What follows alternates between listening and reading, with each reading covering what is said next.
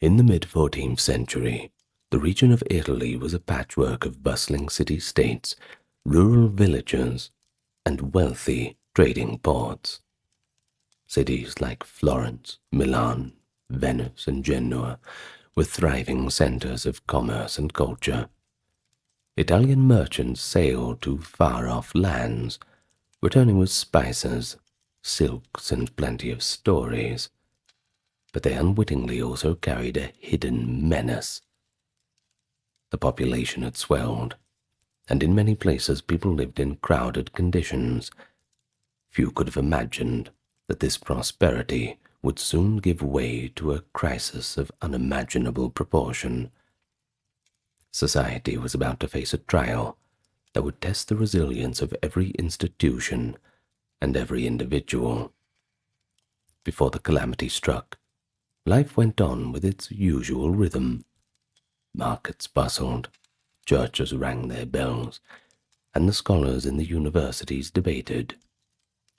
But by 1346, troubling rumors began to trickle into Italy from distant lands. Tales arrived of a mysterious and deadly illness ravaging cities in the east. In places like Constantinople and beyond, the situation was dire. Such accounts seemed remote and even fantastical to many Italians. After all, plagues, famines, they were not unknown. But nothing could prepare them for the scale of what was to come. The interconnectedness of Italy, the very trade networks that brought them wealth, would also bring the deadly plague right to their doorstep. And in this tense calm before the storm, no prediction of the astrologer or a priest's sermon could foresaw what would happen within that year. Everyday life would be utterly transformed by death on an almost unimaginable scale. Hello and welcome to the channel.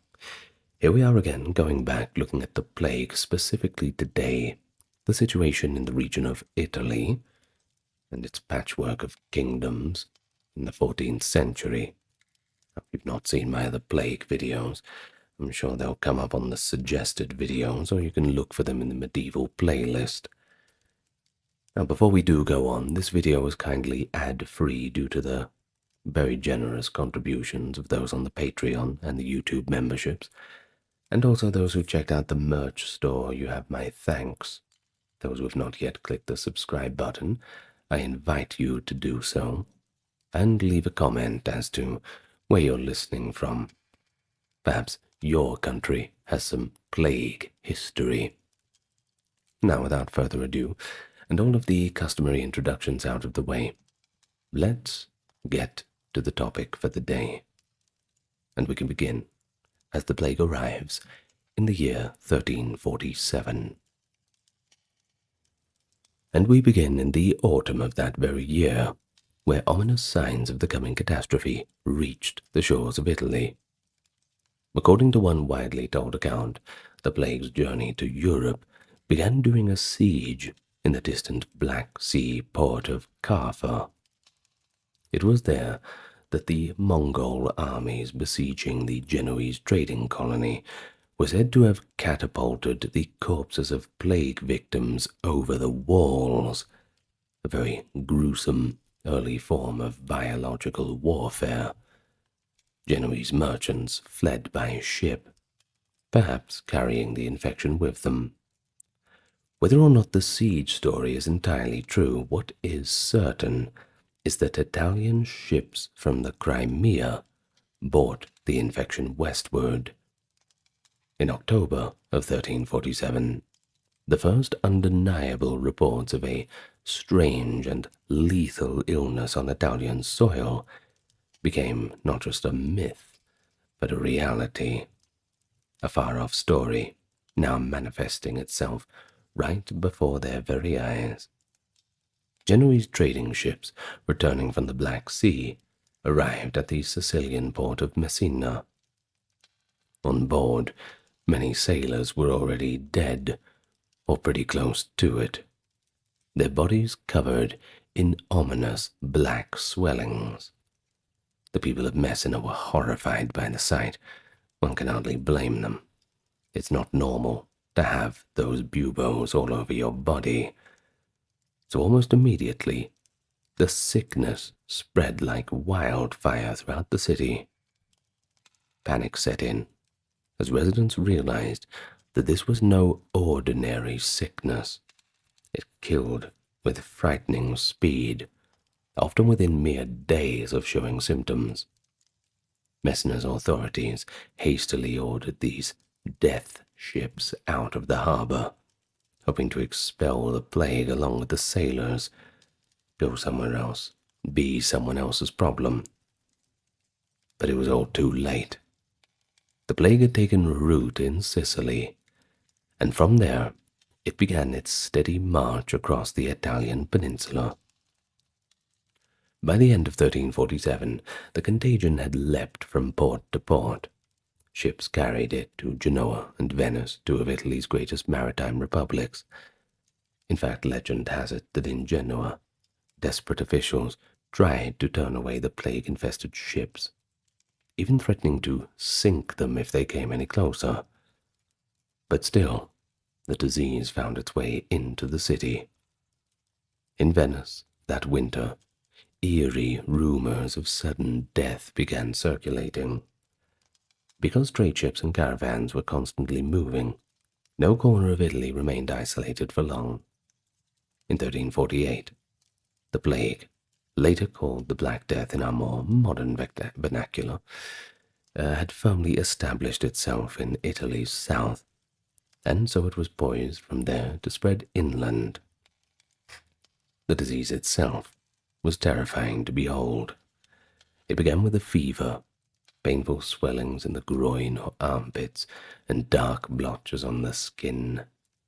Contemporary observers in Italy described how victims would develop egg-sized lumps, buboes, in the armpits or groin, which turned a livid black. Many sufferers coughed blood, a sign that the infection had reached the lungs. Now, once these symptoms had appeared, you were pretty much done for. Death was only a matter of days away, sometimes mere hours, and most people were hoping for the latter, as those matter of days were not going to be very pleasant. If your fate was sealed, you may as well get it over with quickly. The sickness seemed almost supernatural in its lethal efficiency. Italian chroniclers struggled to find the words to capture its horror, often simply calling it la mortalità, the mortality, or pestilenza, the pestilence. But either way, there was no cure. Physicians were baffled. Their ancient textbooks were useless against a malady that killed so swiftly and in such grotesque fashion. What was there to do? By the spring of 1348, the plague was roaring through the heart of Italy. No city, no village, no valley in the Apennines was spared for long. Florence, a city of perhaps 100,000, was struck in March 1348, and within weeks, thousands were dead. A Florentine writer who we'll be hearing quite a bit from, Giovanni Boccaccio, witnessed the devastation firsthand in his city. He wrote of how people responded in shockingly different ways. Some shut themselves up in their homes, avoiding all human contact. Doesn't sound too bad. Others engaged in wild revelry, drinking and feasting, as if to somehow drown out the terror. He described how, quote, brother abandoned brother. Fathers and mothers refused to tend to their children as if they were not their own. Fear snuffed out the natural bonds of love and kinship. When every neighbor might carry a deadly contagion, the instinct of self-preservation overwhelmed even the most base familial duty. And as Boccaccio chillingly noted, the contagion was so potent that even touching the clothes or belongings of the sick could doom the healthy. People learned to shrink away from any contact at all.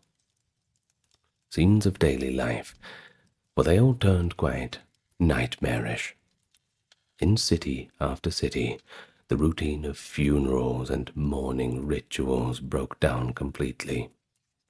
There were simply too many bodies to bury. In Florence, bodies were left in front of churches or piled in the streets. The overwhelmed grave diggers could not keep up. The city's priests, grave diggers, and carpenters who made coffins were among the first victims. They all caught the illness from the dead and dying they tried to perform the last rites for, or tried to bury. And soon, there was no one to give proper burial to the growing stacks of corpses. Boccaccio recounts how with churchyards full, trenches were dug, and the dead were laid in, quote, like goods in a ship's hold, one on top of the other, hastily covered with earth. The normal dignity of death and a funeral was replaced by silence and mass graves.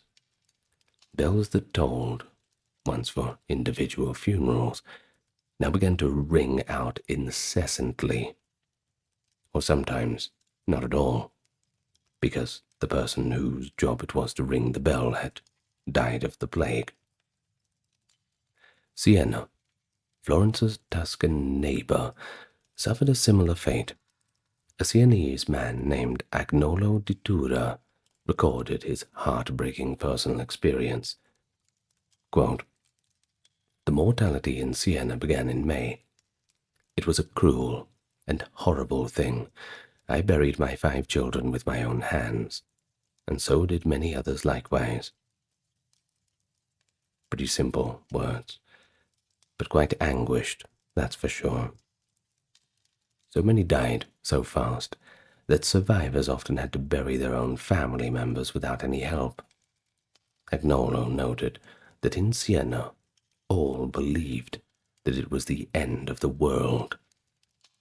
Indeed, normal life had certainly ceased, become a distant memory.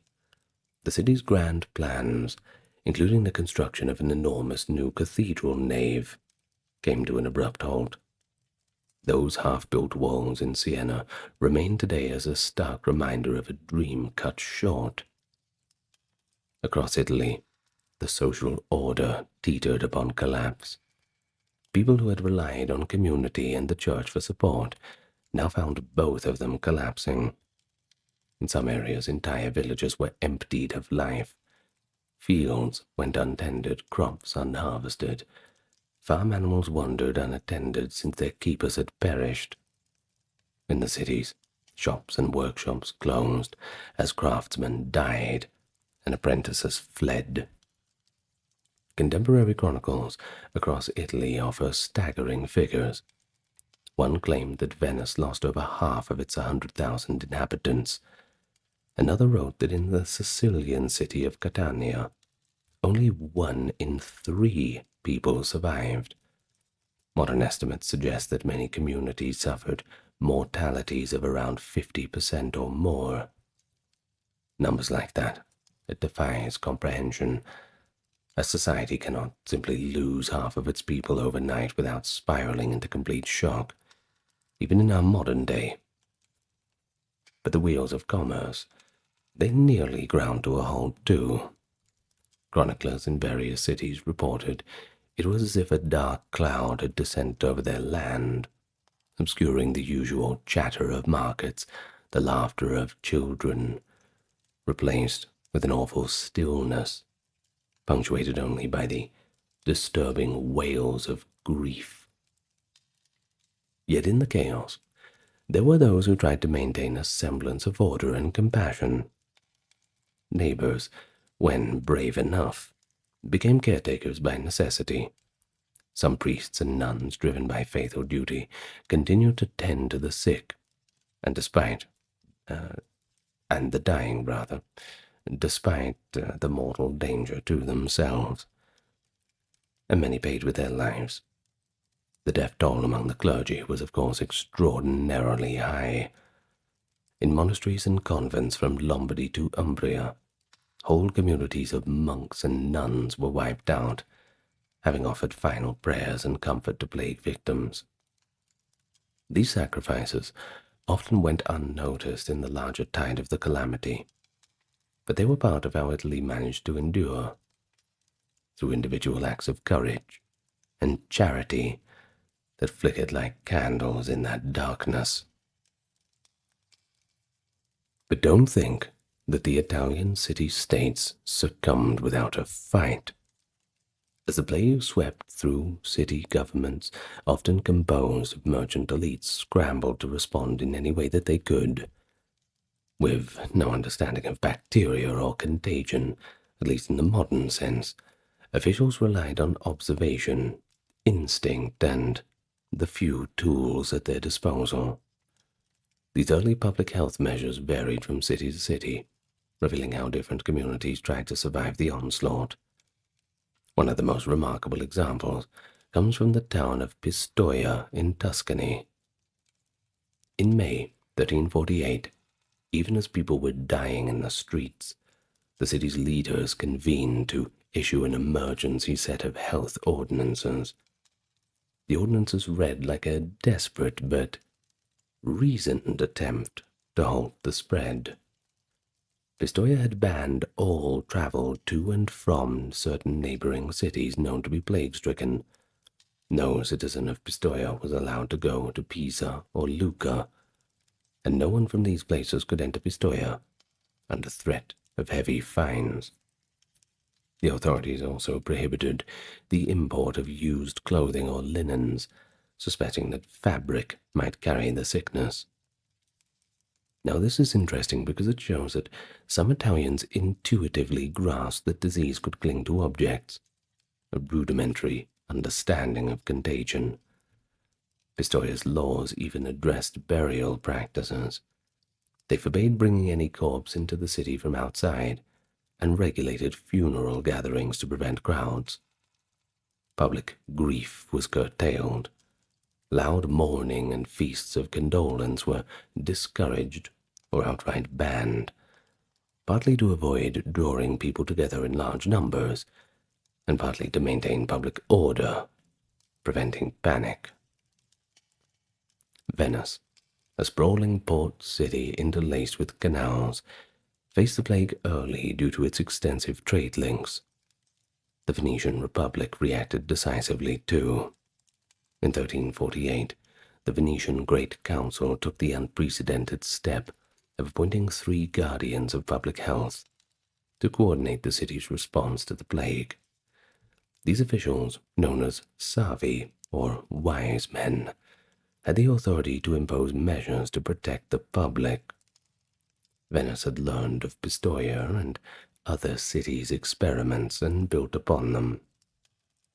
And so, the city began isolating arriving ships suspected of carrying plague.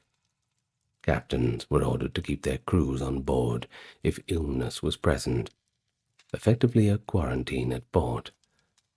Over the coming months, this practice became more symptomatic, and while the term quarantine meant 40 days, actually, carol in the French too, it was not formalized until a bit later. The essential concept was born here. The idea that a ship or people should be isolated for a period before they could mix with the population was a radical and innovative step at the time. It reflected an emerging realization among Italians that the plague, though mysterious, traveled with people and goods. And as for Milan in the north, well, they became famous for a very different approach, one both ruthless and, according to some accounts, quite effective. Milan was ruled by the Visconti family, and in 1348 It was Lord Lucino Visconti. According to one chronicler, when the plague appeared in Milan, Visconti ordered that the houses where it was found would be immediately sealed up.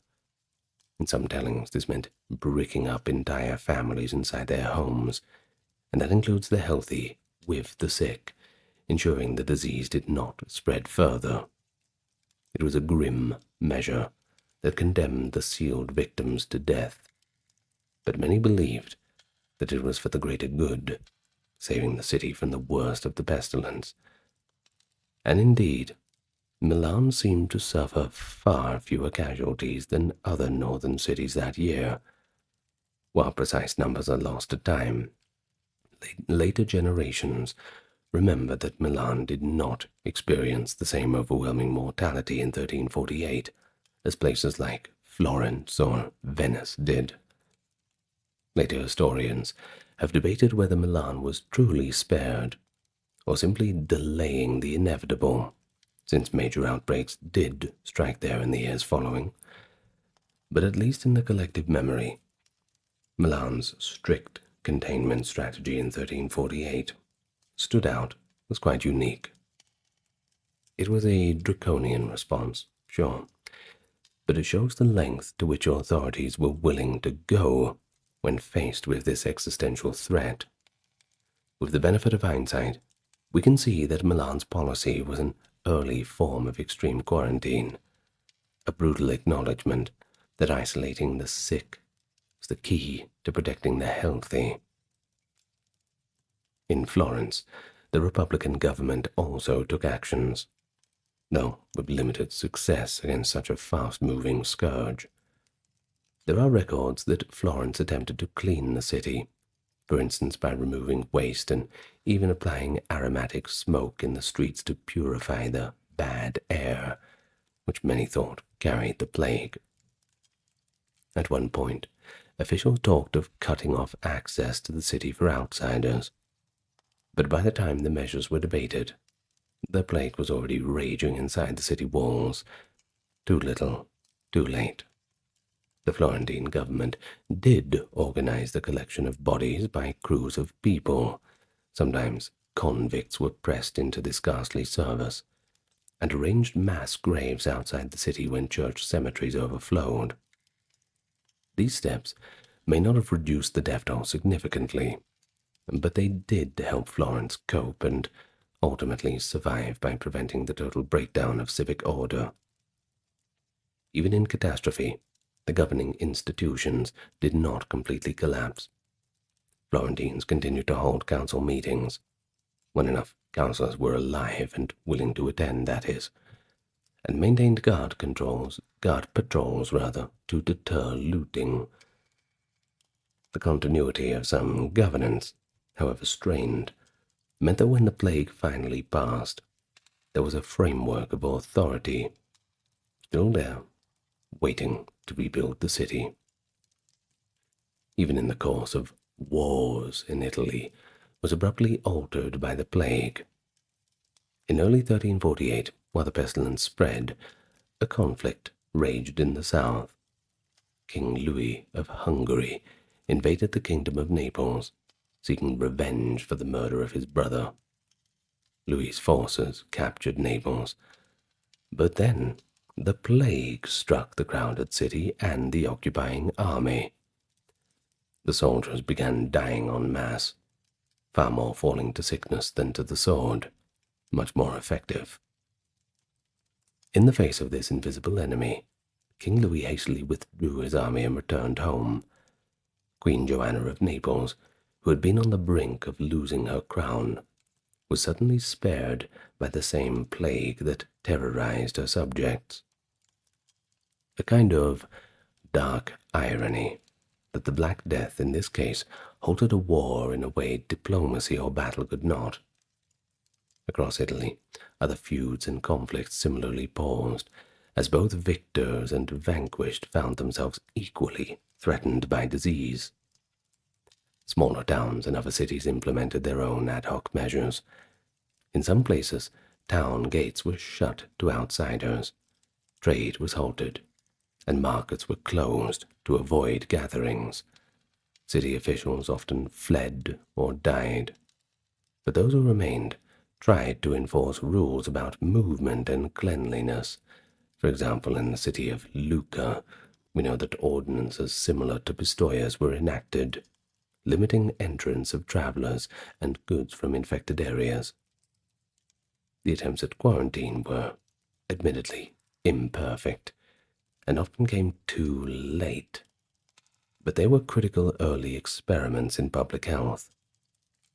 Over the next decades, Italian cities would refine these methods, establishing more permanent health boards and quarantine stations, direct legacies of the crisis of 1348. Indeed, Italy's painful experience with the Black Death taught lessons that eventually helped the peninsula to better survive later plagues, and there was plenty of them. Well, in a devoutly religious age, it's not much of a surprise that many in Italy saw the Black Death as a divine punishment, or just a test of faith. When the plague first struck, people flocked to the churches, praying desperately for deliverance. Special masses were said and processions wound through the city streets, with barefoot penitents singing hymns and carrying relics of saints in hopes of appeasing God's wrath. However, as the death toll began to soar, something happened that was unprecedented. The usual religious rituals seemed to be completely powerless to stop the calamity. In fact, gathering crowds for processions may have inadvertently hastened the spread of the disease. Some church leaders began to discourage large gatherings for prayer, a striking reversal of the instinct to meet crisis with communal faith. One extraordinary religious movement arose directly from the anguish of the plague years, that being the flagellants.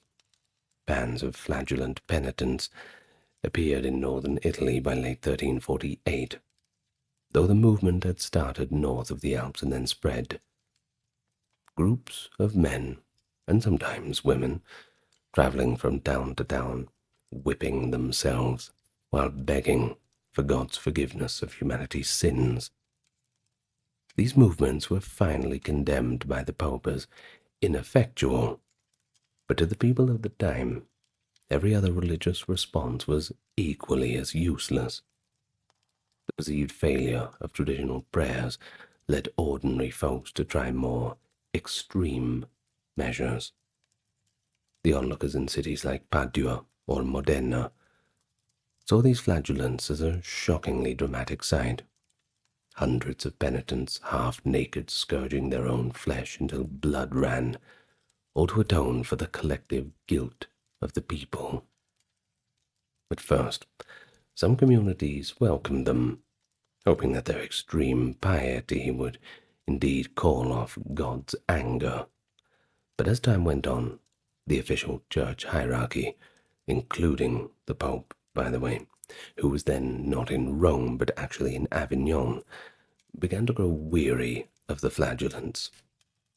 Pope Clement VI condemned their rituals as heretical and feared that their gatherings only spread more disease and more social unrest.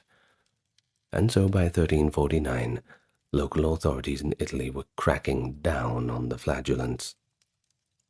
The flagellant movement disappeared as quickly as it had arisen, but it certainly left a mark on popular imagination, a sign of how desperate and fearful the people had really become. All the while, the faithful sought their own old-fashioned forms of heavenly help. Italians lit candles before images of the Virgin Mary and prayed novenas, pleading for divine intervention. Many invoked special patron saints against the plague. One such figure was Saint Sebastian, traditionally entreated as a protector against epidemics. In churches, people gazed at depictions of Sebastian pierced by arrows, believing that just as he survived their wounds, they might survive theirs. In the aftermath of the plague, votive churches and altars dedicated to Sebastian and other plague saints sprang up in many cities, a lasting spiritual response to the trauma. Artists also gave expression to the collective ordeal. In Pisa, shortly after the plague years, painters created a vivid mural known as the Triumph of Death, showing an allegorical figure of death sweeping down on a crowd of unsuspecting nobles.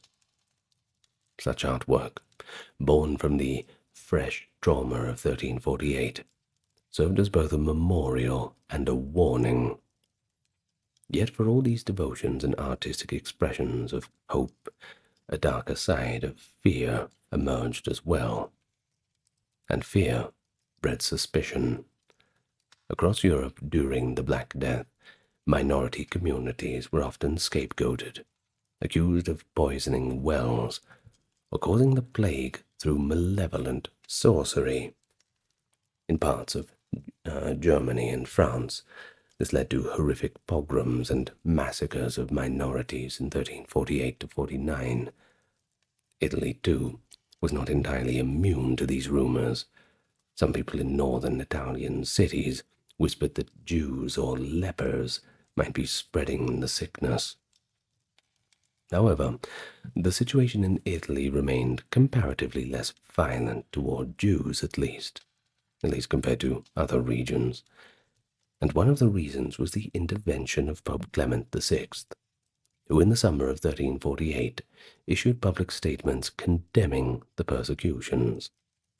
He pointed out that the plague was afflicting everybody, so logically a small minority could not be the cause.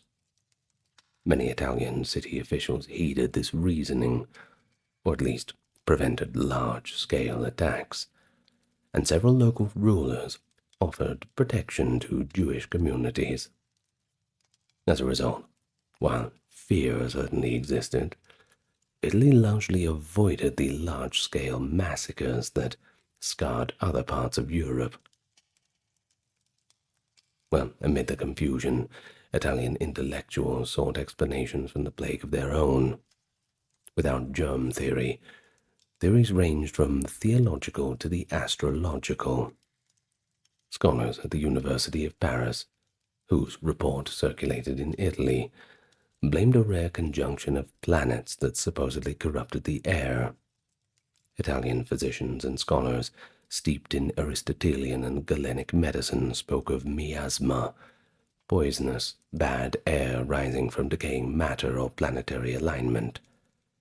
Some thought the air had been polluted by earthquakes or noxious gases from the earth, and there was indeed a major earthquake in Italy in January of 1348.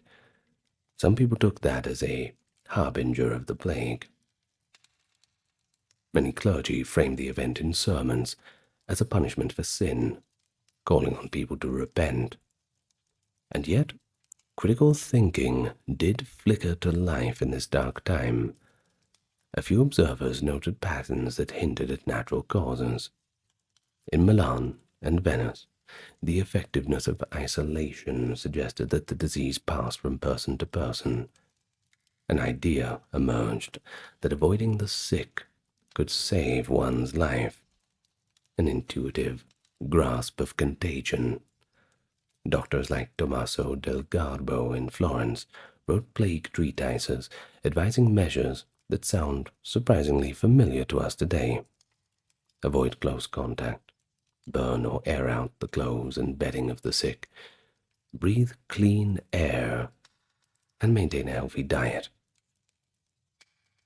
While they also recommended now useless remedies like certain concoctions and bloodletting.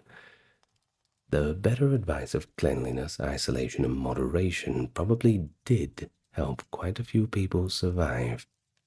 After all, it's just common sense. Throughout 1348 and 1349, as wave after wave of plague struck various parts of Italy, the psychological impact was profound. For deeply religious individuals, the apparent indiscriminate nature of the plague, killing the pious and impious alike, was spiritually shattering. The usual comforts of religion had failed to protect communities. Survivors sometimes reported a crisis of faith. The famous poet Francisco Petrarch, living through the plague years, wrote anguished letters to his friends. He lamented that so many lights of the world, scholars, poets, and friends, had been snuffed out. In one letter, Petrarch addresses the future generations with a poignant line, quote, "O happy posterity, who will not know these miseries, and will look upon our testimony as a fable." He struggled to convey to future readers how terrible and surreal the experience was, fearing that those who did not see it would scarcely believe it. The sense of living through an apocalyptic event weighed heavily on the minds of survivors, yet Petrarch himself, as did many others, and their writings show not only despair but also a resilience, a resolve to remember, and ultimately rebuild. By the year 1350, the worst of the plague had mostly passed in Italy, though sporadic outbreaks continued into 1351. Italy itself had been grievously wounded. It is estimated that between 1/3 and 1/2 of the population perished in those years. Some places suffered even more. Contemporaries claimed that certain towns lost 60 to 70%. It was as if an entire generation had been culled in one swift stroke. And yet, Italy endured. The end of the plague's first wave did not mean everything returned to normal, however, far from that, but it meant that the survivors could slowly begin to pick up the pieces. In the immediate aftermath, the social and economic landscape of Italy was completely transformed. Whole neighborhoods had become vacant. Entire families had died out, leaving their houses empty and their names extinguished. This grim reality had some unforeseen circumstances. In cities, survivors found that housing was suddenly plentiful and cheap. Imagine that. Laborers and artisans, now scarce, could demand much higher wages for their work, and on the other hand, many who had been poor now found plenty of opportunities to acquire property or positions that really would have been unthinkable before, simply because so many competitors were, well, dead. Certainly helps thin out the competition. A new mobility emerged in society. Peasants in the countryside and workers in the cities had leverage to seek better terms from lords and employers, given the acute labor shortage. Some city governments, shocked by rising wages, tried to legislate against wage increases, but, unlike in England's famous Ordinance of Labourers, Italian enforcement of such rules was spotty at best. The power dynamic had subtly shifted in favor of the common people, at least for a time, and this was one way Italy survived, by a painful but real economic rebalancing that ultimately improved conditions for some survivors. Culturally, the scars of the Black Death were deep, but they did not incapacitate Italy. If anything, they set the stage for renewal. Survivors had witnessed unimaginable tragedy. Those who lived through it often developed a different outlook on life. Some became more pious, feeling that God's mercy alone had spared them. Churches did see an influx of donations and thanksgiving, and new religious confraternities, that is, lay brotherhoods, formed, dedicated to prayer and charity, likely inspired by this collective trauma. Others, however, took a more earthly turn, seeking to enjoy the life that was suddenly understood to be fragile and fleeting. The Decamerons storytelling young nobles who escaped the plague-ridden city for the countryside reflect this desire to seize whatever pleasure and beauty life can offer, knowing how suddenly it can all end. This was not mere fiction. Throughout Italy, there were reports after the plague of lavish festivals, high living, and even a certain moral looseness. People thought if they were going to die tomorrow, they may as well live it up. Moralists like Matteo Villani, a Florentine chronicler writing after 1348, scolded the survivors for what he saw as decadence and greed overtaking humility and compassion. He observed that rather than being chastened by God's punishment, many people became more selfish once the danger had passed, eager to grab wealth and enjoy delights, having inherited the property of the dead. His critiques show another aspect of survival, the debate about lessons learned, or perhaps not learned, from the catastrophe. But what about the institutional side? Well, by 1351, many governments and local councils were functioning again, as if they never ceased. One remarkable testament to resilience is that cities like Venice, Florence, and Genoa continue to operate their financial markets and courts of law even during the plague, albeit at reduced capacity. But after the plague, these institutions spearheaded recovery efforts, arranging care for orphans, distributing what grain reserves remained to prevent famine, and repairing city infrastructure that had fallen into disrepair. In Florence, for instance, the guilds and governing signoria took steps to attract workers to the city and replace the lost population. They offered citizenship to outsiders more readily than before, in order to repopulate and stimulate commerce. In Siena, despite deep mourning and a shattered economy, the civic project of building the cathedral eventually resumed on a smaller scale, perhaps a sign that not all hope was lost. Genoa and Venice, whose ships had carried the scourge, were by 1350 sending ships out again on trade missions. Commerce revived surprisingly quick, a crucial factor in Italy's recovery. The traders and sailors who survived were determined to get back to business, and European demand for goods still existed. Trade routes, though disrupted, were not permanently closed.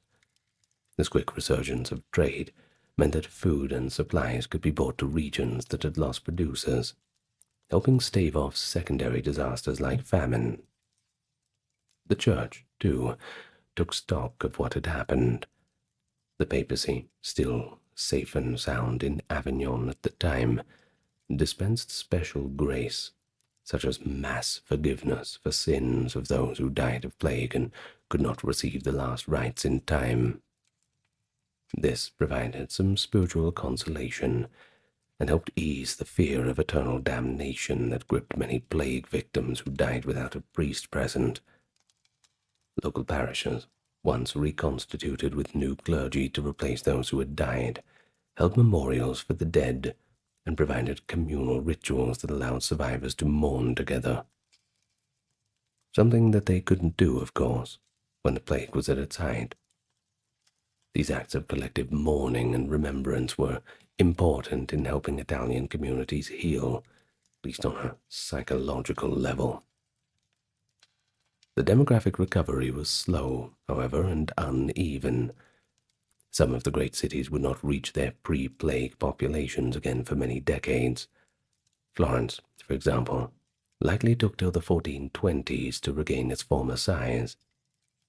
Rural areas sometimes never recovered from their previous populations, as survivors gravitated towards cities for work and opportunity.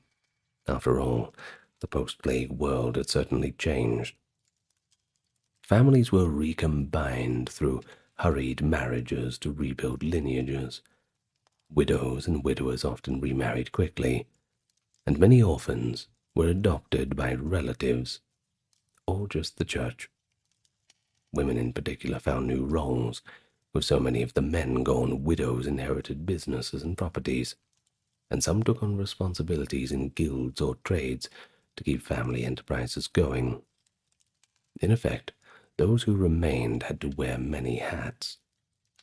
Guilds loosened strict entry requirements to boost their numbers, and younger people advanced faster in crafts and leadership positions, since the old masters were few. All these shifts hinted at a society adapting out of necessity to a new reality with far fewer people.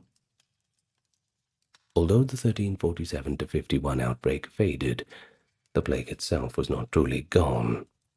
It would resurface in intermittent waves throughout the remainder of the century and beyond.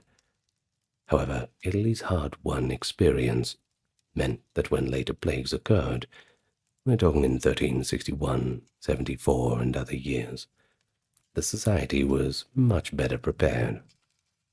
Cities had then established permanent health magistracies, quarantine ports, and plague hospitals, inspired by the makeshift measures of 1348.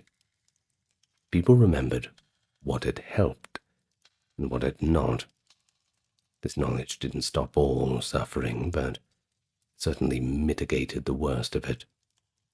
And in that sense, the survival of Italy's people and institutions during the first onslaught was just the groundwork for more effective responses in the future. And so by 1351, Italy had survived, but it was very different, changed forever. Families, institutions, and traditions had been tested in the extreme. Italy's survival was not due to any single clever strategy or any miracle cure. There was none of that, but rather it was due to a combination of factors, and just good old-fashioned stubborn clinging to life. The decentralized political structure meant that even if one city was devastated, others could persist and later lend support. There was no single point of failure. The literacy and record-keeping of Italian cities meant that lessons like Pistoia's ordinances or Milan's quarantine tactics could be noted and passed on. The human spirit in countless individual Italians refused to surrender. Doctors kept tending to patients, even as they knew they might die. City elders kept meeting to govern. Farmers returned to their fields as soon as they could. Artists and writers processed the trauma through their own creativity. In Florence, only a few decades later, the first stirrings of the Renaissance would begin, an incredible flowering of art and thought on the very heels of near annihilation. And this is perhaps Italy's greatest testament to survival, that from the ashes of the Black Death, its people not only rebuilt, but went on to produce some of the most brilliant cultural achievements of the medieval era. So what did you learn today? You are still awake, aren't you? Now, the story of how Italy survived the Black Death, it's one of both resilience and tragedy.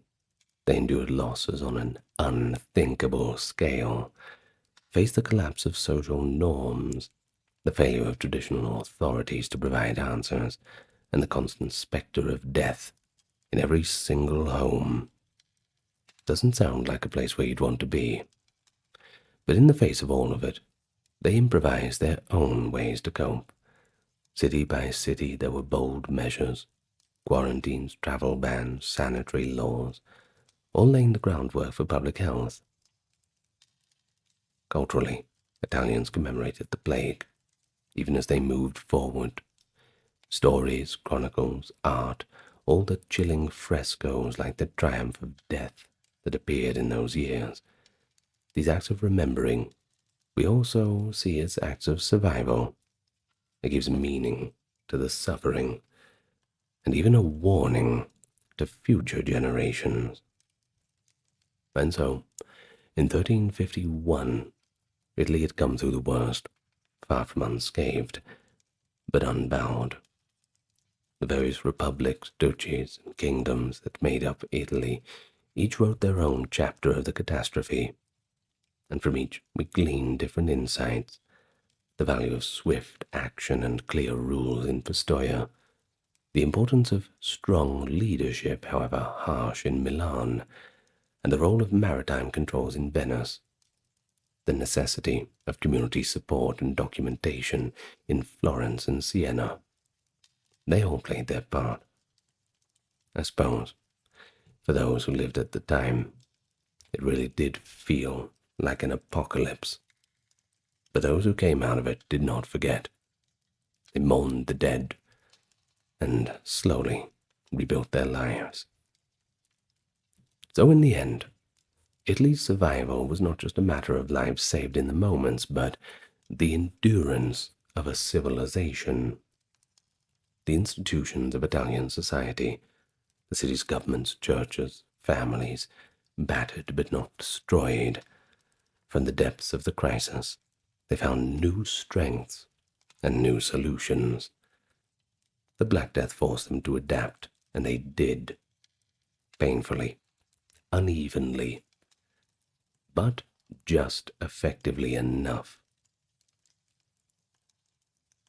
Italy's collective memory, preserved in chronicles and community lore, ensured that the lessons of this dark time were not forgotten. By confronting the horror directly and adapting with courage and ingenuity, Italy not only survived the Black Death, but it found its ways to transform suffering into strength, a legacy that would shape its future generations to come. This hard-won resilience is why, after 1348, the Italian cities remained on their feet, and before long, they were thriving once again. It shows humanity at the mercy of nature's fury, but also our capacity to stand together and persevere even against the greatest of odds. In the province of Hunan, 9 out of every 10 people have perished. This chilling line, recorded in a 1331 chronicle of the Yuan dynasty, captures the horror sweeping parts of 14th century China. Around the same time in Shanxi province, an official report described a mysterious pestilence. Quote, "Those attacked had hard lumps grow on the neck or arm like clotted blood. Whole families perished. In some cases, the victims spat blood suddenly and died." Such accounts, sparse yet haunting, hint that the catastrophe known as the Black Death, the Great Plague Pandemic, certainly did not spare the East. While Europe's 14th century plague is famously documented, the story of the Black Death in Yuan-era China unfolds in a more subtle manner, pieced together from imperial records, local gazettes, and later recollections. And so today, we're going to talk about that not often touched upon story, an exploration of how the plague may have ravaged 14th century China, what its trajectory and impact were, and how the Chinese people understood and responded to this nightmare in their midst. But we must picture the Yuan dynasty, 1271 to 1368, at the start of the 14th century. The Mongol rulers, having conquered China and much of Asia, presided over an empire that connected East and West in ways unprecedented. Trade and travel along the Silk Road flourished under the Pax Mongolica, the Mongol peace, linking the Chinese heartland with Central Asia, the Middle East, and eventually Europe.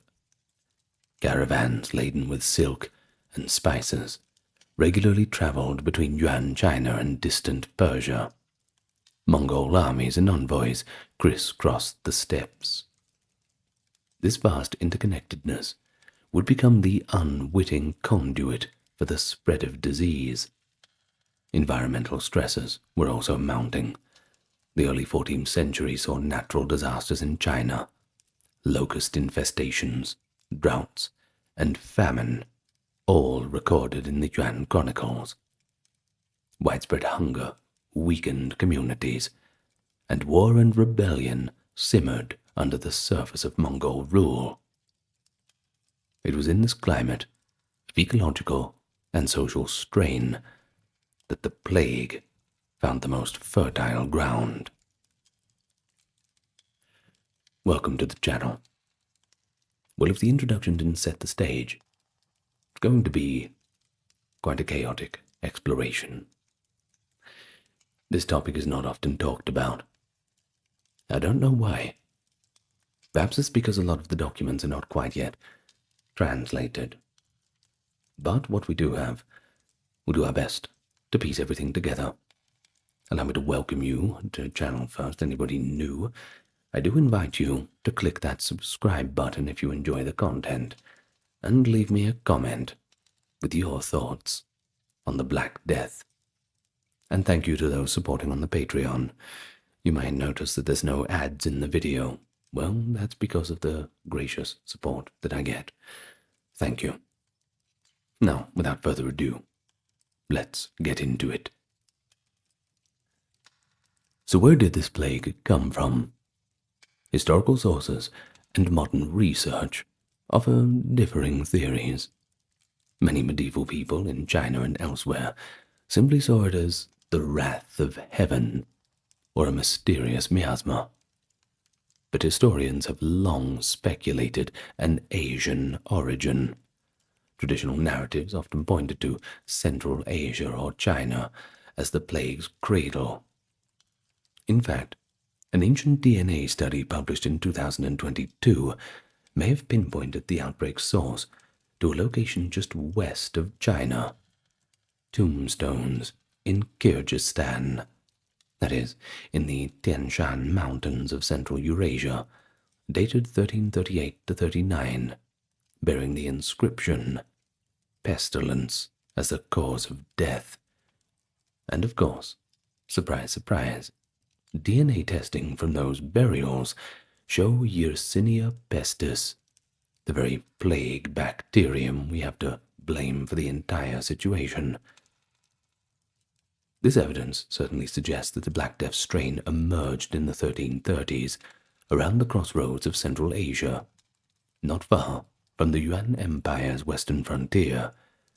It likely spread along trade routes, the same routes that had knit Afro-Eurasia together. Mongol-era merchants and soldiers could carry infected fleas and rodents on their baggage trains, transmitting plague over great distance.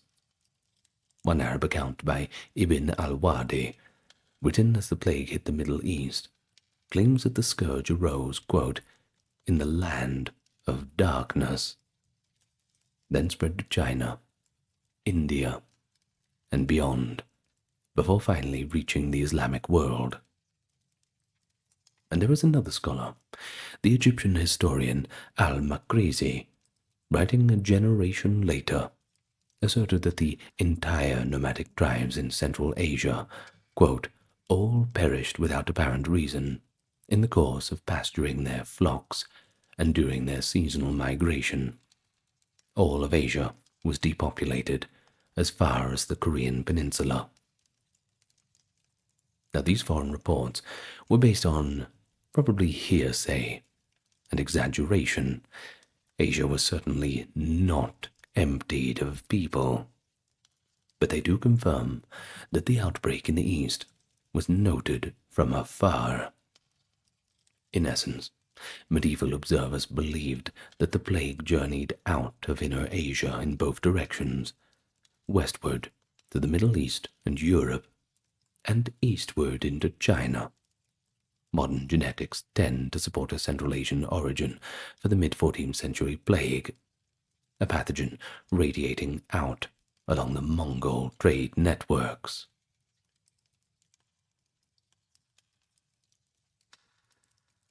Chinese sources do not announce, quote, the Black Death in bold letters.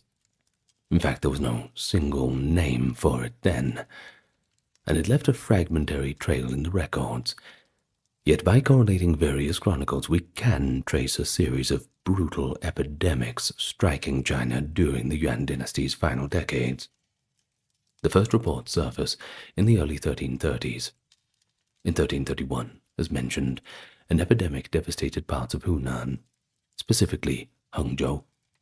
Consecutive years of drought were followed by a great pestilence, in which the dead were 19 out of 20, an expression indicating a mortality of around 95%. Well, this is an astonishing death rate, and while it may be an exaggeration or perhaps rhetorical, it certainly conveys the scale of horror perceived at the time. Such a calamity in Hunan, a region in south-central China, suggests that the epidemic disease was already erupting within Yuan territory around the same time the plague was brewing in Central Asia. By the mid-1330s, outbreaks are recorded farther north. Chinese chroniclers note that in 1333 to 34, severe pestilence raged in Hebei, the populous province around the Yuan capital, and also Shanxi province. One oft-cited statistic claims that 1334 saw a cataclysm in Hebei. Allegedly 90% of the province's population perished, with over 5 million deaths. Now this figure, 5 million dead in one province, comes from later summaries, and admittedly, it should be viewed with a bit of caution. It likely combines mortality from multiple years, or is drawn from dramatic reports, that being the old quote, 10 households, 9 empty, which was quoted in several reports. But still, even if not precise, it does indicate an enormous loss of life. If we are going to shave the numbers off a little bit, it still leaves us with a very grim picture. Contemporary evidence lends some credence. That report from Lu An in southeast Shanxi bordering Hebei describing hard swellings and people coughing blood corresponds to the plague's telltale symptoms, buboes, and in some cases, hemorrhagic pneumonia. The description of entire families wiped out in Lu An suggests a highly contagious and lethal disease, consistent with the bubonic plague, which can also be transmitted person to person in its mnemonic form. Chinese writers didn't have the word shu yi, which basically means rat plague, shu being rat and yi being kind of like pestilence. But they didn't have this term yet, so that term for the plague would only be coined centuries later. But they did have phrases. For example, a great epidemic, we have Da Yi, and then we have Ge Da Wen, which is bump plague, and Tu Xue Wen, spitting blood plague. Quite literal descriptions of what they saw. Now these colloquial disease names strongly hint at bubonic plague. Ge Da being boil, literally means a plague of lumps or boils in the context of Ge Da Wen. And then we have Tu Xue Wen, literally refers to an illness where the victim vomits blood. Now, although the Yuan records are terse, they do seem to be grappling with a new and ferocious sickness. Well, throughout the 1330s and 40s, waves of epidemics struck various parts of China. We see a patchwork pattern. Northern and central provinces were hit the hardest. A chronicle in the official history of Yuan mentions an outbreak in 1344 in the Huai River Valley, that is central eastern China, amid a terrible famine. This is poignantly corroborated by the personal history of Zhu Yuanzhang, a young man in 1344, who would later found the Ming dynasty. The Mingshi history of the Ming records that in 1344, During a year of drought, locusts, and famine, an epidemic struck. Zhu Yuanzhang's parents and elder brother died one after the other. Their peasant family, unfortunately too destitute to afford proper burial and coffins. While that source doesn't specify the disease, later commentators have wondered if the teenage Zhu's family were victims of the Black Death spreading through the Huai Plains. It's certainly an eerie thought. The future emperor, a survivor of plague and famine, wandering China as an orphaned monk after 1344 because of the very pestilence that was ravaging Yuan China. We cannot know for sure if it was Yersinia pestis that killed his family, but the timing and the circumstances, they all seem to fit the broader pattern of the mid-14th century disaster of pestilence. By 1353 to 1354, the Yuan dynasty was crumbling, and an especially widespread epidemic wave is also noted. Chinese accounts, later collated by historians, indicate that in those years, plague spread to at least 8 distinct regions of China, spanning from the northeast to the south-central areas. The provinces listed include Hebei and Shanxi in the north, Hunan and Jiangxi in the south-central, Henan in the central plain, and Guangdong and Guangxi in the far south, among others. The toll was devastating in places. One report says over 2/3 of the population in parts of Shanxi had died, and 6 or 7 out of 10 people had died in Hubei. Even a few years later, in 1358, localized outbreaks continued. For example, in Shanxi and Hubei, over 200,000 reportedly died in that year alone. By the later 1350s, no corners of the empire were untouched, though some regions did suffer more than others. In 1359, a severe epidemic was noted in Shandong's counties like Juzhou, Yishui, and Zhejiao. And even in far-off Guangdong in the south, no one was spared. It is as if the plague struck in a series of pulses, rather than one continuous wave.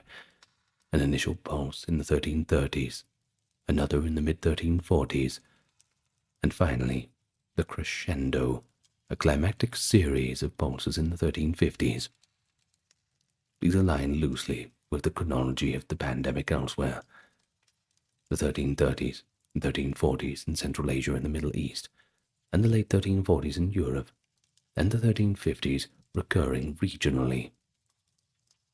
But what is notable is that southern China appears to have been less ravaged than the north. Contemporary observers and later historians both remarked on this regional disparity. For instance, census figures, admittedly rough, indicate that the population of the northern provinces plummeted, whereas in the Yangtze Delta region in the south, the population held steady, or even grew slightly through the mid-14th century. Hebei and Shandong in the northeast reportedly had a 3.3 million in 1207 population, but only 1.1 million by 1393, a drop consistent with massive war and plague losses. In contrast, the wealthy Jiangnan region, that is the Yangtze Delta, saw less than 10% decline in the 1380s. Now what does this suggest? Well, if anything, it shows that the plague's penetration in China was uneven. The disease likely burned through densely settled farming villages of northern China, which had already been weakened by years of drought and military turmoil, while some southern communities fared better or recovered a little faster. It's possible, too, that the south had different ecological conditions. Perhaps fewer black rats in houses or different flea species, making bubonic transmission a lot less effective there. Whatever the reason was, The patchy geography of mortality in China is a striking contrast to the more uniform devastation seen in, say, England or Italy during the Black Death in the European context. But even if we do say that not every province was equally affected, the cumulative effect of these epidemics was no doubt enormous. You see, China's population had already been declining due to the Mongol conquest in the 13th century, but the 14th century plague pushed it to almost breaking point. There is one estimate that is often cited, and that is that China's population fell from around 120 million in the mid-13th century to roughly 65 million in the 14th. In other words, perhaps half of the population was lost over just a few generations. But of course, some modern scholars note that those figures might be somewhat inflated or incomplete. The Yuan government's census methods differed from the Song dynasties, or the early Ming census of 1393 likely undercounted people. For example, many war refugees or semi-nomadic groups were simply missed. Nevertheless, even accounting for data issues, there is no doubt whatsoever that millions of lives were lost to the convergence of war, famine, and pestilence. Contemporary Chinese writers didn't isolate plague deaths from other deaths. They spoke of a general population collapse in the late Yuan dynasty. The mandate of heaven seemed to be withdrawn from the Mongols by the late 1350s. Starvation, rebellions, floods, especially the Yellow River catastrophically changing course in 1351, and disease were all battering the dynasty. And just quickly, the mandate of heaven. Think of the divine right of kings. Well, once you have all the disasters and pestilences and all the rest, it's a sign that the heavens, or heaven in the Chinese vernacular, a little bit different to our perception of it, is displeased. The council of the deities above have taken away your divine mandate. Now, we'll have a little video about the mandate of heaven later on, perhaps. It takes a while to explain. But back to the topic at hand. All of these factors, the disease, the floods, the wars, it was a lethal combination. Many villages in North China simply vanished, houses abandoned, fields left untilled. One later Ming source, reflecting on the Yuan's end, noted that in some counties, quote, the dead were so numerous that there was no one to bury them. Wild animals feasted on corpses, and banditry became rampant amid the desperation. Although this is a very retrospective account, it shows that the sense of apocalyptic depopulation was very real in Chinese memory. Indeed, severe epidemics in the Yuan dynasty's downfall went hand in hand. The Great Red Turban Rebellion that erupted in 1351, eventually toppling the Yuan in 1368, drew strength from the outright misery of the common people. Many rebel leaders framed the chaos in religious terms, as evidence that the Mongols had lost the mandate of heaven mentioned earlier. One popular millenarian sect, the White Lotus, predicted the advent of the Maitreya Buddha and a new era, tapping into people's despair and hope for divine deliverance. It is easy to see how plague might feed such millenarian sentiment, when whole families were dying in agony, and local officials themselves succumbed. Surely, it must have felt like the end of the world. Some Chinese accounts from the 1350s describe eerily empty towns and skeletal populations. In Jiangnan, for instance, which suffered famine and smaller epidemics, the young Zhu Yuanzhang, who we've mentioned, leading rebel armies by the 1350s, could recruit followers among those dislocated by disease. And after the Ming was established in 1368, the new regime faced the daunting task of rebuilding a depopulated land.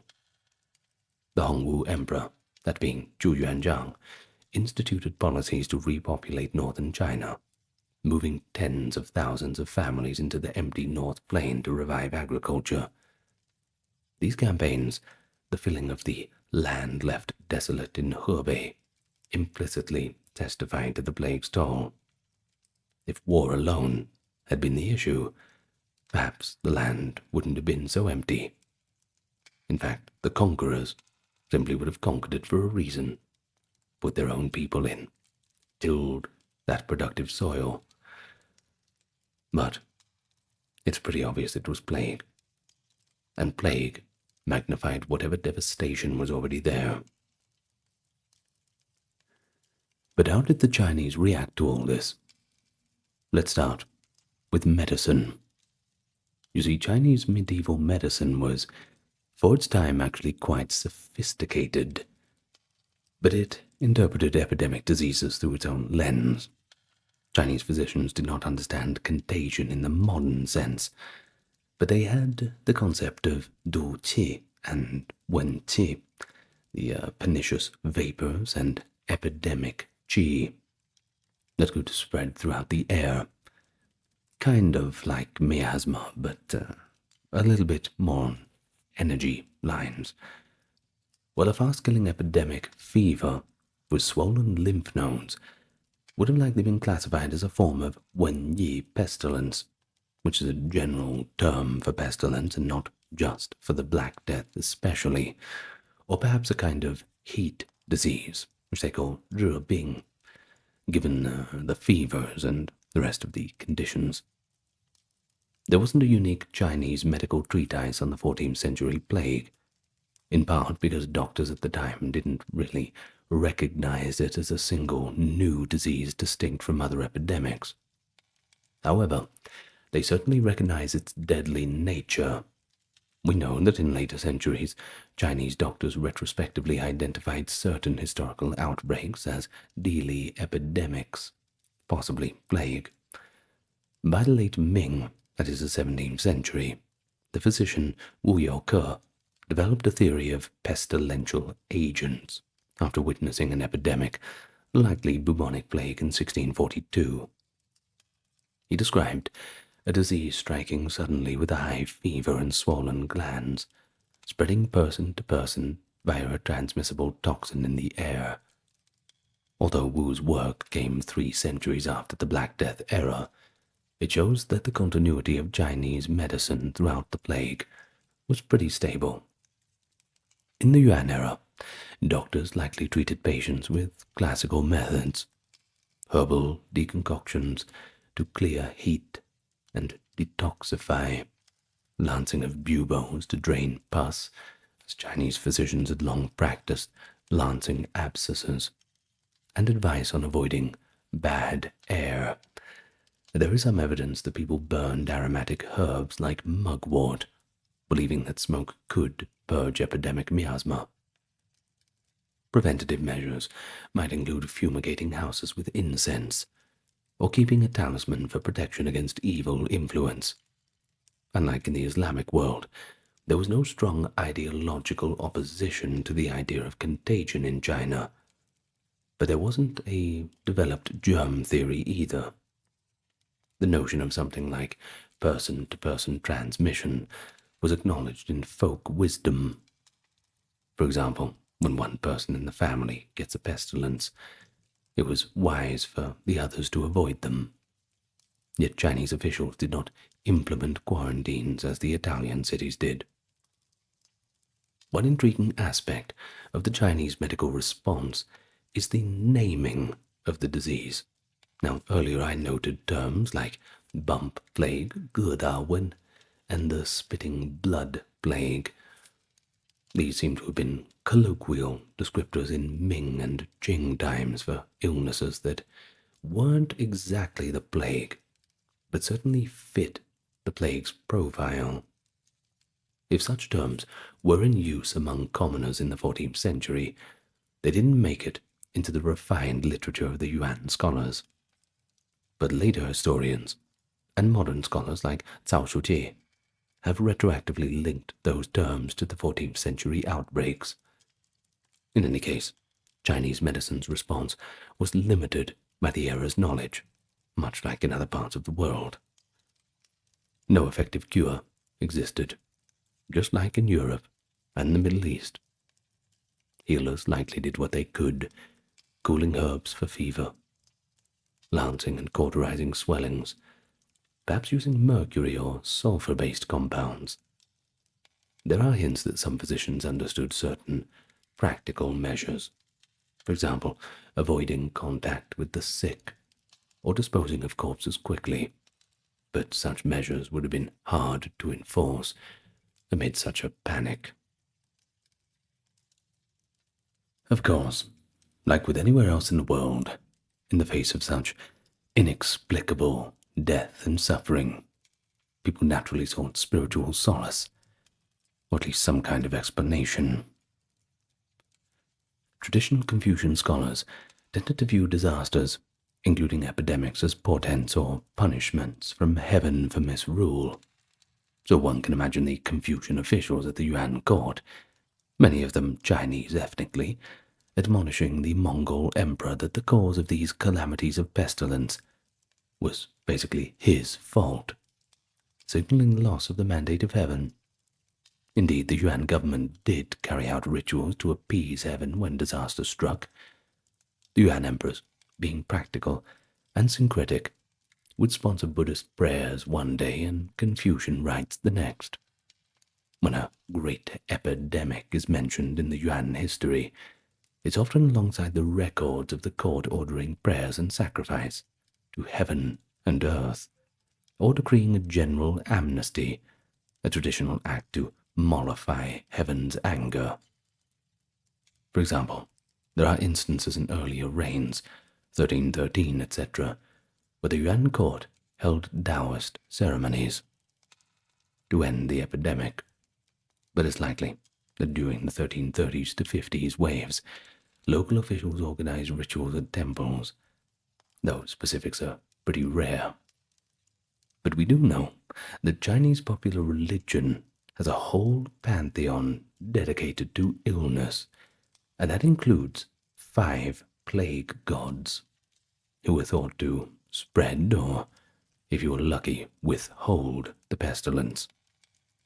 Communities would perform exorcisms, parades carrying images of plague demons, the burning of effigies or offering of food to drive away the pestilence. Such folk practices were deeply ingrained.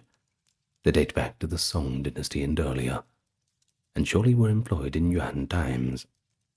A story from a later period gives a flavor. In 1350, as legend has it, a Taoist hermit in Hubei taught villagers to chant a charm to the heavenly master to ward off a deadly plague, perhaps an echo of what people did during the Black Death years. Buddhism also offered comfort. Monks and laity might chant sutras, like the Lotus Sutra or certain Dharani incantations believed to help in times of pestilence. The idea of karma was double-edged. Some may have seen the plague as karmic retribution for sins, while others emphasized compassionate deeds to earn merit and protection. Notably, Zhu Yuanzhang himself, after losing his family, spent years as a wandering Buddhist novice. One can imagine him, a survivor of plague and famine, seeking some kind of meaning and comfort in religion. Meanwhile, millenarian sects like the White Lotus blended Buddhist and Manichaean ideas, teaching that moral purity and devotion to the coming Buddha could save one from the disasters of the time. Some rebel proclamations even cast the plague in apocalyptic terms, a sign that the old world was finally coming to an end. As far as the Yuan government's response is concerned, it seems to be limited, or at least any response that they had was not well recorded.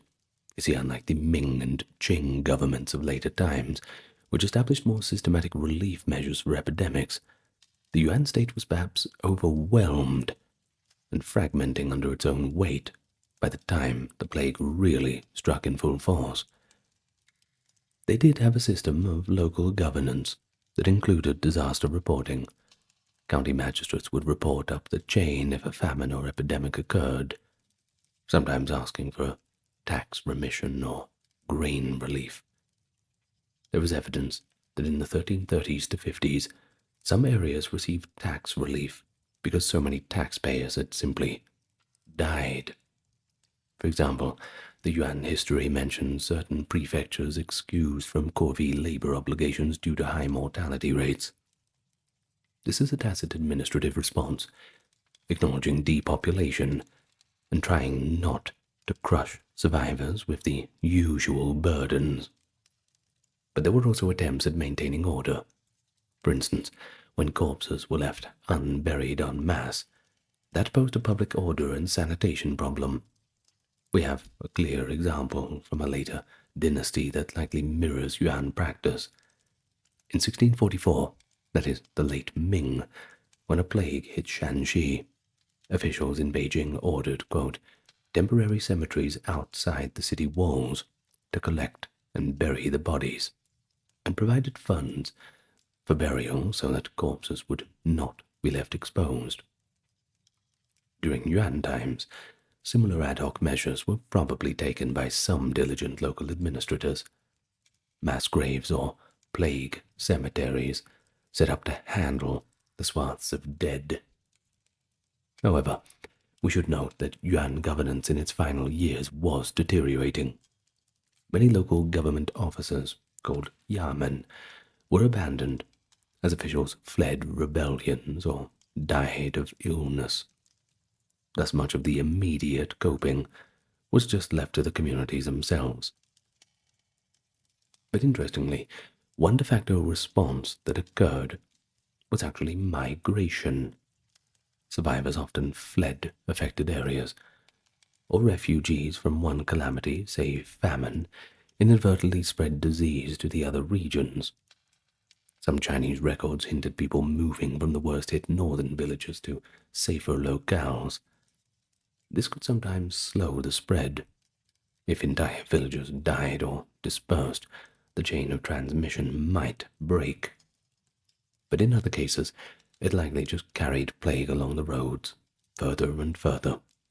For example, the spread of the 1353 to 54 epidemic down the Grand Canal corridor could have been facilitated by boat refugees and merchant traffic, despite the chaos of war going on all around them.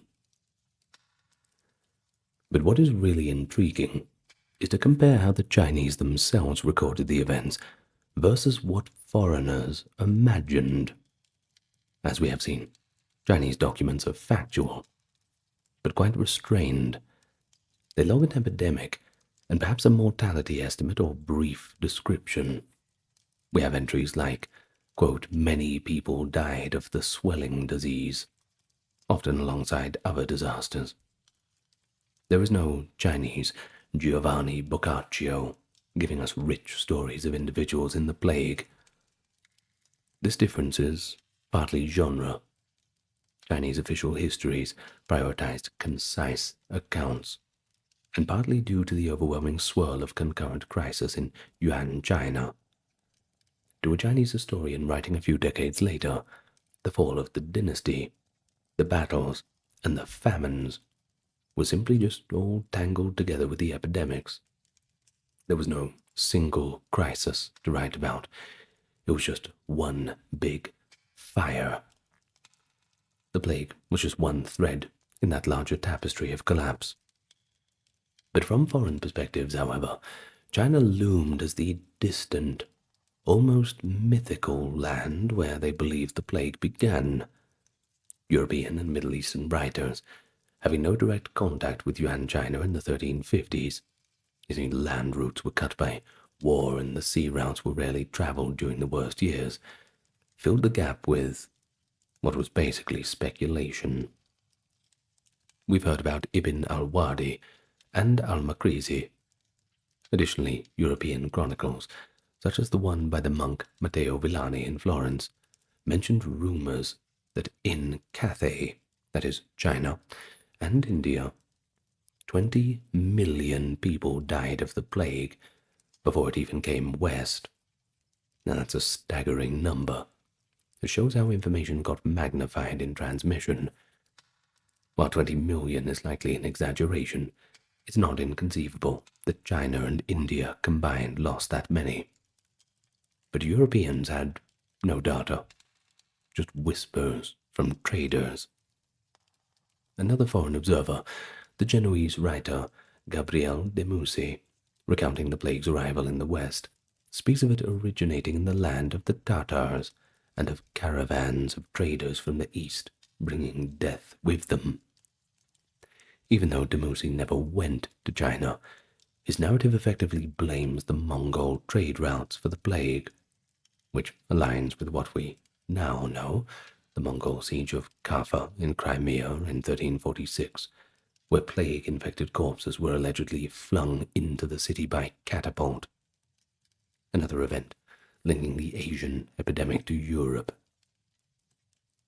It's fascinating that a Chinese source mirrors this from the opposite side. We have one modern scholar summarizing Chinese records noting that merchants from Hebei carried the plague west along the Silk Road, transmitting it onward to India, Persia, and ultimately the Mediterranean.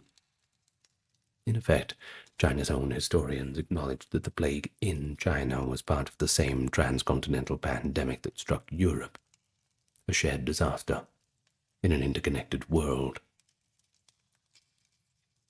But of course the question does remain, how clearly can we really trace the Black Death in the Chinese records? It's been a subject of pretty fierce debate. For a long time it was almost an article of faith that the Black Death had scourged Asia before reaching Europe. Modern historians often repeated that, quote, China was severely depopulated by the Black Death, contributing to the Yuan dynasty's fall. They cited the dramatic population decline snippets and like 90% dead in Hebei as evidence for this, and you can't really blame them.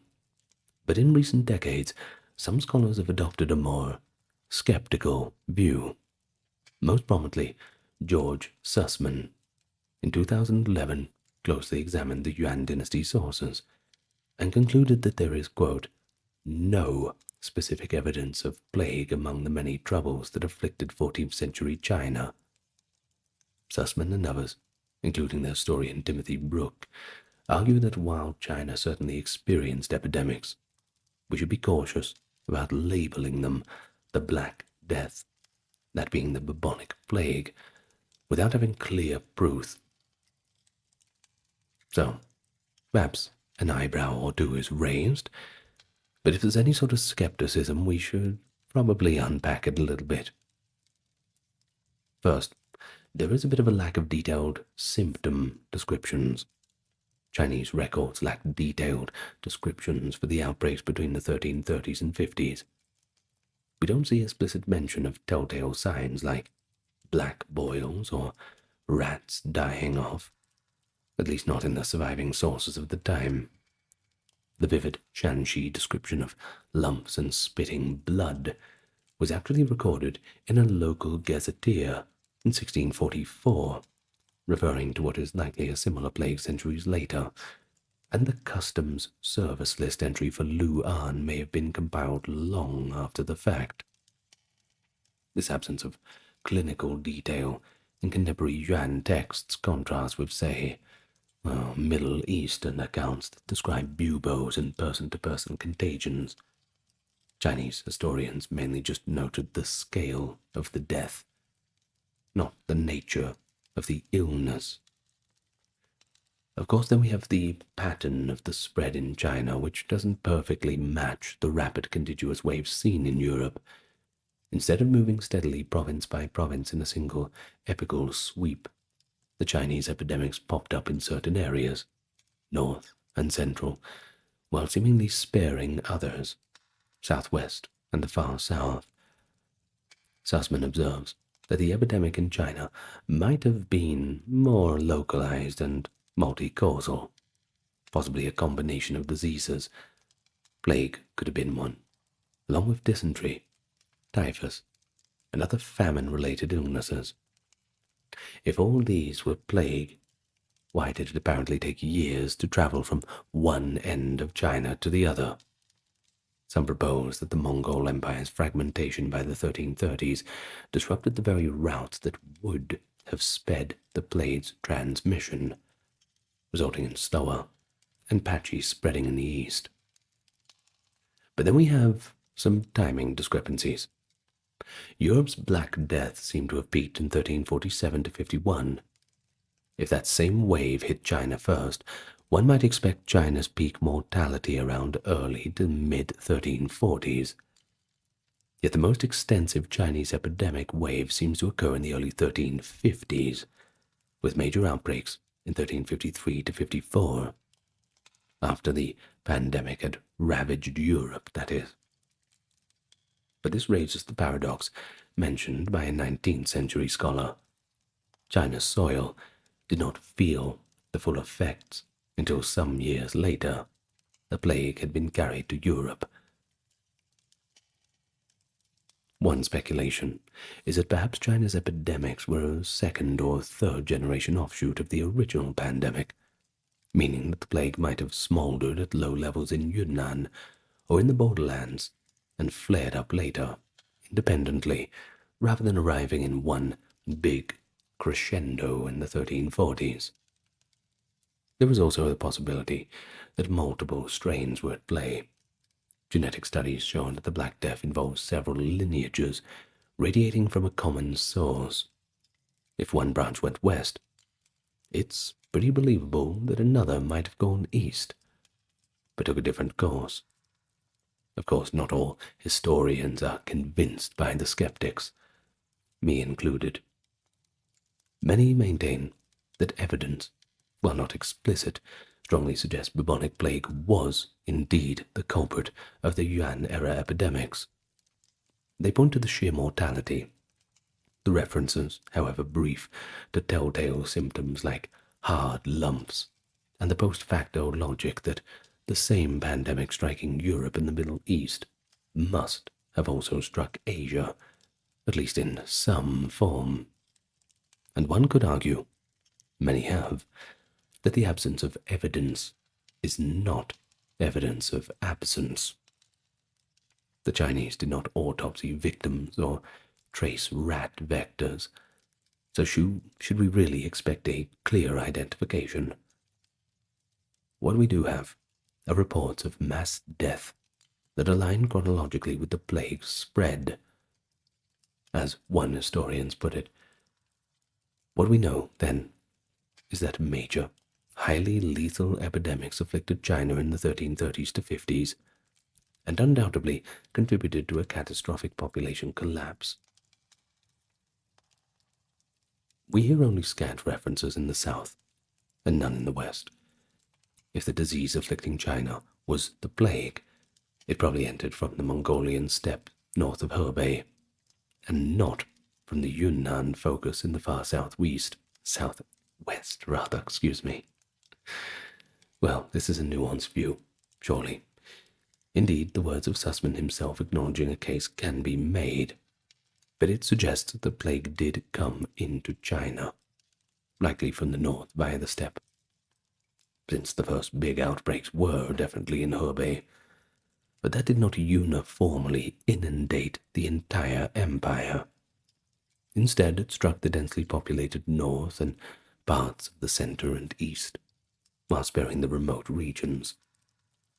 The southwestern province of Yunnan, interestingly, is known to be a natural home of Yersinia pestis. Modern plague foci exist in the rodent populations, and it was the origin of the third pandemic in 1894. However, in the 14th century, Yunnan was a recent Mongol conquest, and if you look at it on a map, it is somewhat isolated. The available evidence indicates the 14th century plague did not originate in Yunnan's rodent nests, but rather came from the northwest. It's as if two plague reservoirs, one in Central Asia and Mongolia, and another in southwest China, weren't directly connected at that time. The plague entered China through Mongol heartlands, caused havoc mainly in the north and central zones, and then petered out before reaching the far south or west. But we should also consider that after the initial cataclysm, plague did not become endemic in Chinese cities, at least not to the same extent that it did in European ones. In Europe, plague reoccurred every decade or so for centuries after the Black Death. In China, we do see later outbreaks, for instance major epidemics in the 1580s and 1630s, mainly in North China, that are indeed identified as plague. But they were sporadic. The 15th century in China, interestingly, had few recorded large epidemics. The population recovered significantly under the early Ming, doubling by the 16th century. This suggests that the particular conditions of Yuan collapse allowed the plague to rampage. But once those conditions changed, perhaps less warfare along the Silk Road, perhaps climate shifts, or improved governance, the disease just didn't circulate as freely. There is also an intriguing theory that the Chinese society's structure might have limited the plague's persistence. Chinese communities tended to bury garbage and waste, and that reduced rat infestations. And the traditional architecture, dispersed one-story homes rather than tightly packed multi-story buildings, may have somewhat reduced the human-to-flea contact, at least compared to those European towns. And another thing, after the initial wave, any surviving rats might have developed some immunity, and the most susceptible rodent hosts or human communities had been depleted. In summary, some scholars like Sussman do argue that the Black Death's impact in China has been overstated, or at least not proven. But they see the late Yuan period decline as primarily due to chaos and famine, with disease, if it was the Black Death at all, being a secondary factor. Others do contend that the pandemic truly did scour China, and was a key factor in the demographic collapse.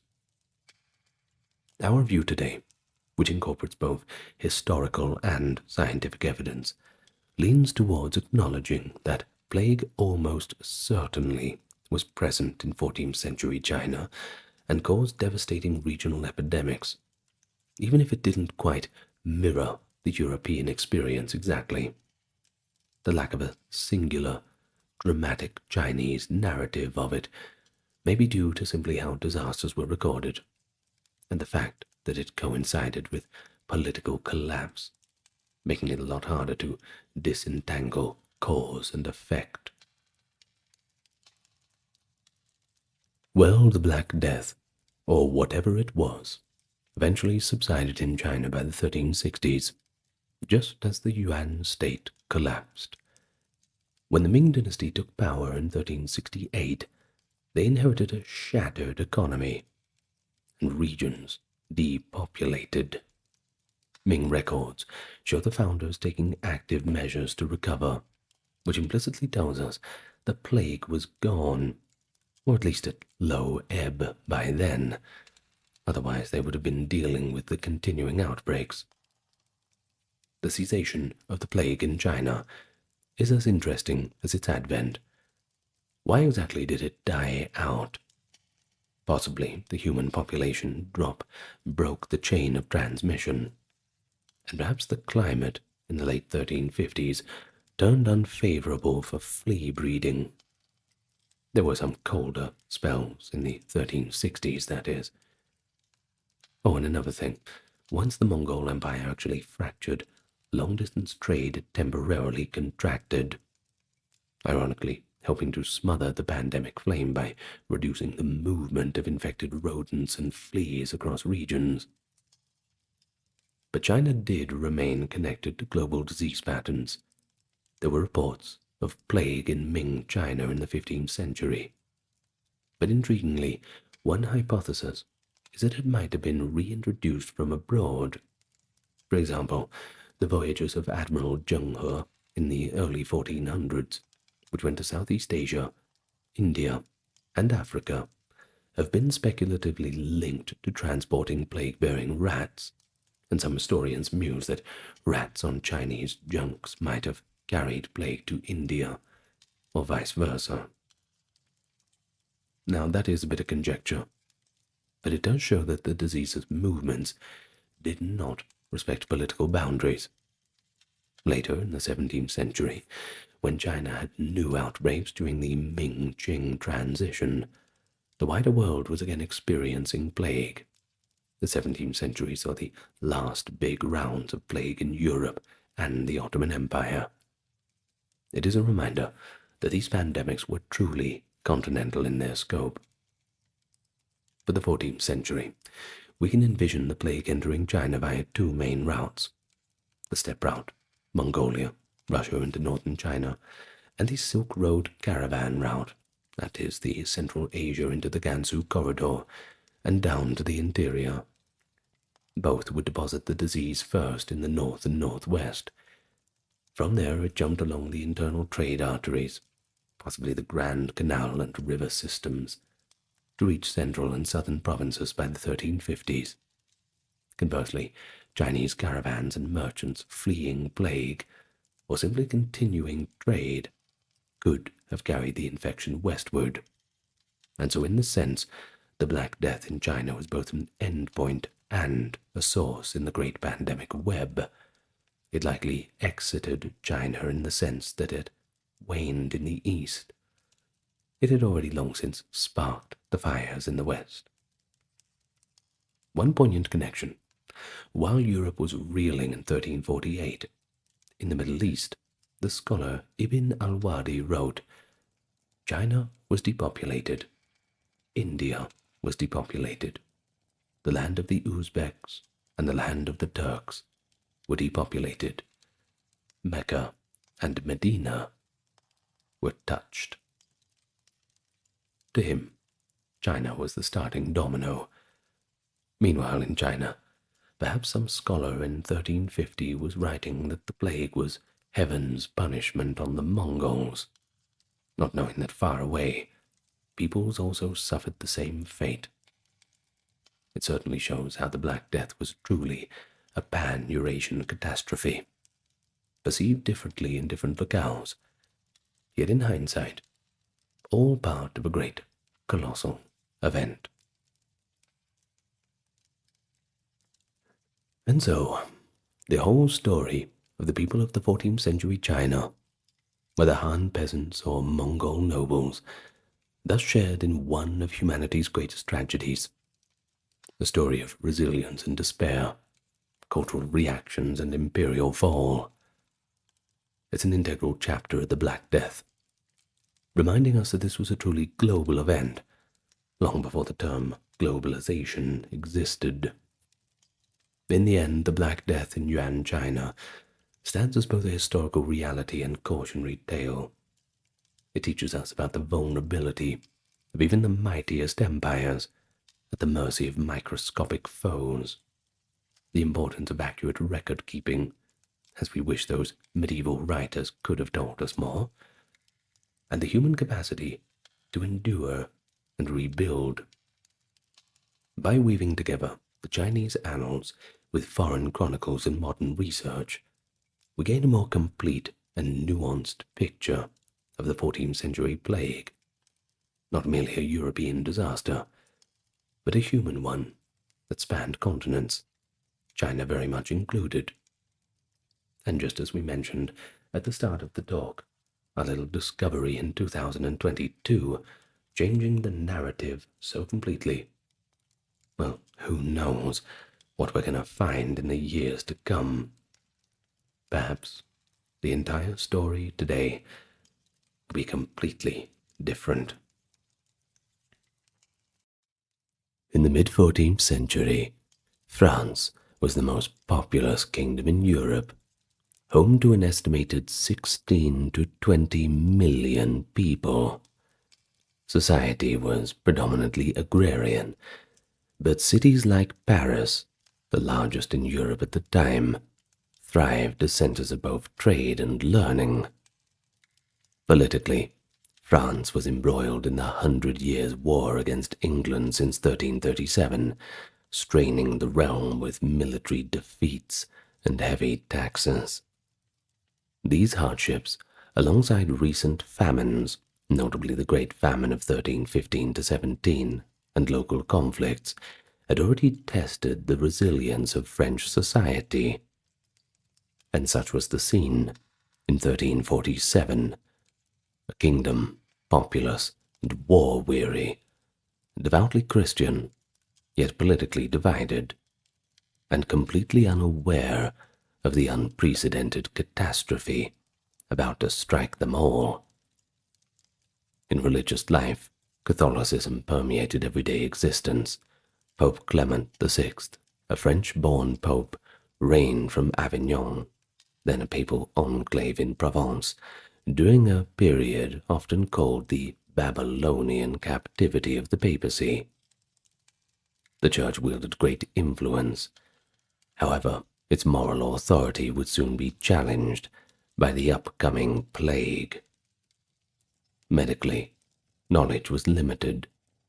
The University of Paris surely had some of Europe's finest scholars, but illness was generally explained by a mix of natural philosophy and spiritual reasoning. And it is within this intellectual framework that France faced the onslaught of the Black Death, and somehow they made it out, but not without taking a heavy toll. We're going to talk about it all today, specifically just within France. We've spoken about the situation in other parts, so it's about time we bring the goalposts in a little bit to paint a picture of that region. Now, if you've not yet clicked the subscribe button, I certainly appreciate it if you do. You're just going to get more history content from here if you do so. And thank you to those supporting on the Patreon, YouTube memberships, and those who checked out the merch store. There is a reason why the video has no ads, and it's because of them. So thank you very much, and do consider checking out those services. Now, with all that being said, how about we get nice and relaxed, and we may enjoy the video together. Let's go back to 1347. Well, of course, the stage is set. We already have a bit of an image of what France was like at the time. And in late 47, we have some ominous news coming from the Mediterranean, in the form of a mysterious and deadly pestilence spreading through the Italian ports. By November 1347, the Black Death had reached France via a Genoese ship docked at Marseille. According to one contemporary report, the ill-fated ship had been turned away from its home port of Genoa, mainly due to the swaths of sick crew on board. Next off, of course, was Marseille. Unwittingly, they brought the plague to French shores. From Marseille, a bustling trading hub, the disease radiated out quickly. It swept along the Provençal coast and penetrated inland following trade routes. By December 1347, Avignon, the papal city on the Rhone River, was completely infected. In Avignon, Ludwig of Liege, a musician in the papal court, described the terror as the plague claimed both the rich and poor. He noted that by April 1348, panic led to dark rumors. Some people were even accused of poisoning wells to spread the disease on purpose. As fear mounted, local authorities in cities like Narbonne and Carcassonne resorted to arresting and executing beggars and outsiders on suspicions of well poisoning.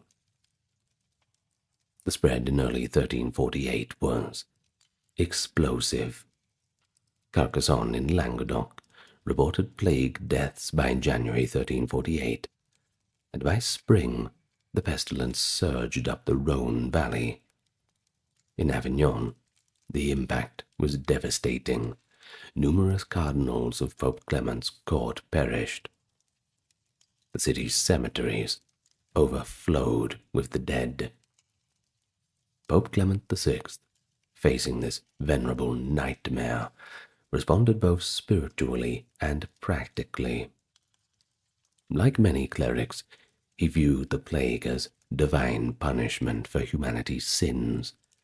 He ordered prayers and penitential processions in Avignon to implore the mercy of God.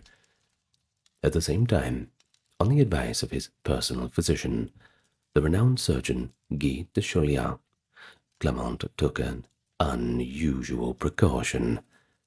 He sat between large blazing fires, kept lit day and night in his chambers. Medieval theory held that fire could purify the corruption in the air. And they might have been onto something. You see, in hindsight, the heat likely helped ward off plague-bearing fleas. So indeed, while perhaps 1/3 of the household died, Clement himself survived the epidemic unscathed. I suppose the ends justify the means with the fires burning for the Pope. But that's all good and well for him. What about everybody else? Contemporaries struggled to make sense of the horror. It was panic everywhere. In October 1348, at King Philip VI's command, the University of Paris's Faculty of Medicine compiled an expert report on the plague's causes. Learned physicians concluded that the root cause was astrological. A rare conjunction of the planets in March 1345 had corrupted the air and caused a deadly pestilence. In 1345, at 1 hour after noon on the 20th of March, there was a major conjunction of the 3 planets in Aquarius, and they thought that by this happening it caused this deadly corruption of the air, the miasma, all signifying mortality and famine. And such was the best scientific explanation that Paris's brightest minds could offer. At least, that's what was written down. Perhaps there were others who had different theories, but it's just what we have in terms of primary texts. But while we know, now at least, that a bacterium, Yersinia pestis to name it, spread via fleas on rodents was to blame, medieval people just did not have the germ theory. They saw the plague as a miasma, or as God's wrath, or often both at once. The Paris report did go on to recommend remedies, from burning aromatic herbs to a regimen of a virtuous life. But as events would show, none of these measures offered very much protection. Now, just quickly before we move on, we don't want to look at the people of the past and turn our noses up at the theories that they come up with. Humble yourself a little bit. Realize that in 100 years' time, 200 years, 500 years, the things that we are doing now, people are going to find very strange, especially medical things. People are going to think, how could they possibly do things like that? Be so ill-informed. So let's try and give medieval people a bit of leeway, doing the best they could with the knowledge they had, just like people in any other time. So, moving on. By mid-1348, the Black Death was already in the heart of France. From the south it pressed northward. Lyon and Rhone-Alps region were struck in summer of 1348. One region in Burgundy recorded half of its population in just a 3-month period dead. The contagion advanced inexorably into Paris. The Carmelite friar, Jean de Venette, an eyewitness near Paris, recorded that the plague first appeared in the countryside around Paris by June 1348. He notes that in the town of Saint-Denis, just outside of Paris, some 16,000 people died, and by late autumn, the disease enveloped the capital itself. Once established in Paris, the mortality was staggering. Here's a quote from Jean Venette. In Paris and the Kingdom of France, there was so great a mortality of people of both sexes, of the young rather than the old, that it was scarcely possible to bury them. Victims, he said, often fell suddenly ill and died within 2 or 3 days, their bodies almost sound, and he who knew one day was in good health was dead and buried on the morrow. Well, the telltale symptoms were unmistakable. He goes on to quote, "They had swellings under the armpits and in the groin, and in the appearance of these swellings was an infallible sign of death." Of course, we know now these were buboes, enlarged, infected lymph nodes, a hallmark of the bubonic plague and its namesake. Medieval people simply called it the pestilence, or great mortality. The breakdown of normal life in plague-stricken Paris was complete. According to Jean de Venette, so many people died so quickly that it was possible that they would not all be buried in time. At the city's principal hospital, the Hôtel Dieu, he reports that for a long time over 500 bodies were carried out daily on carts to the mass graveyard of Montfaucon, or the cemetery of the Holy Innocents. The load fell heavily on religious caregivers. The nuns of the Hôtel Dieu toiled heroically to nurse the sick and bury the dead, having no fear of death, even as nearly all of them perished and had to be replaced by new volunteers. Several waves of these brave sisters gave their lives, somewhat unsung heroes of the plague. We should give them a bit of respect, for sure. Well, the chronicler adds reverently, "They now repose in peace with Christ."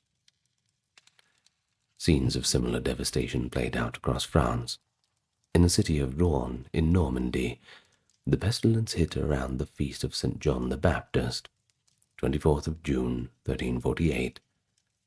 A Norman chronicle noted that burials became impossible to keep up with. Even rural villagers could not cope with the number of bodies. It was said that villagers in Normandy would raise black flags at their boundaries if plague was present, to warn travelers away from entering, a grim signal that death was lurking within. By late 1348, the contagion crossed into eastern France and the Low Countries. The abbot Gilles Limousin in Tournai described how Tournai suffered when the plague arrived in August 1349. Interestingly, he notes that the shock led to some kind of moral reform. The city authorities, seeing the plague as God's punishment for sin, banned debauchery and gambling, and they forced any cohabitating unmarried couples to either separate or get married straight away. Now that's an ultimatum, isn't it? Well, thus, even amid chaos, local leaders tried to restore divine favor by enforcing moral order. The social fabric was strained to the breaking point. Facing sudden, inexplicable death, people reacted in different ways. Some, as later chroniclers noted, retreated into isolation, shutting themselves in their homes to avoid contact. Others responded with desperate hedonism. There was a common sentiment at the time: eat, drink, and be merry, for tomorrow you may die. Contemporary observers like Boccaccio in Italy described how some people flung themselves into wild revelry, reasoning that indulging every pleasure was logical if death was imminent. And in France, as well, there were reports of both extremes. That is, extreme piety on the one hand, and extreme dissoluteness on the other. Many turned to religion, thronging churches, as when they were open, and joining processions hoping for divine mercy. Paradoxically, these very gatherings may have spread the infection even further. And on the other hand, some just lost faith, noting that fervent prayers did not spare even the holiest of individuals. The chronicler, Michel de Paris, recorded that Parisian priests led processions barefoot, carrying relics and imploring God's grace. Yet the deaths only multiplied, shaking people's confidence in the church's intercession. Indeed, with so many clergy dying in some locales, about 50% of the priests perished, the church struggled to provide last rites and moral support. Faith in religion decreased, because both the death out of so many clergy and because the failure of prayer to prevent sickness and death. And this spiritual crisis would have lasting repercussions in subsequent years. Of course, amid the despair and, as we have mentioned, scapegoating emerged, an unfortunate phenomenon wherever the Black Death struck. In the spring of 1348, terrified communities in Provence and Languedoc sought someone to blame for the calamity. Suspicion initially fell on the marginalized, beggars, lepers, travelers. Anyone different could arouse fear. Rumors spread that malicious conspirators were poisoning wells or spreading powders to infect people. Soon attention focused on the traditional targets of medieval suspicion, the Jewish minorities. And although the Jewish population in France was relatively small, most of them had already been kicked out decades earlier. Southern towns still had a few Jewish communities around, and these now faced rather vicious accusations of causing the plague. It was only natural that violence erupted. In April of 1348, as recorded by Louis Halligan, mobs in Avignon dragged alleged well poisoners, some of them Jews, but not all of them, away to be executed. That same month, letters from Narbonne report that Jews and beggars were being burnt and tortured in Narbonne, Carcassonne, and Grasse on the charges of poisoning wells. Well, word of all of this reached Pope Clement in Avignon, and he actually reacted with resolve to stop the persecutions. On July 5th, 1348, and in September, he issued papal bills condemning the violence against minorities. He emphatically argued that the plague was God's punishment, not the work of any human agency, and that those who blamed the minorities had been seduced by that liar, the devil. The Pope placed the surviving Jews under his direct protection, hoping to quell the massacre. And this stern intervention did save some lives. For example, Avignon itself, under papal jurisdiction, became a refuge for those minorities fleeing hatred. However, beyond the Pope's reach, the massacres continued. In Provence, at Toulon, a mob in 1348 rounded up and killed about 40 of the Jewish minority. The Jewish community of Sisteron was wiped out shortly after. Further afield, in 1349, more pogroms erupted in the Rhineland, the infamous slaughter at Strasbourg and in Savoy, often justified by the same well-poisoning rumors.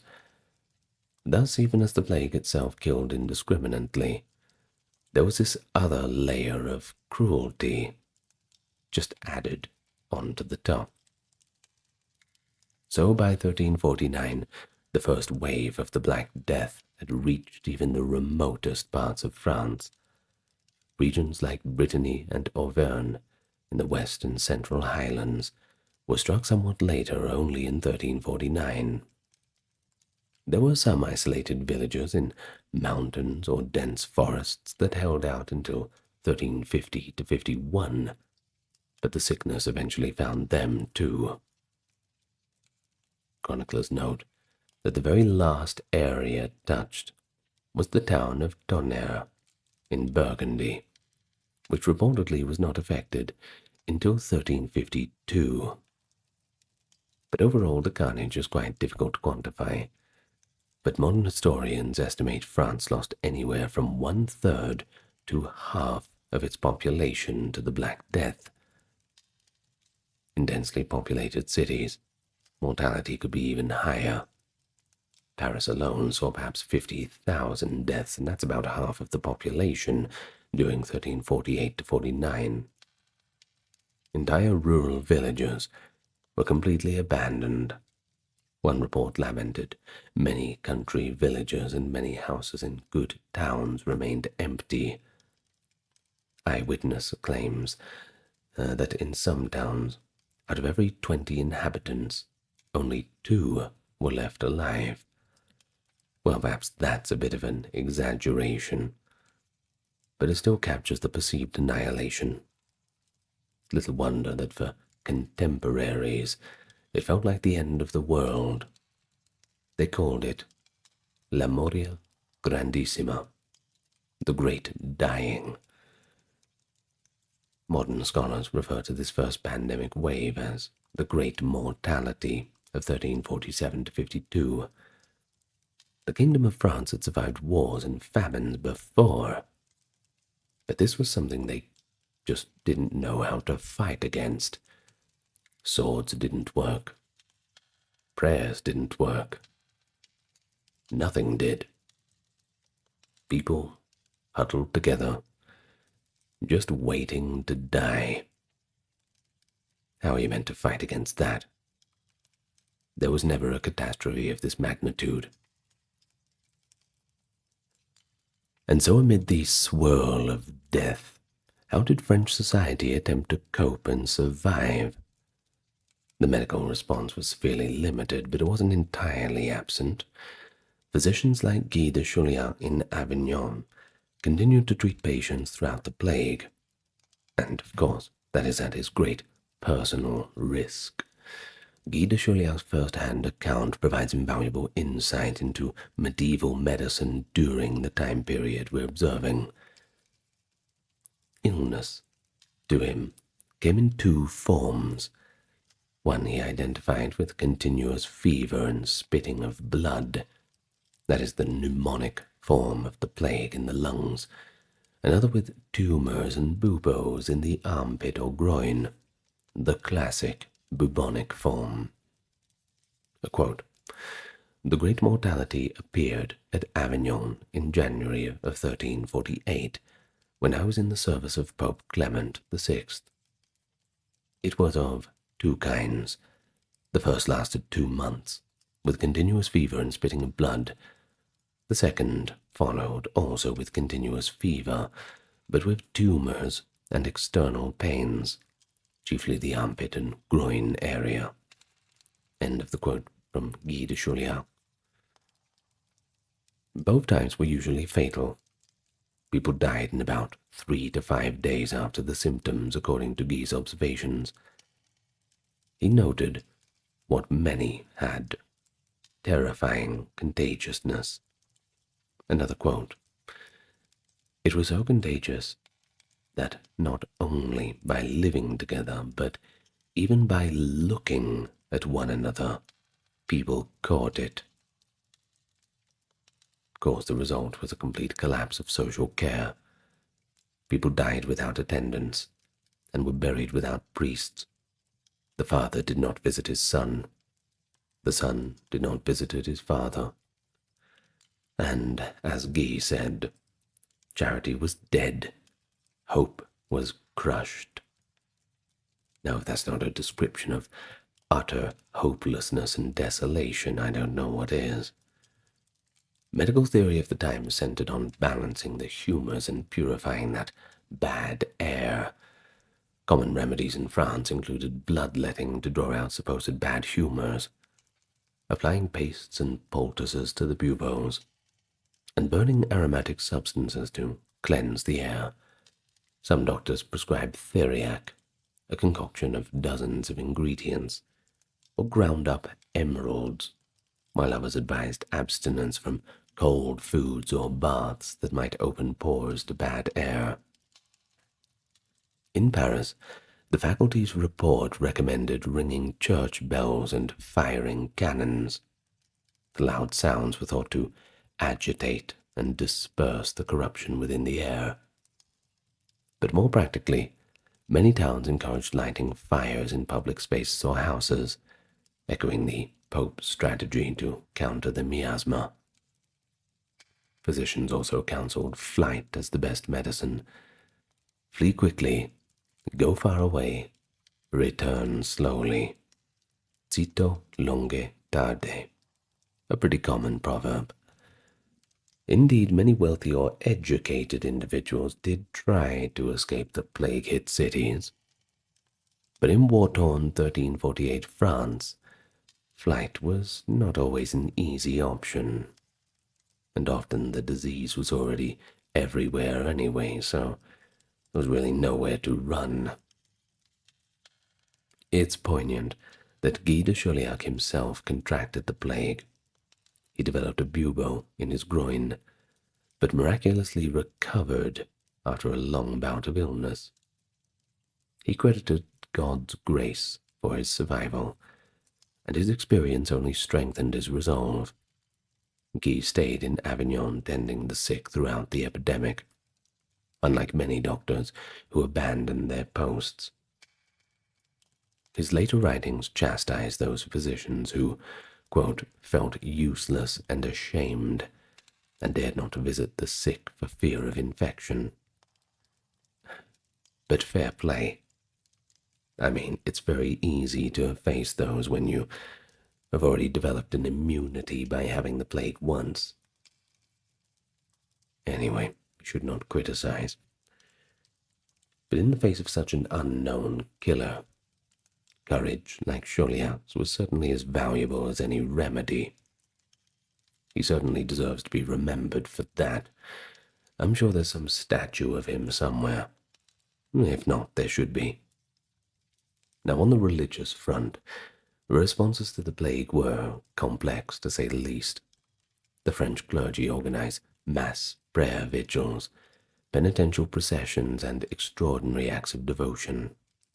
It was common to see long processions of barefoot penitents clad in sackcloth, carrying candles and relics, tramping through towns and villages where praying for divine intervention. And in some cases, these well-intentioned gatherings might have actually become infection hotspots. A bit of a tragic irony, I suppose. A more extreme spiritual movement also appeared, the flagellant processions. Bands of flagellants, religious zealots who marched from town to town, whipping themselves in penance, arose first in Germany in 1348, and spread to the Low Countries. By 1349, some of these itinerant groups entered French regions like Flanders and Lorraine. They were often greeted by desperate commoners and holy men seeking atonement for all. At their rituals, flagellants would form circles in town squares, strip to the waist, and scourge their own backs with knotted cords, chanting hymns and prayers. They preached that only by extreme penance could God's wrath be appeased, and of course, once God was appeased, the plague would certainly stop, right? Well, for a time, the authorities tolerated or even welcomed them. But soon, the flagellants began to stir up trouble. You see, they tended to denounce the church hierarchy, claiming ordinary repentance superseded the sacraments. and the church hierarchy does not like to be criticized.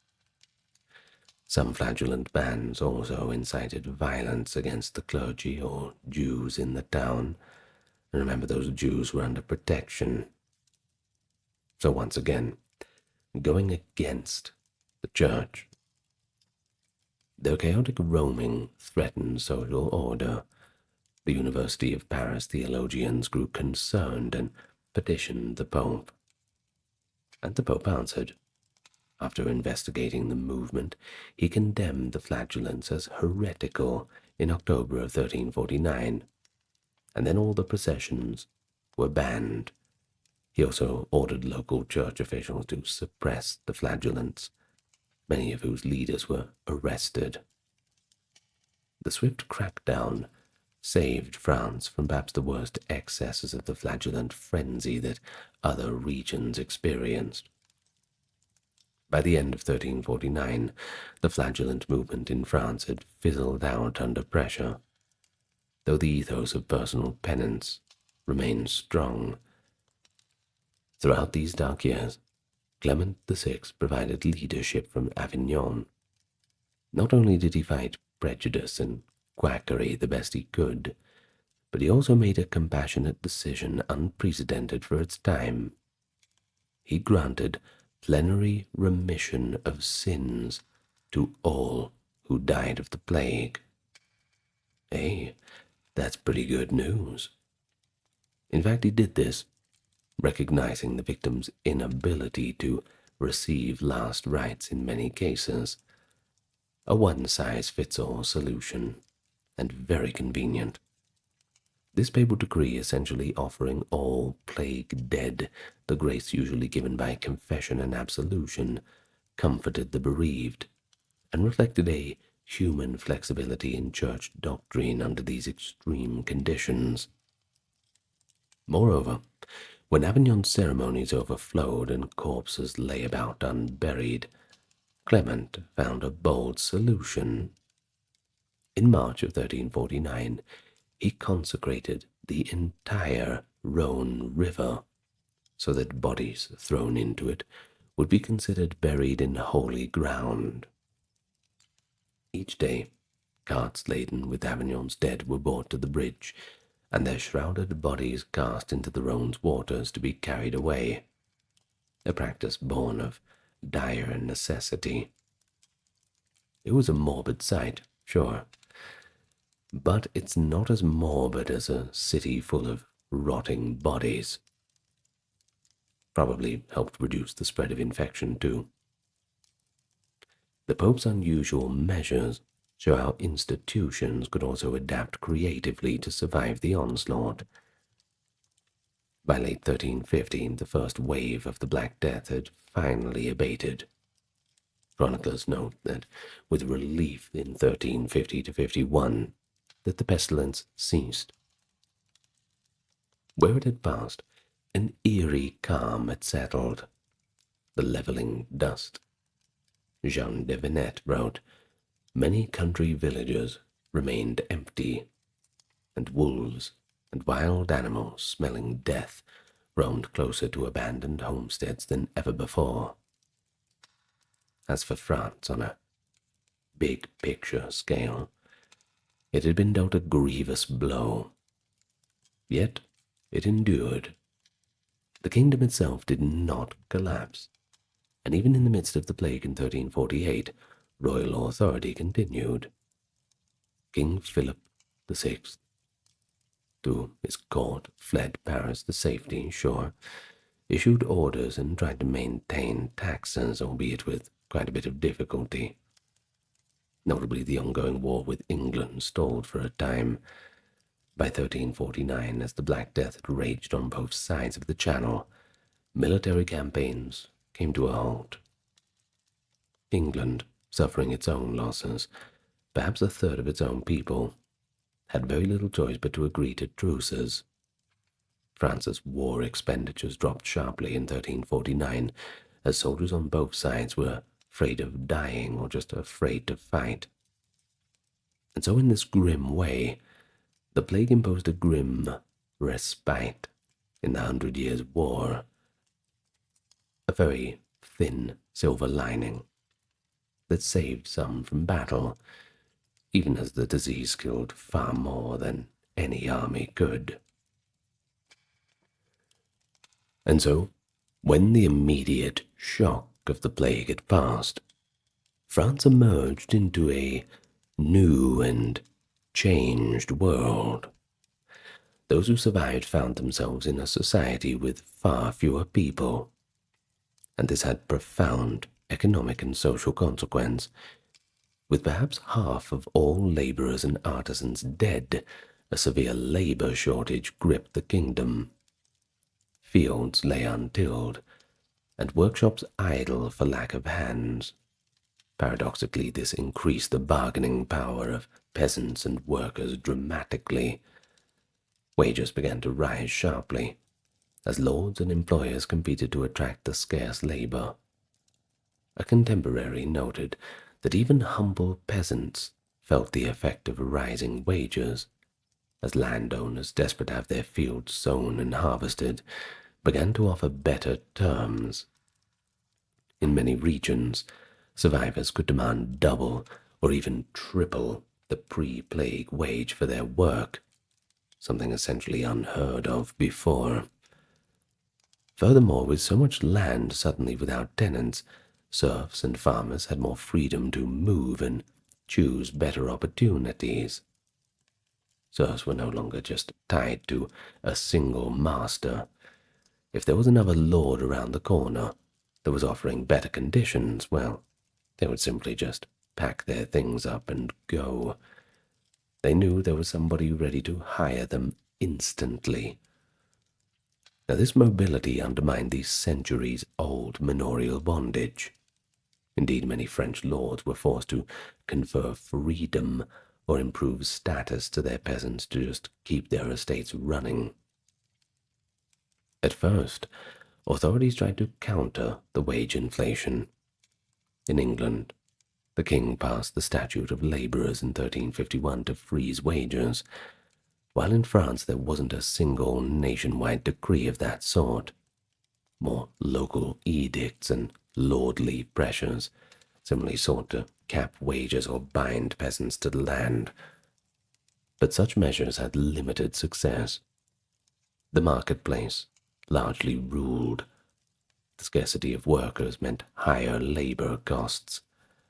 Prices of goods also fluctuated.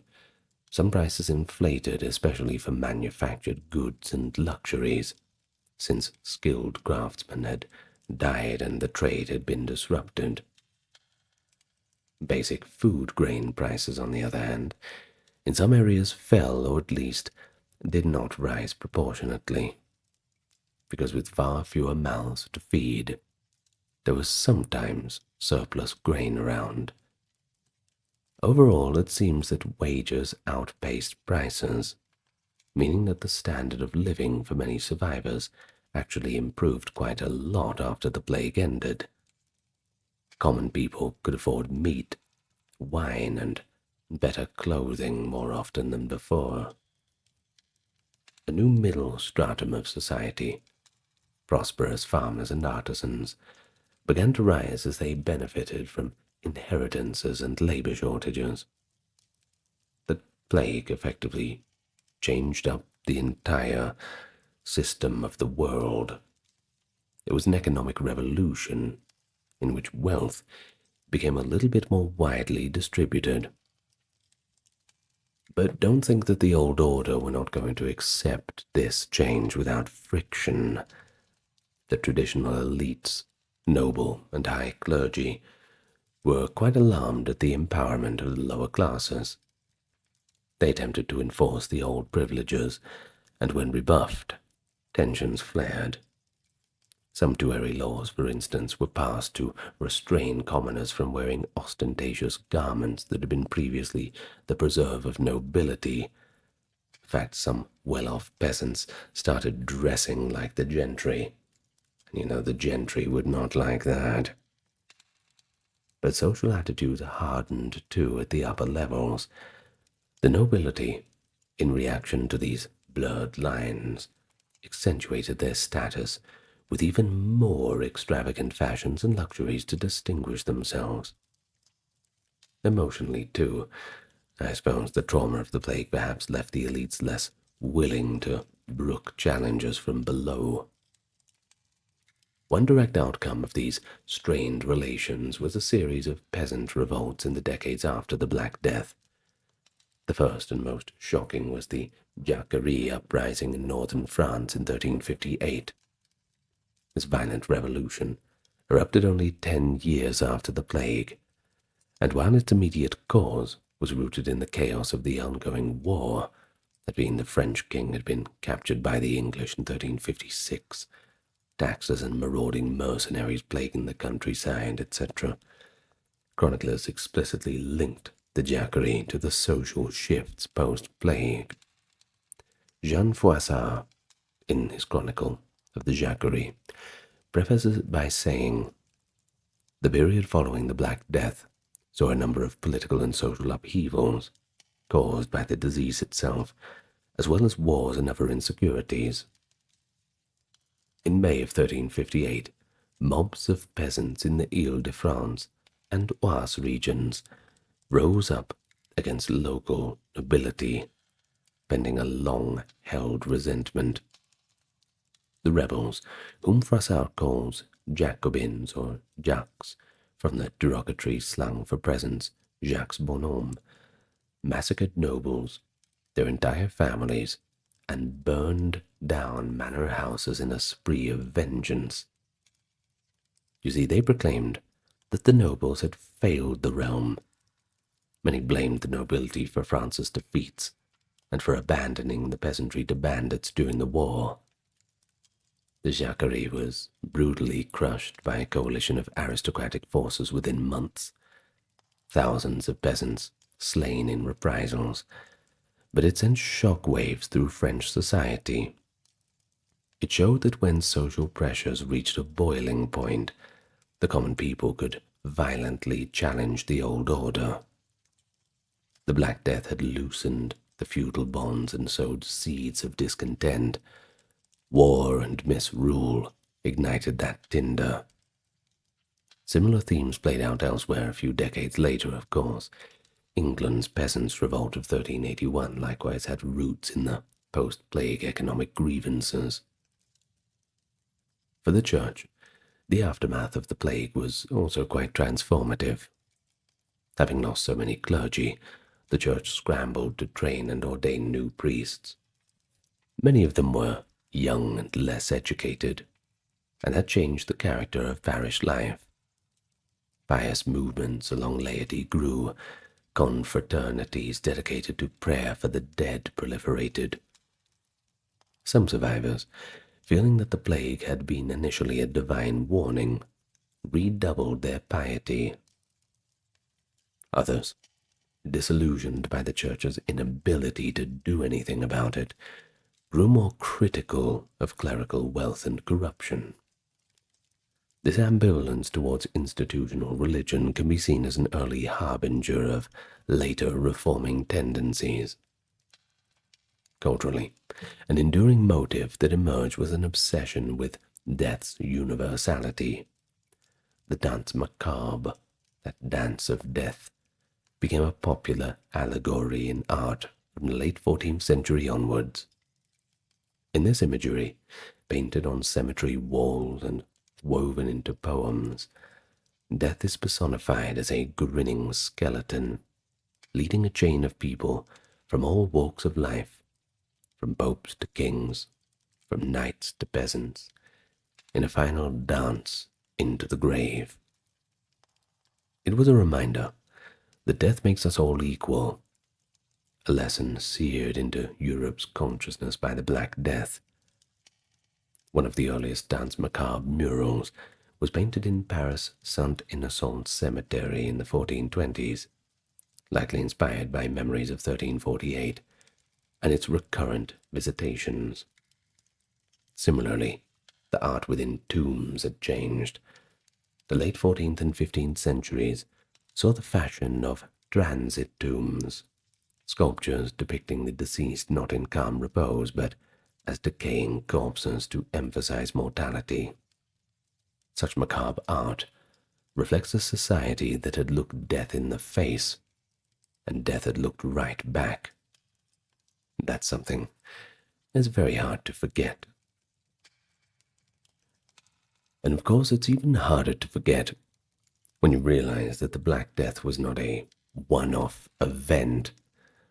The plague recurred in waves over the next decades, preventing full recovery and forcing French society to adapt to a recurring threat.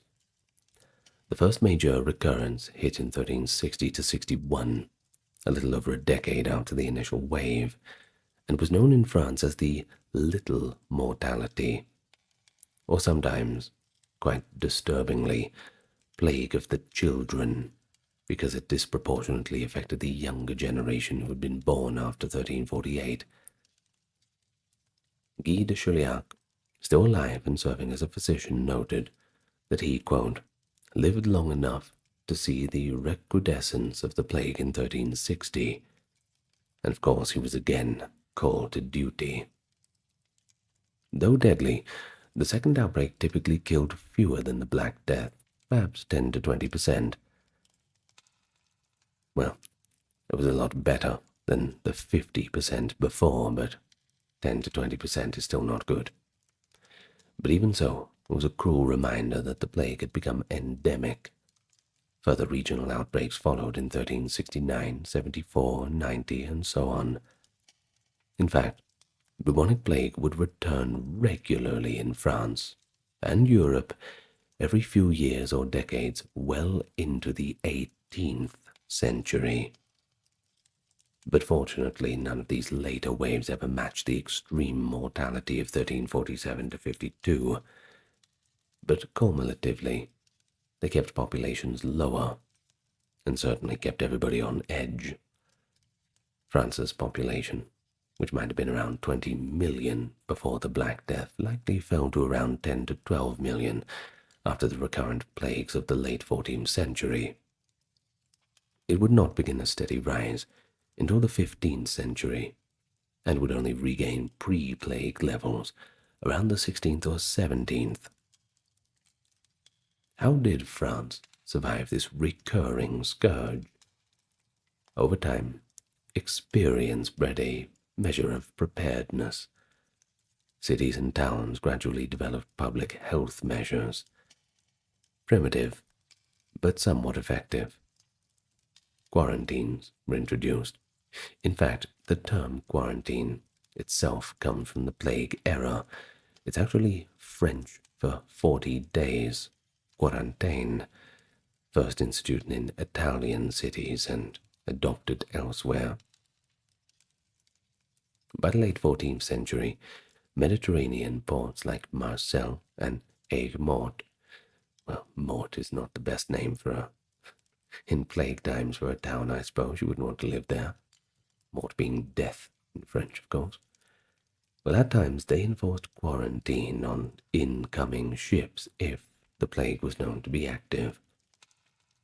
Land travel was admittedly harder to police, but some towns posted guards to turn away outsiders during epidemics.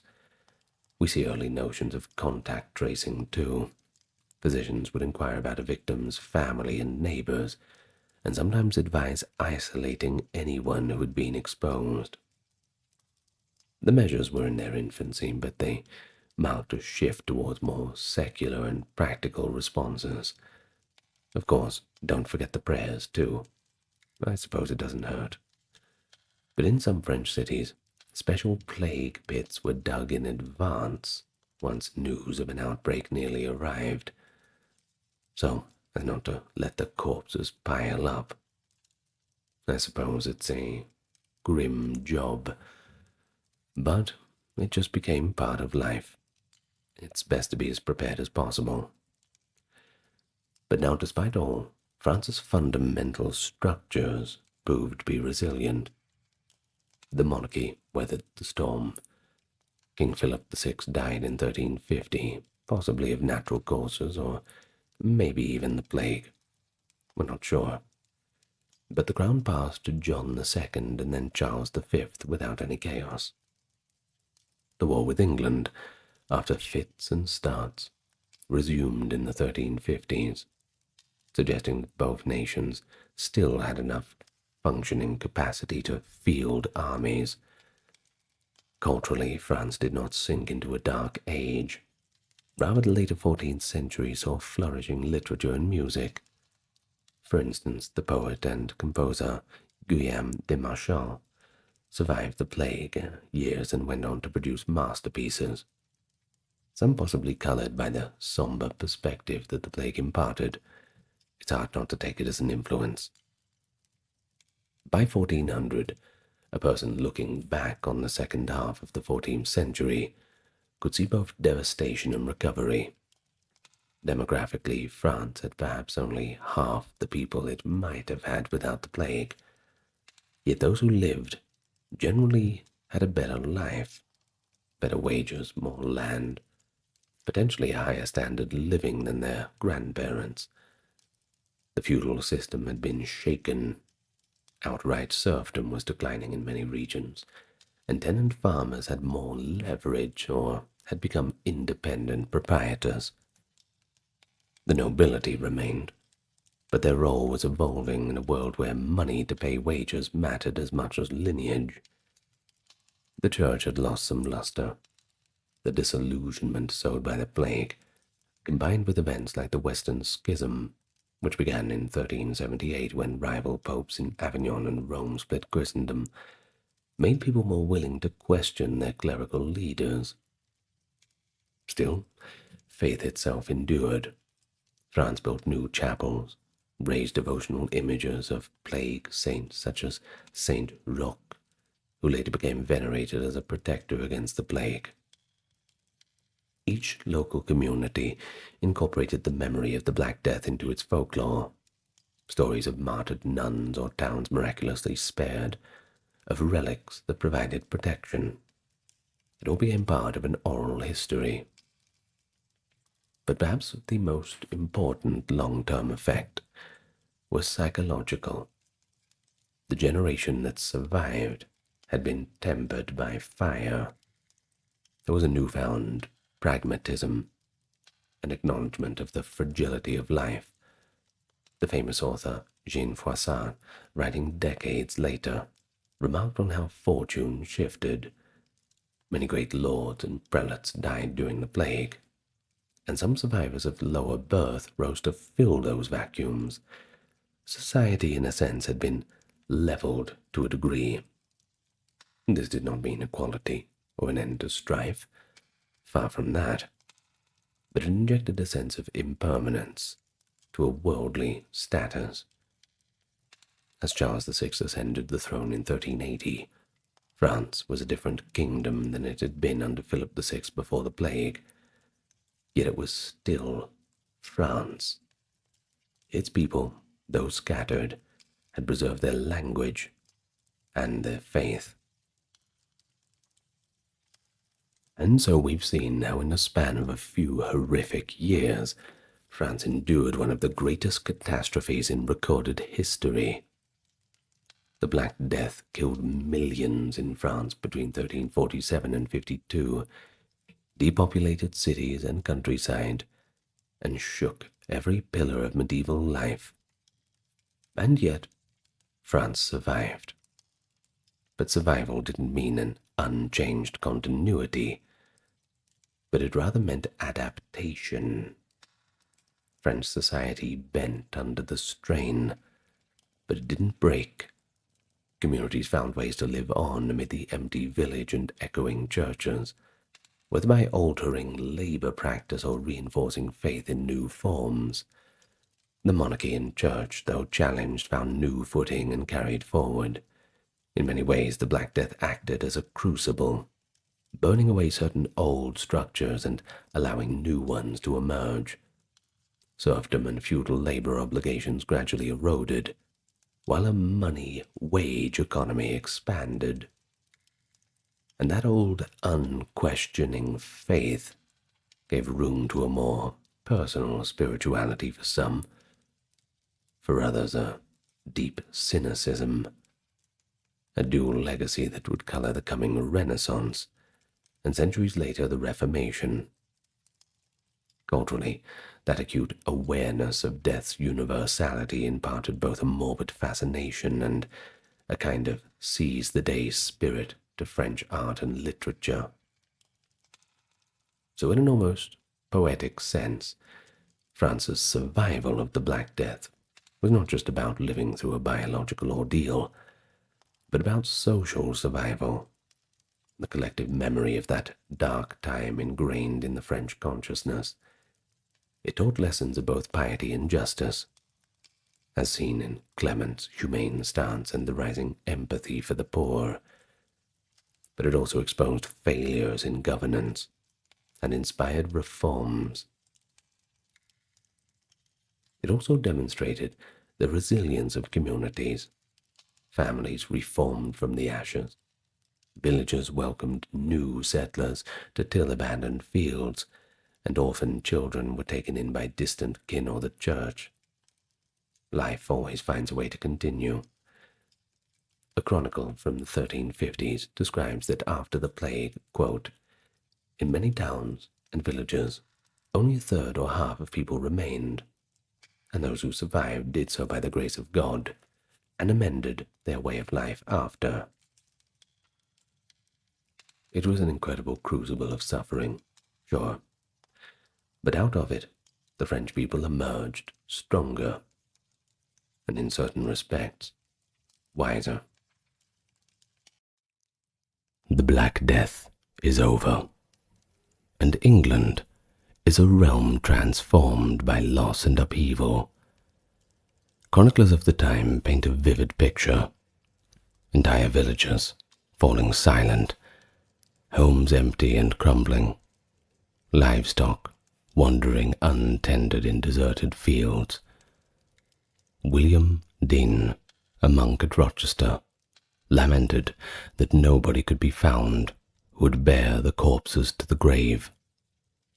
Men and women forced to carry their own children to common pits for burial. The horror was compounded by the stench of mass graves and the collapse of ordinary life. By the year 1350, nothing was the same. In our time together today, we'll explore what happened to England after the Black Death, focusing on the immediate aftermath and the first few generations following the pandemic.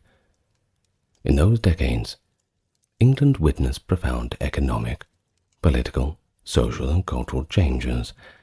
Feudal bonds loosened, wages arose amid a scarcity of labor, and old certainties of medieval life were all of a sudden not so certain anymore. We'll hear the voices of people who lived through all these changes, officials, chroniclers, and the ordinary man, describing how a society caught between catastrophic loss and unexpected new opportunities faced the future. Despite all the devastation, the story of post-plague England is not one of unrelieved despair. It's also the story of resilience and transformation. And so, our journey today is going to provide a balanced perspective through a very turbulent era, from the grim immediacy of the plague's impact to the economic and social adjustment that followed, the political turmoil and reforms it sparked, and the cultural shifts that emerged in its wake. We'll weave together the first-hand accounts from the 14th century, and we'll find how those first few generations coped in a new world that the great pestilence had wrought. But first, allow me to welcome you. Where are my manners?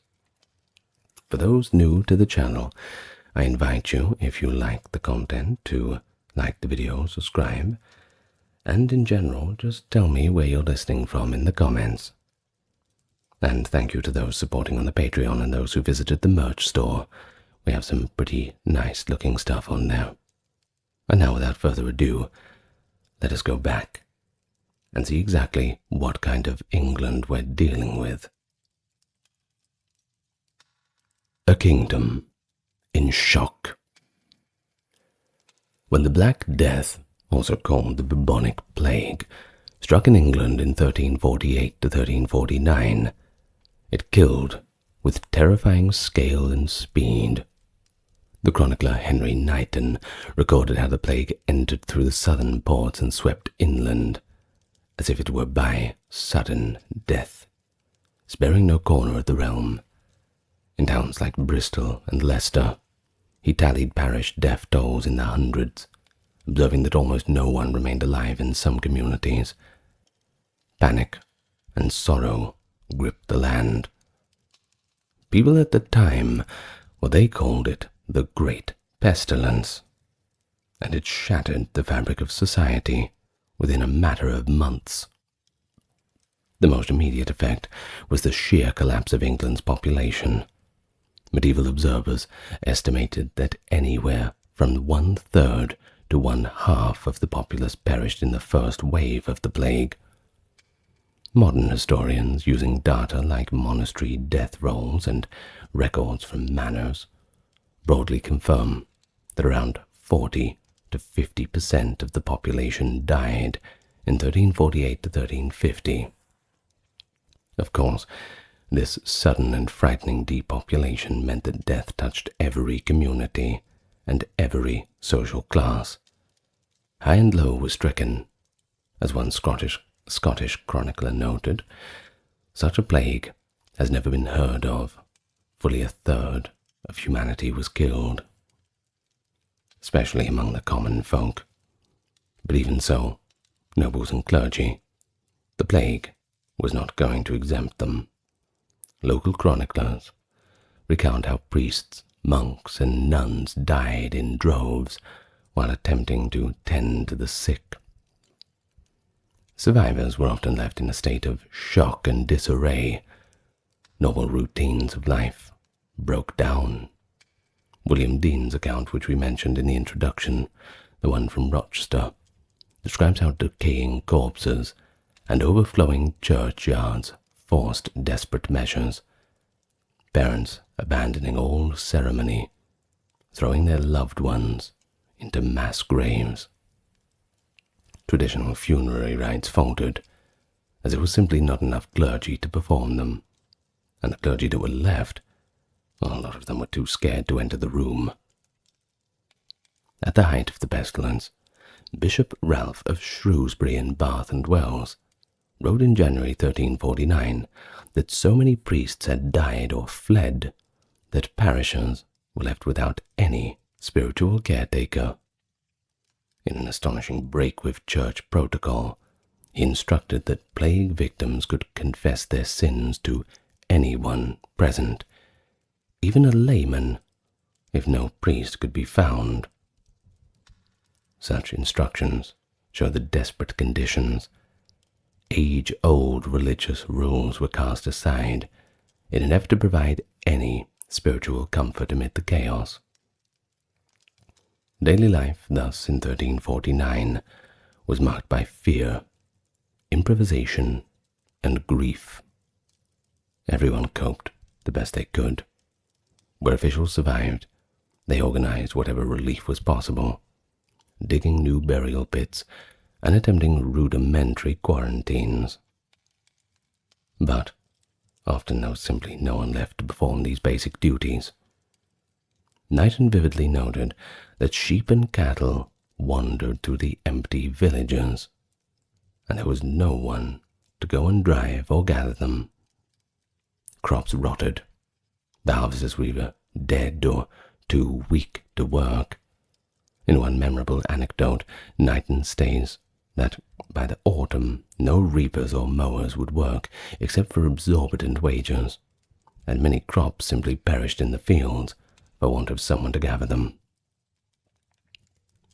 All the most basic elements of agrarian life, herding animals, bringing in the harvest, thrown into complete disarray. England's social infrastructure teetered on the brink in this immediate aftermath. Courts, markets, and churches in many areas simply ceased functioning for a time. Chroniclers speak of villages where not a house was left inhabited, and of buildings great and small falling into ruin for lack of people to maintain them. In the diocese of Rochester, Dean reports that in every manor under the bishop's care, structures were decaying, revenues had plummeted. Hardly any manor could pay its usual rents to the bishop's estate. It paints a picture of a kingdom temporarily stunned by the great calamity. Government tax collectors could not find enough taxpayers alive to tax. Bishops saw incomes and staffs dwindle, and normal commerce was simply suspended in many places. But amid the paralysis, observers were already recording the first signs of permanent change that the Black Death would bring them. In the year 1349, as soon as the worst had passed, the authorities noted an unfamiliar bravery among the lower classes, a boldness, a brashness. The laborers were so uplifted and obstinate that they refused to work for pre-plague wages, despite official commands, according to Knighton. William Dean similarly observed that all laborers, skilled or unskilled, were so carried away by the spirit of revolt that neither king nor law nor justice could restrain them. Now this spirit of revolt in 1349 was not an organized rebellion. Don't worry, that will come later in 1381. You look forward to that. But rather the collective realization among peasants and workers that the old rules had been completely changed. Survivors found that their labor was suddenly in high demand, and they intended to claim its value. Lords and officials, for their part, were understandably alarmed at this newfound assertiveness. Thus, even as the plague still smouldered in parts of England in 1350, the stage was well and truly set for the upheaval in the generations to follow. Demographic and economic shifts. The Black Death's toll on England's population had immediate consequences economically, and they would reverberate for decades. With perhaps half of the workforce completely gone, a severe labor shortage gripped the country. Fields went untilled and workshops idle, unless survivors could be enticed to work longer hours, or new hands could be found. Land that had been marginal or difficult to farm, that was simply abandoned. William Dean claims that more than a third of the land in the whole realm was left idle. While the exact fraction might be debated, it is clear that vast swaths of arable land reverted to pasture or wilderness due to lack of tenants. In subsequent years, some formerly bustling villages were altogether deserted. The first generation after the Black Death witnessed the birth of what later historians call ghost villages. Their names and fields slowly fading from the records as the survivors simply relocated to other areas or larger towns. For those peasants and laborers who did survive, the new scarcity of workers put them in an unprecedented position of advantage. All of a sudden, the lower class had bargaining power, and the nobles needed them more than they needed the nobles. The tables had turned. Oh, how the turntables! Wages and the price of labor surged upward as landlords and town employers competed to hire from the depleted pool of workers. One frustrated observer around 1350 had wrote, "The shepherd and the cowherd demand more wages now than the master bailiff.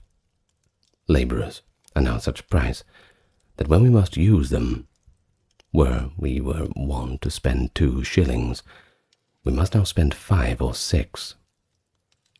This comment, attributed to the writer John Gower of Kent, captures the astonishment of the propertied classes at the post-plague labour market. Not only were labourers insisting on higher pay, but they also reported to be working less and spending more on finer food and clothing. Gower goes on to complain bitterly. They work little, dress, and feed like their betters, and ruin stares us in the face.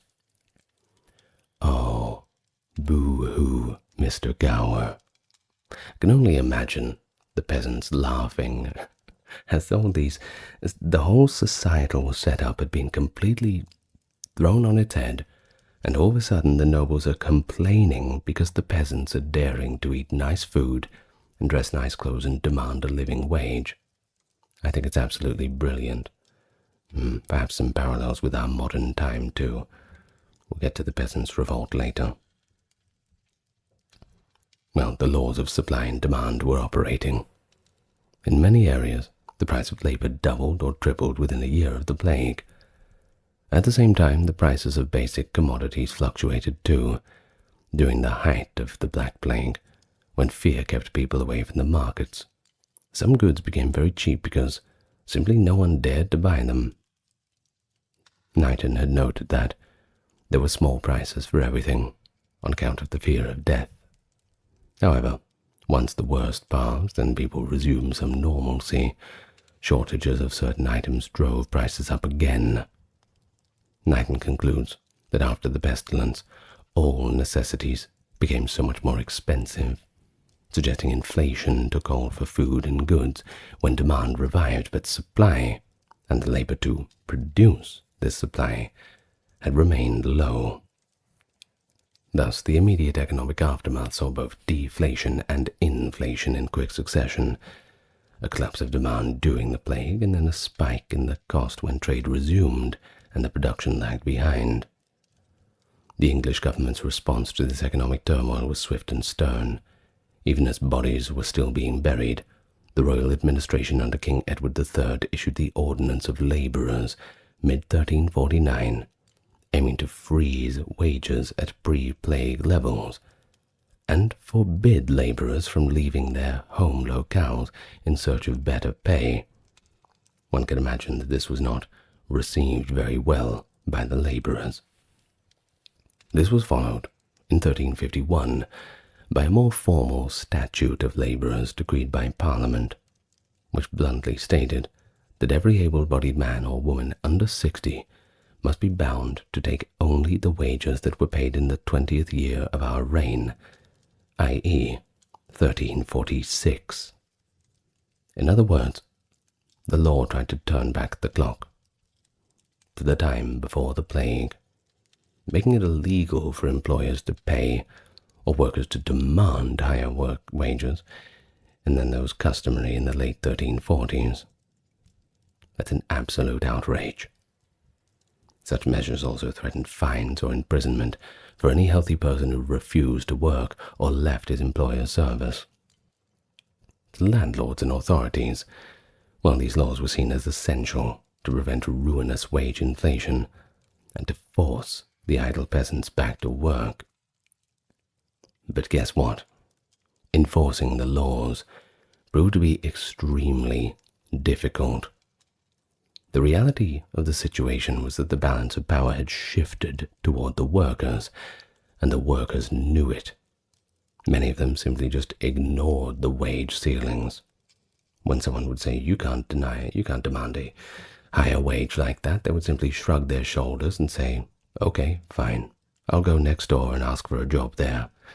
To which the noble would respond, wait. Let's make a deal. I really need the fields tilled.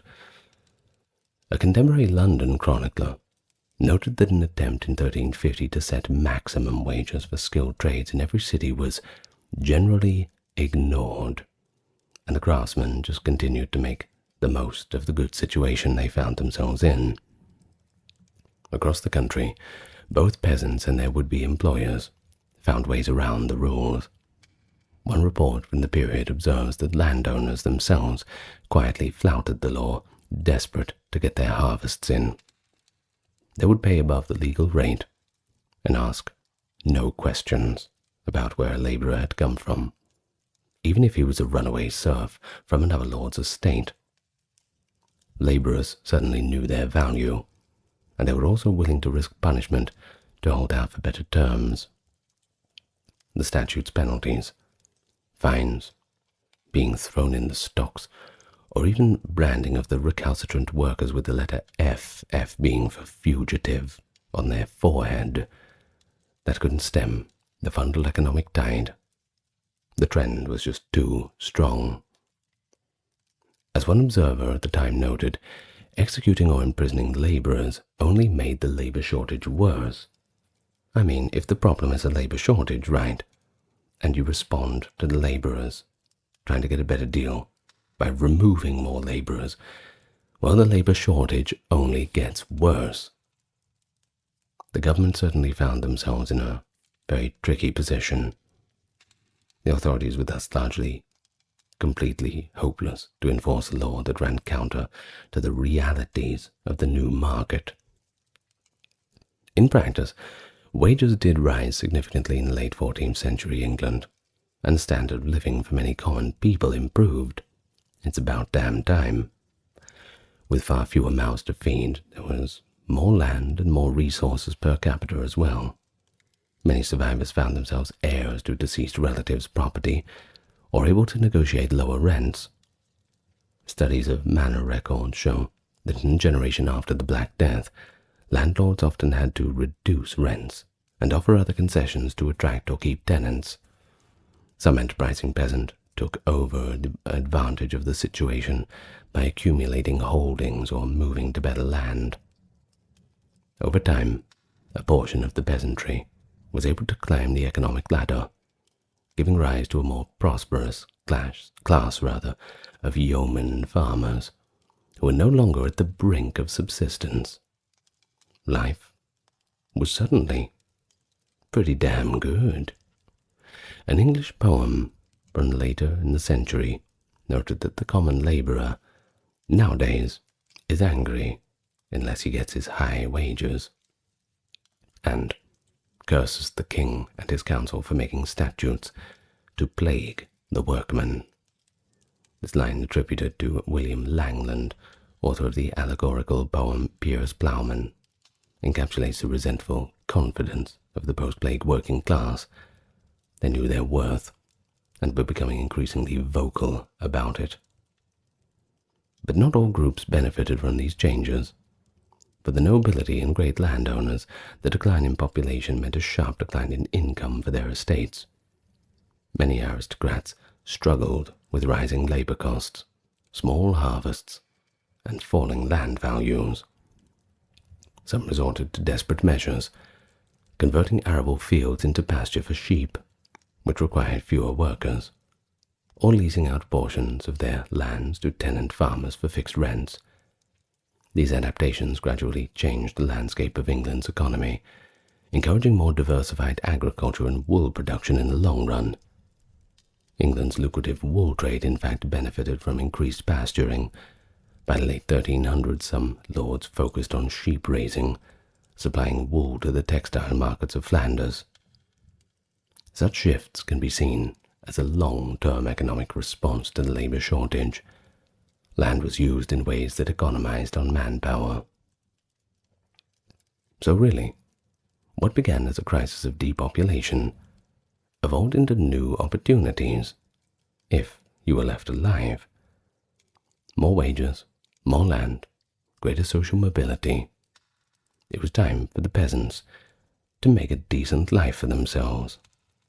The clash between these interests would play out tumultuously in the ensuing decades, and it would reshape England's hierarchy forever.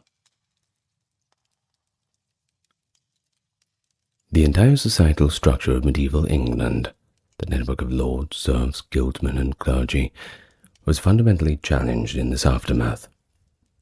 The traditional feudal order, the peasants, especially the unfree serfs, were bound to land and owed labor or rent to their lords, while the lords provided protection and justice. But this system had already been under strain before 1348, it's just that the plague accelerated it dramatically. The labor shortage and shifting economic power that we've already described translated directly into the social change that the serfs needed, and thus serfdom began to crumble in England in the generations after the calamity. One immediate effect was that many serfs simply packed their things and left, taking advantage of the chaos, and free laborers just went in search of better livelihoods, knowing that their lords were in pretty much no position to track down every missing peasant. Chroniclers noted this nobility with dismay. By 1350, landowners were caught complaining that their serfs would not listen to the king's command, stay put, and that our lords were openly harboring these runaways as free workers. The old solidarity among the nobility, where they would return each other's fugitive serfs, was now eroding. I can imagine a few friendships were lost over this sort of thing. Now, every lord needed labor so badly that they welcomed anyone who could hold a plough regardless of their origins, and like we said previously, no questions asked. It undermined the entire system of serfdom, which depended on peasants being tied by law and custom to a specific lord's land. Those serfs who did stay put, well, they pressed for better conditions. Since they knew their lords had few alternatives, many demanded their traditional labor services be converted into fixed monthly rents, or they simply refused onerous unpaid work. Manorial court rolls from the later 14th century show increasing instances of peasants bargaining with their lords, using the threat of leaving or their memory of the plague as leverage. Landlords sometimes agreed to free individuals or entire communities from serfdom in exchange for one-time payments called manumission fees, because cash in hand was preferable to trying to coerce unwilling labor. In other cases, lords tried to reassert old feudal rights. It didn't go too well, only to meet quiet resistance or blatant non-compliance from an emboldened peasantry. The aforementioned statute of laborers was partly an attempt to keep the peasants from breaking their bonds. It required everyone to serve their old master at old wages, but as noted, it was, widely thwarted in practice. Tensions between the classes simmered throughout the mid to late 14th century. A sense of injustice grew among the lower orders, especially as memories of the worst plague years receded, and a new generation grew up. By the 1370s, England's rulers faced not only a continued shortage of labor, but also the grumbling discontent who felt the ruling classes were denying them the life they deserved. This discontent exploded in 1381 with the Peasants' Revolt, an uprising whose demands included an end to serfdom and a reduction in burdensome taxes. Such a call for freedom would have been unthinkable before the Black Death, but by 1381 it had become a rallying cry. The rebels, drawn from a wide spectrum of rural society, from humble serfs to artisans and village officials, marched on London under leaders like the great Wat Tyler and the radical priest John Ball.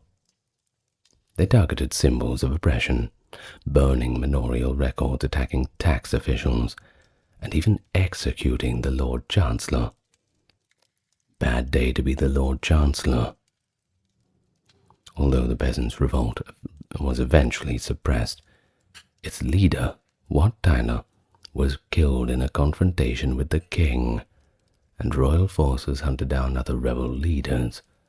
It still marked a turning point. In the aftermath, the government backed down from the hated poll tax and other unpopular measures.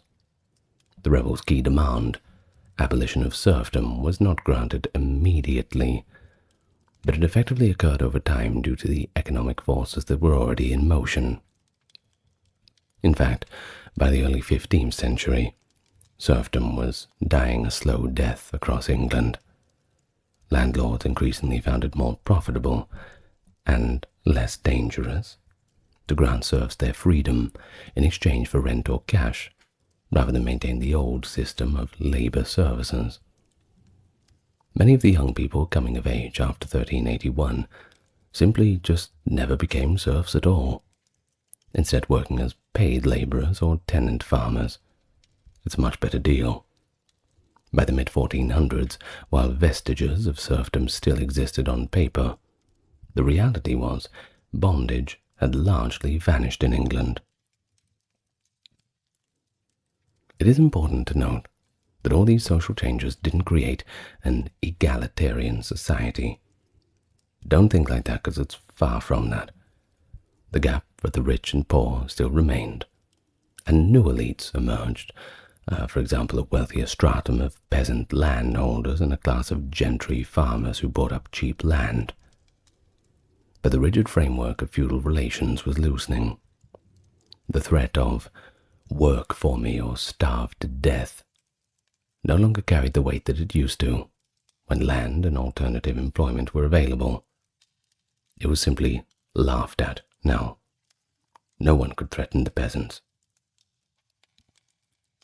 A lord's legal claim over a peasant's person had become hard to enforce when that peasant could run off to a town or to another lord offering better terms. As a result, more peasants became essentially free subjects rather than servile dependents, a fundamental shift from the world of their forefathers. If only they could see them. So we can see subtler evidence of this in the social fluidity of the details of everyday life. With more opportunities to earn wages or inherit land, common people could aspire to greater comfort and autonomy. Diets improved for many families. Cheese, meat, and even ale were more accessible when livestock were plentiful and grain prices relatively low. Clothing and personal goods of peasants also improved in quality. Survivors of the plague sometimes indulged in better garments and household wares, as archaeological finds and wills from the late 1300s suggest. And even surnames began to reflect new realities. For instance, a serf who became a free carpenter might adopt the surname Carpenter instead of a name tied to his birth. In towns, too, workers found new opportunities.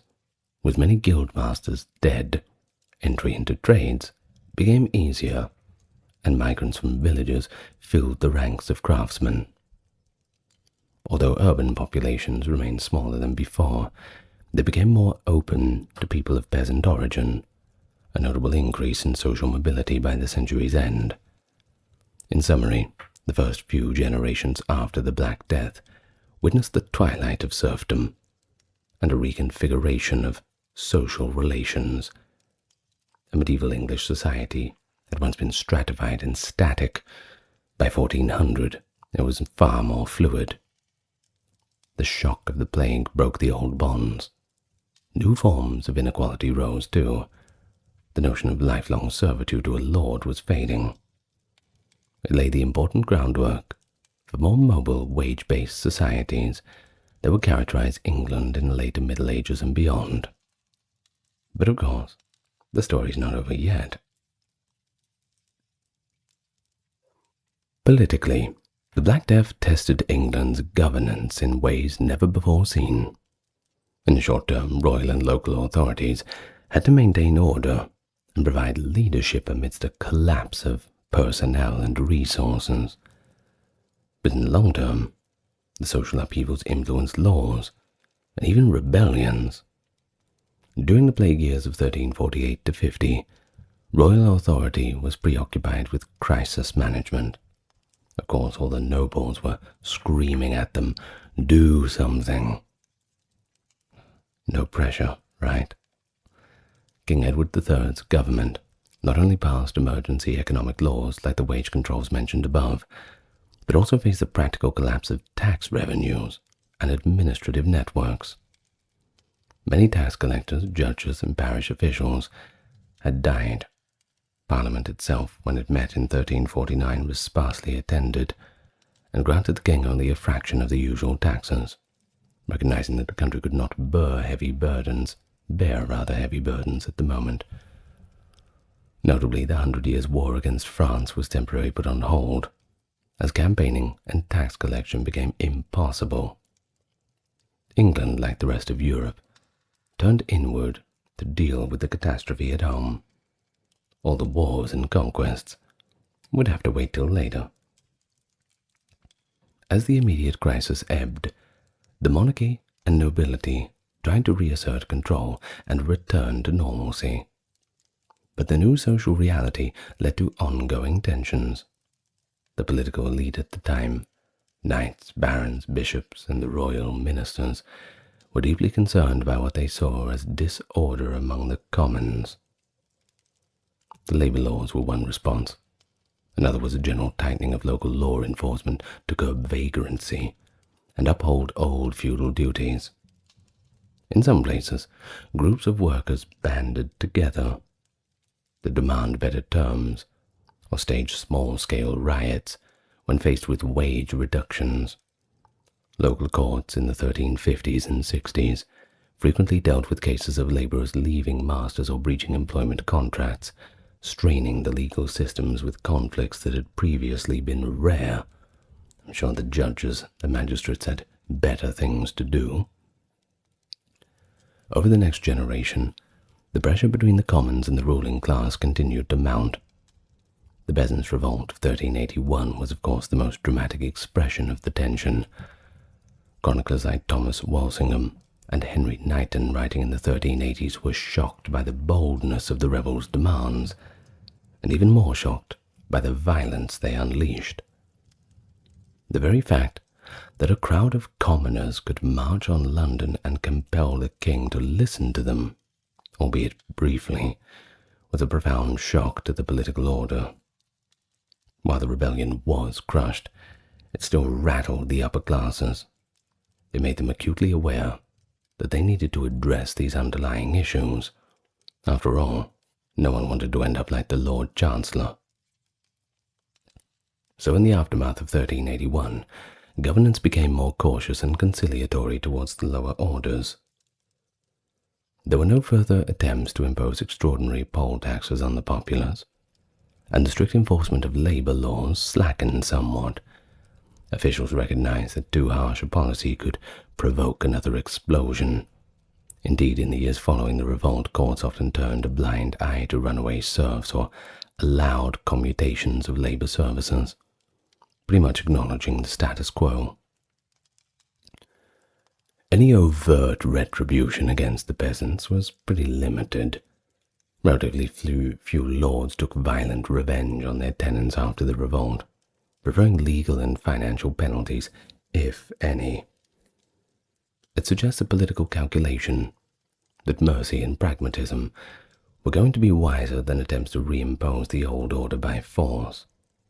The old order was just a bridge too far.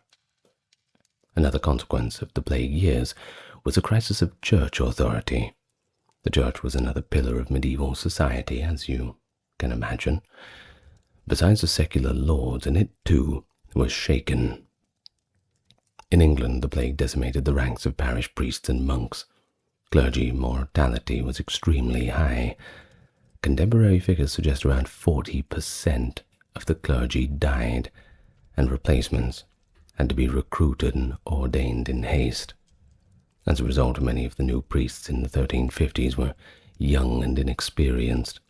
Some critics claim that the quality of pastoral care and the moral discipline declined. They had to fill the ranks with someone. They get whoever they can get. This opened the door, too, to reformist voices.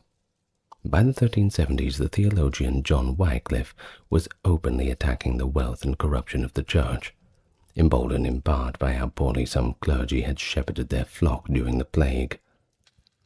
Wycliffe's followers, the Lollards, found support among people disillusioned by the clergy's failures. Although the church condemned Wycliffe's teachings, the mere fact that such a movement took hold indicates that the plague's aftermath had weakened the once unquestionable authority enjoyed by the church leaders. At a more local level, ordinary people responded to the spiritual crisis by taking initiative. Many survivors channeled resources into religious and charitable works as acts of remembrance and repentance. New chapels and chantry endowments, funds to say masses for the dead that is, sprung up later in the 14th century, founded by those who had had inherited wealth from plague victims. At the same time, lay people took spiritual initiatives. Survivors endowed new chapels and masses for the dead, and membership in religious guilds grew as communities sought collective solace and remembrance.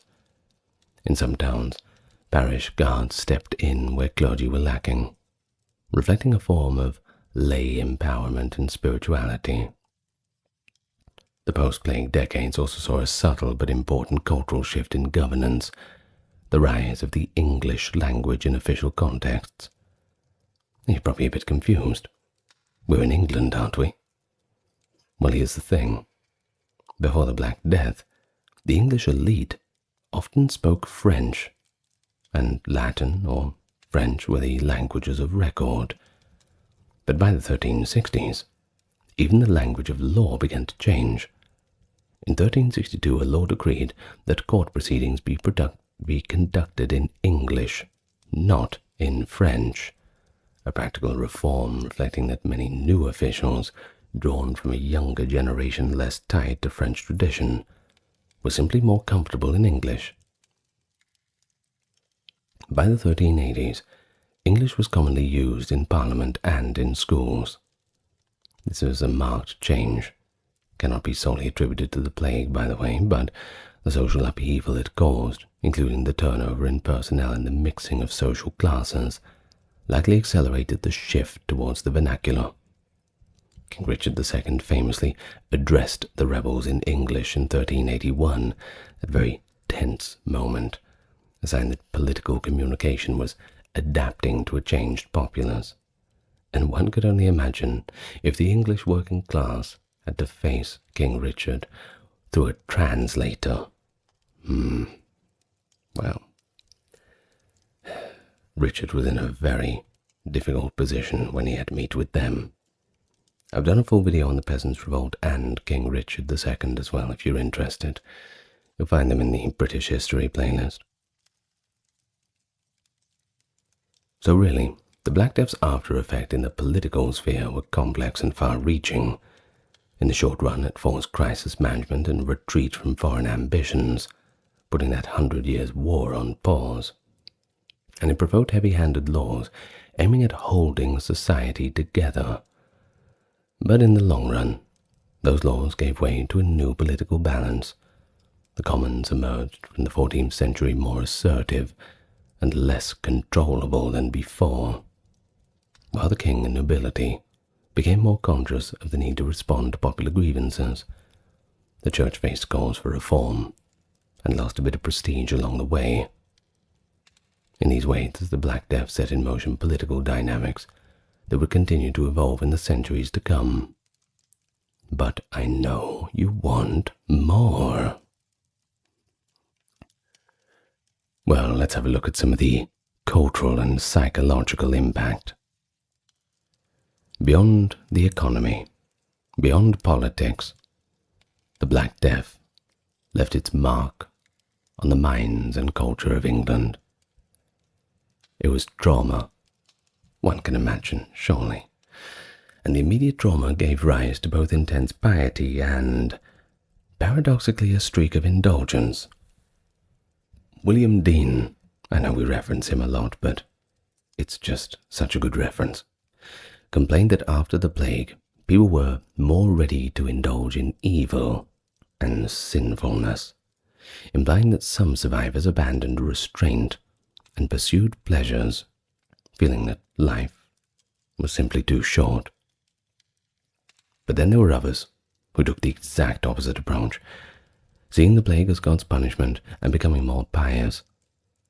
Thus, post-plague England saw both sides, heightened religious fervor and a kind of fatalistic indulgence, now living side by side. Art and iconography also became fixated on death's universality. Paintings and poems embraced danse macabre, depicting death escorting kings and peasants alike, illustrate that no one escapes the grave, no matter who you are. In churchyards, Tomb carvings began to feature grinning skulls and decaying figures, visual reminders that mortality was not picky. The macabre imagery, emerging in the late 14th century and early 15th, clearly drew inspirations from the collective trauma of what they had all faced. And then there was literature too, that grappled with the plague's aftermath. In the allegorical poem Piers Plowman of the late 14th century, William Langland critiques corrupt clergy, greedy landlords, and the sufferings of the poor, clearly reflecting the post-plague disillusionment. He even alludes to that statute of labourers in the text. Of course, he wasn't the only one not pleased about that. His contemporary John Gower likewise described the world's disarray after the plague, though he took a more conservative tone, lamenting that social upheaval is a loss of the old moral order. Devotional life also changed. Many survivors redoubled their piety, leaving donations for masses, joining religious confraternities, and generally seeking spiritual security. In the years, the first Ars Moriendi, Art of Dying guides appeared, advising people how to die well in a state of grace, a clear sign that the populace, having seen how suddenly death could strike, was now a little bit preoccupied with preparing for the end.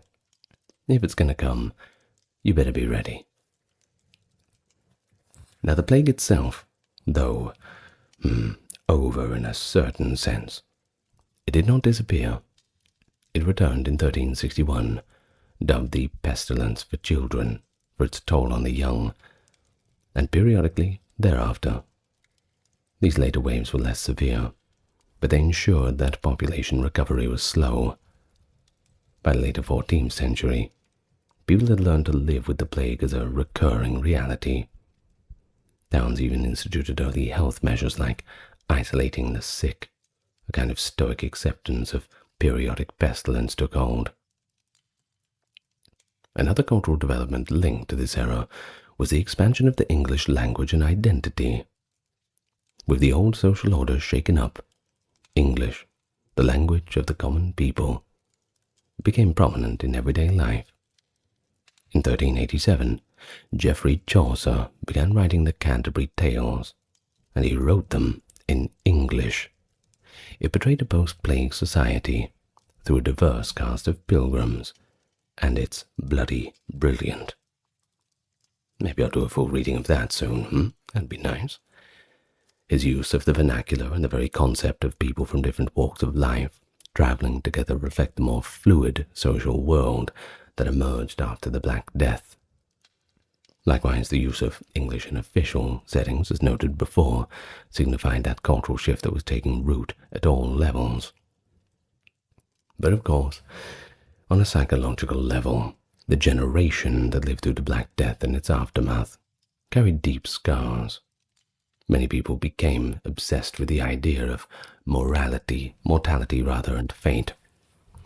The Wheel of Fortune, symbolizing the sudden reversals of life, appears frequently in the writings of the 14th century. Having seen great lords and humble peasants alike swept away in days, survivors understood that fortune could be capricious. This fostered a certain humility and even introspection within medieval culture. Sermons reminded the faithful that death could come like a thief in the night. One should always be prepared. At the same time, there was a newfound appreciation for life's earthly comforts. The mentality of seize the day can be detected in some songs and stories of the period.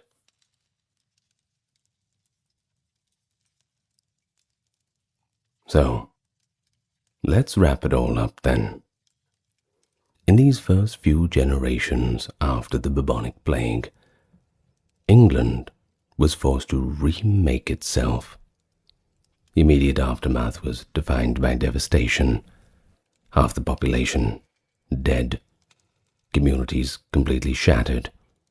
But those who survived navigated into a new era rather than returning to the old. Economically, the sudden scarcity of labor empowered peasants and workers as never before. Wages went up, serfs walked away from their bondage, and landlords had to either concede better terms or just find new ways to make money. Socially, traditional feudal bonds were weakened significantly.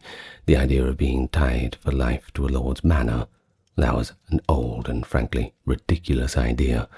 It was fading away, as mobility and opportunity allowed many commoners to improve their situation.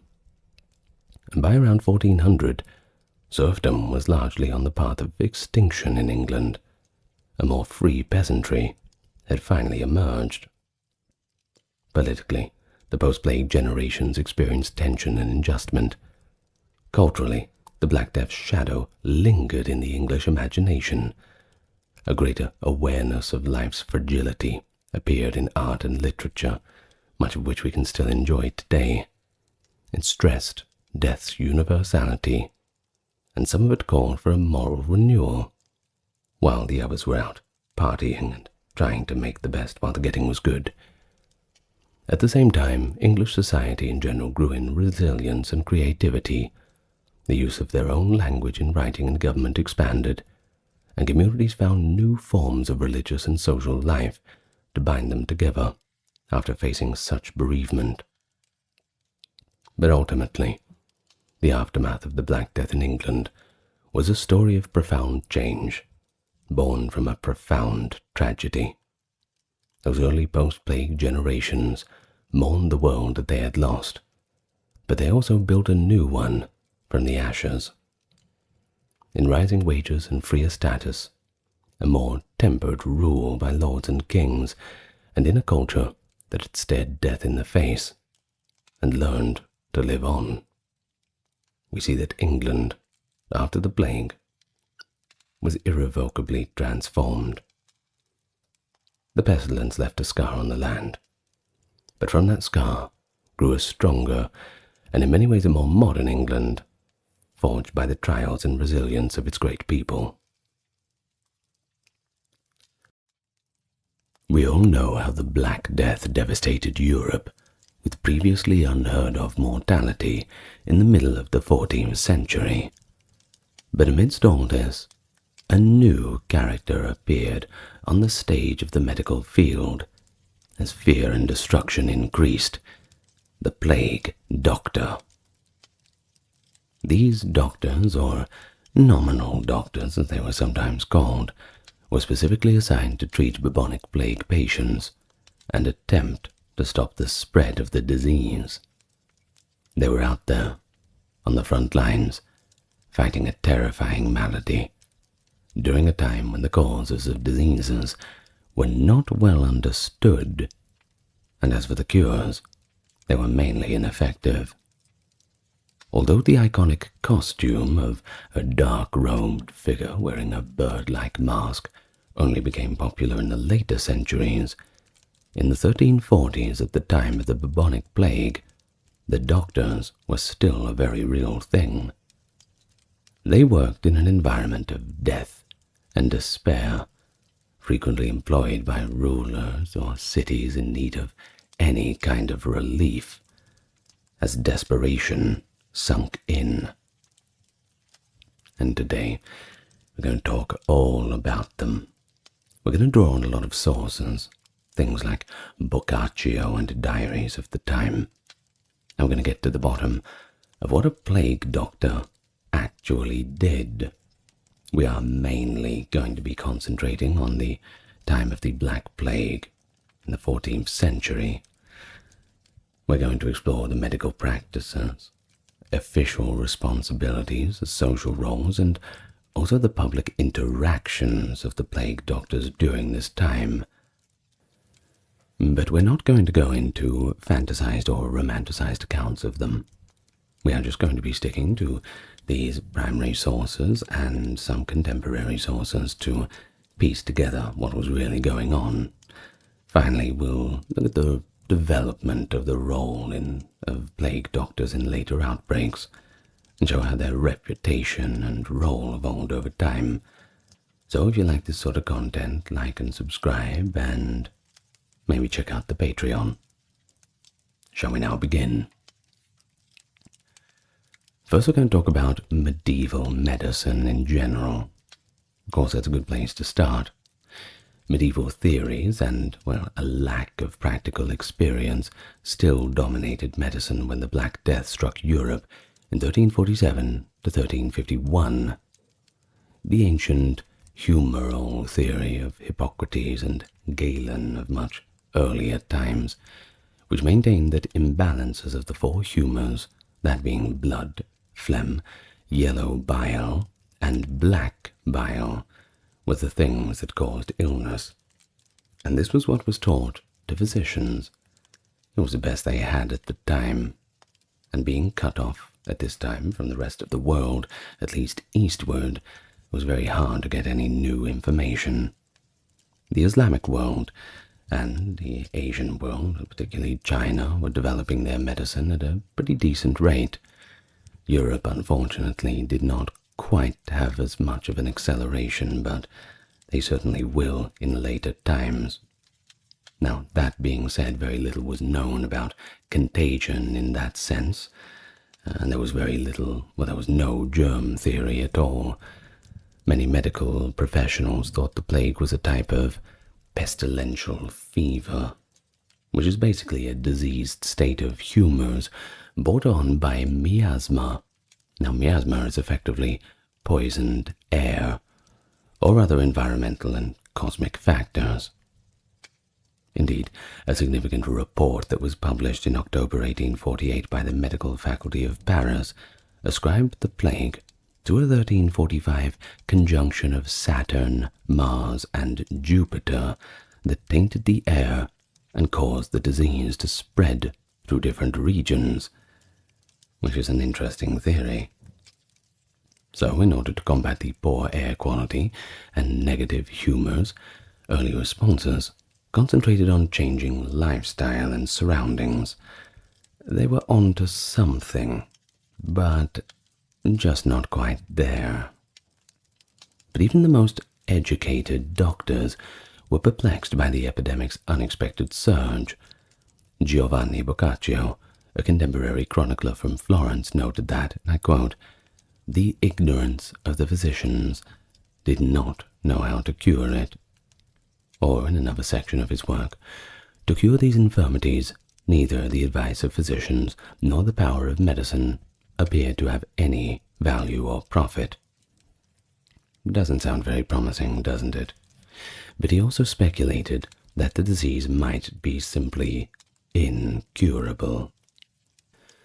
The Decameron, the work by Boccaccio which describes the events between 1333 and 1349, documents this candid observation, which emphasizes the helplessness of the medieval physicians in the face of this new plague. Few infected patients indeed recovered, and conventional medical wisdom completely failed. Boccaccio went on to state, "No doctor's advice, no medicine could overcome or alleviate this disease. Faith in conventional medicine was weakened by the plague's virulence and mystique. A large number of men and women without any training in medicine began to invade the profession, which meant that folk healers and even charlatans coexisted with actual medical professionals. Society continued to look to anyone with the title of doctor for assistance in this fear-filled environment where all human wisdom and foresight were vain. Doctors dealing with the plague had to work in this chaotic medical environment. And you imagine being a doctor, trying your best in those times, and your patient turns around and says, "Well, I heard that if you rub an onion against your forehead 3 times a day, that will cure the plague." Don't listen to them. Listen to the real doctors. Well, of course, science is not a democracy, but we must try to listen to professionals where we can. Of course, during the Black Death, plague doctors became a separate profession due to necessity. The outbreak's scope overwhelmed the standard medical infrastructure in city after city. There was a medical care, void as many reputable doctors fled affected cities to protect themselves, or just simply succumbed to it themselves and died before they could really treat anyone else. Of course, don't rely on the governments to protect you from that. For instance, there were 18 doctors in Venice prior to the plague. By 1848, there was 1. The other 12 had probably fled. The other 5, well, they were probably dead already. As for municipal governments and rulers, well, they started employing doctors expressly to treat plague victims and perform plague-related tasks in order to deal with the crisis, drawing once again from that miasma theory. These contract doctors, simply known as plague doctors as they were a completely different classification, specialists, I suppose, were frequently outsiders, young medical professionals just beginning their career, or at least less well-known practitioners. Of course, being new to the game, they were willing to work in dangerous conditions for a set wage. We have an early example of this from Italy, where in 1348 the city of Orvieto paid a physician named Matteo Fu Angelo 50 florins a year. It doesn't sound like much, but that is 4 times the average physician's salary. Pretty good wicket. Now, this high salary is akin to hazard pay, I suppose, reflecting the dangerous nature of the work. Similar to this, Pope Clement VI of Avignon hired more medical personnel to care for the sick after he encountered plague in the papal enclave in 1348. As many others fled, Guy de Chauliac, the Pope's personal physician, continued to treat victims in Avignon. His writings and presence show the papacy's support for continuing medical care in spite of the risks. Someone had to do it. In fact, whole city councils in some places simply begged for the doctors to come. Giovanni de Ventura, a plague physician, was offered a renownedly generous contract by the city of Pavia in 1479. This is in a later outbreak. 30 florins per month, not year, and that's paid in advance, along with a free house and Pavian citizenship. This amount was huge. 30 florins was roughly half a year's salary for a skilled craftsman, highlighting the fact that treating the plague was viewed as a job that bordered on simply throwing oneself off a cliff, necessitating high motivation. Money talks. Everyone has a price. Danger. Now that is going to require a little bit of overtime pay. The pattern established in the 14th century is exemplified by that example, which occurred a little after the Black Death. In exchange for their services during epidemics, governments hired plague doctors with special contracts, high compensation, and occasionally promises of immunity or privileges. Records begin to use the title medicus pestis, or physician of the plague, by the early 1350s. Physician, rather. In a time before official health boards, these physicians played a primarily municipal role as public health responders. Their mission was to care for all the patients regardless of wealth, with a particular emphasis on the underprivileged who could simply not afford private medical care. Plague doctors were typically paid a fixed salary and were not allowed to collect fees from patients, in contrast to private physicians who could simply charge fees to see the infected patients, or, if they were a little bit too infected, just refuse to see them. I'm sorry, we're booked out. You'll have to come back later. In reality, some did illegally accept gifts, because of course they would, or at least demand additional money for special cures, which damaged their standing with the public. But in general, their official responsibility was to assist the community during a crisis. May I remind you that every profession can become corrupt, especially when you are in this time, especially when the bait for getting you to come and do this very dangerous job with an extremely high mortality rate was throwing money at you. You tend to get a taste for it. One of the first instances of a coordinated, state-sponsored medical response to a public health emergency was the rise of the plague doctors. So that's interesting. But what about the medical therapies and procedures? They had to do something for them, right? Well, they had their ideas. You might be surprised, or perhaps not so surprised, to see how medieval these are. The medical knowledge and treatments used in the 14th century combined traditional and even sometimes magical thinking with scholarly medicine. Based on the humoral theory, they treated the plague by rebalancing the humors and eliminating toxins, because they thought that disease was brought on by the corrupted humors or poisonous air. Of course, bloodletting was one of the main techniques used to extract the bad blood that was causing the illness. During the plague, bloodletting took many forms and was widely used to treat a variety of illnesses. Not just the plague, pretty much everything. Although leeches were costly and not always available, they might be applied to patients to draw blood if they were available.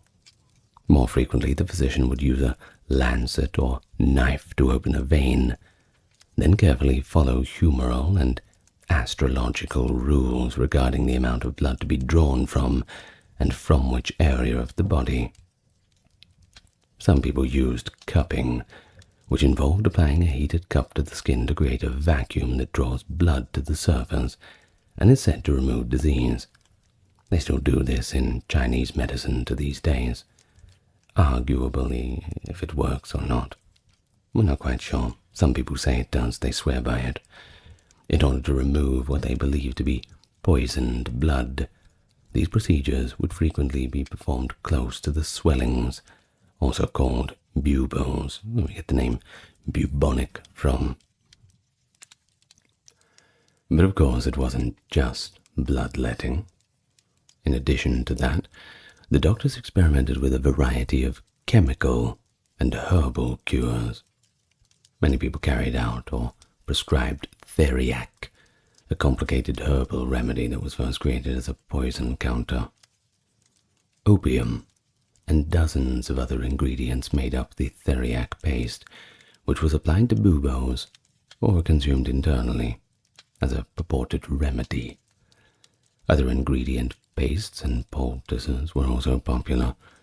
One suggested a salve that was applied to the plague swellings after lancing and contained a mixture of roots, flowers, and herbs.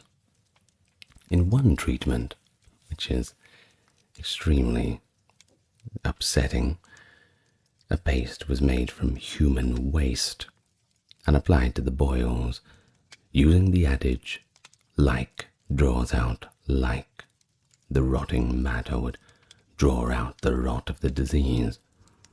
I don't know who came up with that idea, but I don't think it would pass peer review. Other recipes were strange or, frankly, just as disgusting.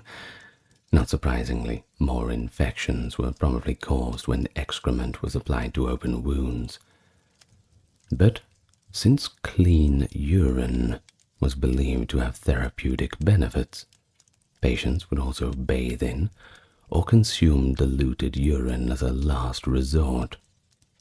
In the Middle Ages, doctors would even pay for fresh urine as a commodity. Now that's a side hustle. Although these actions seem heinous now, They were part of earnest attempts to combat the enigmatic plague with whatever antidotes were conceivable at the time, and when people were in such a panic they were willing to try anything. Of course, in hindsight, it all seems strange and disgusting to us. But what about our modern medical procedures? Think, about 500 years into our future. What are we doing now that people are going to criticize and call us barbaric for? Additionally, folk remedies that had gained popularity were embraced by plague physicians. The vicary method, which involves strapping a live chicken to the plague bubo, was a notorious example. Certainly paints a scene in one's imagination. This remedy, which is frequently credited to Thomas Vicary, an English physician, called for applying the bare skin of a chicken's backside to the swollen nodes. It was thought that by displaying signs of illness, the chicken would draw out the poison.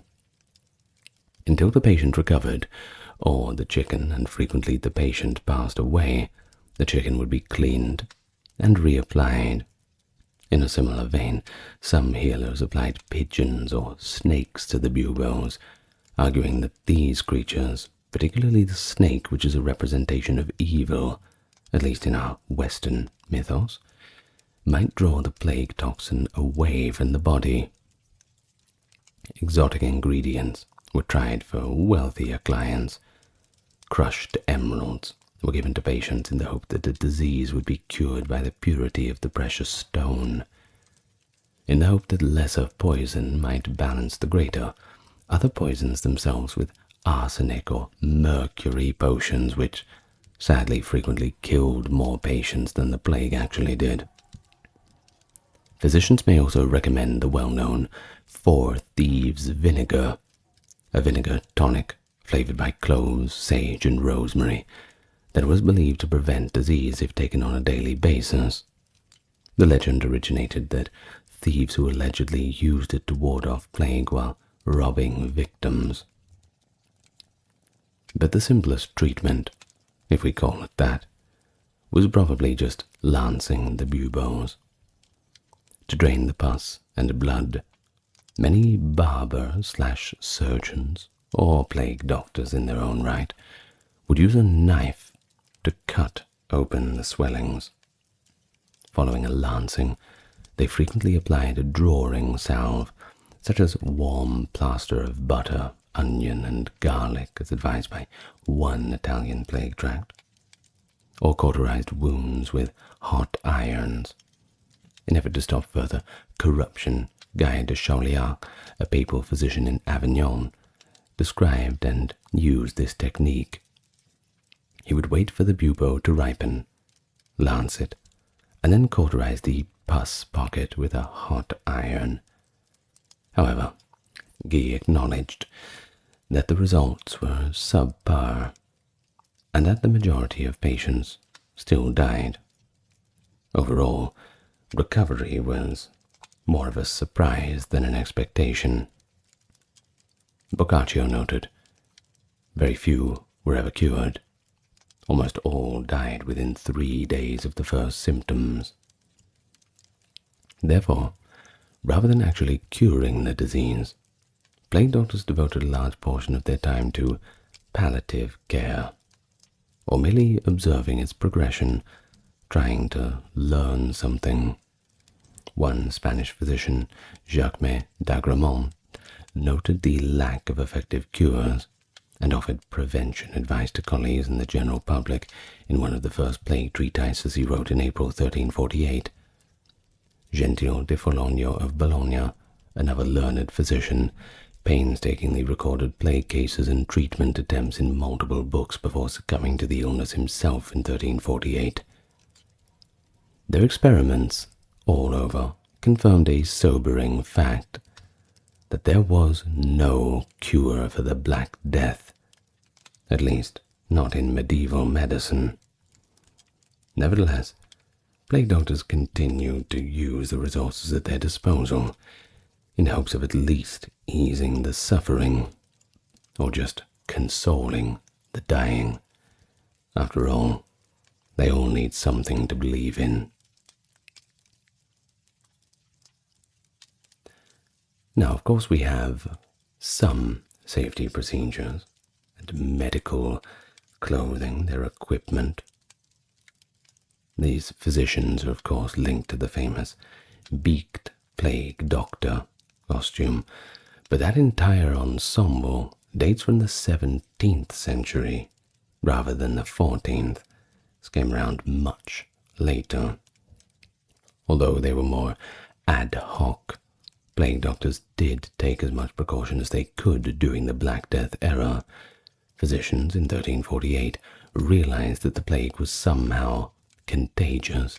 According to Guy de Chauliac, one man caught it from another by looking at him. And it spread so easily that physicians felt useless and ashamed, and it did not dare visit the sick for fear of infection.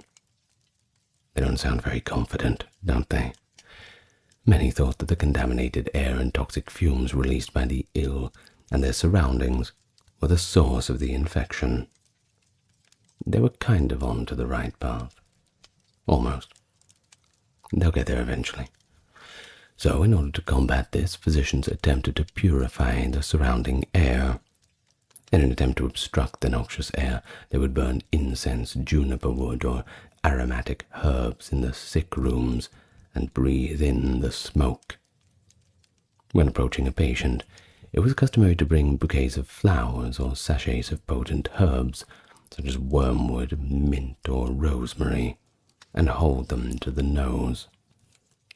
People, including doctors, clung to fragrant posies to ward off the plague miasma.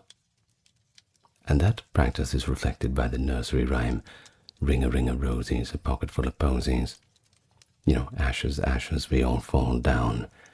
That came from the plague. Falling down is dying.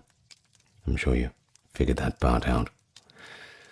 But some doctors also suggested masking as a form of protection in the 14th century.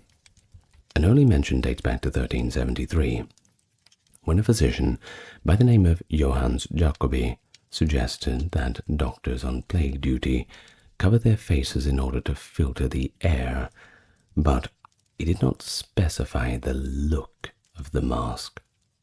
To serve as a crude respirator, doctors typically tied a scarf or piece of cloth, often soaked in vinegar or aromatic oils, over their mouth and nose. They were probably dressed in the standard doctor's gown or robe, perhaps with a leather apron or hood, added for a little bit more protection. Wearing layers of clothing could act as a physical barrier to keep fleas and infectious materials away. A waxed cloak, which is a coat treated with wax or suet to repel liquids, is mentioned in some accounts as being worn by doctors. If it had been used, this would have been an early example of personal protective equipment, albeit in its very early stages. But you've got to start somewhere. They also frequently carried a staff or cane and wore leather gloves. Why the cane, though? Well, it had two functions. It indicated the doctor's authority, and also allowed him to examine or guide the patients without coming into direct contact with them. Or perhaps it also helped ward off desperate people who might crowd a little bit too near. There is that, too. Nothing beats whacking someone with a good cane. Not speaking from experience. So, all of these small precautions changed significantly over time, thanks in large part to the design created by French physician Charles de Lorme, circa 1619. The now famous beaked leather mask with the glass eye openings and a long coat was adopted by plague doctors by the 17th century. De Lorme detailed the outfit, which included a broad-brimmed hat, leather gloves, boots, a gown coated in scented wax, and a face mask with a half-foot-long beak stuffed with medicinal herbs and perfumes. This costume did not exist during the first wave of the Black Death, as we've said, but the idea of it, creating a head-to-toe barrier, was the pinnacle of medieval ideas about protection from miasma. The beak was supposed to act as a kind of filter, so that as the doctor breathed, the impregnated materials would strain out the pestilential miasma. That's a really good band name, isn't it? Pestilential miasma. That sounds good. Anyway, sorry. Well, spectacles were fitted into the eye holes of the mask to protect the eyes from infectious vapors. Gerhard Autzenbach's 1656 German engraving, which was made by the famous Paulus I satirical print, Dr. Schnabel van Rom, depicts a plague doctor wearing a full-beaked regalia, which includes a wooden pointer staff and a wide-brimmed hat.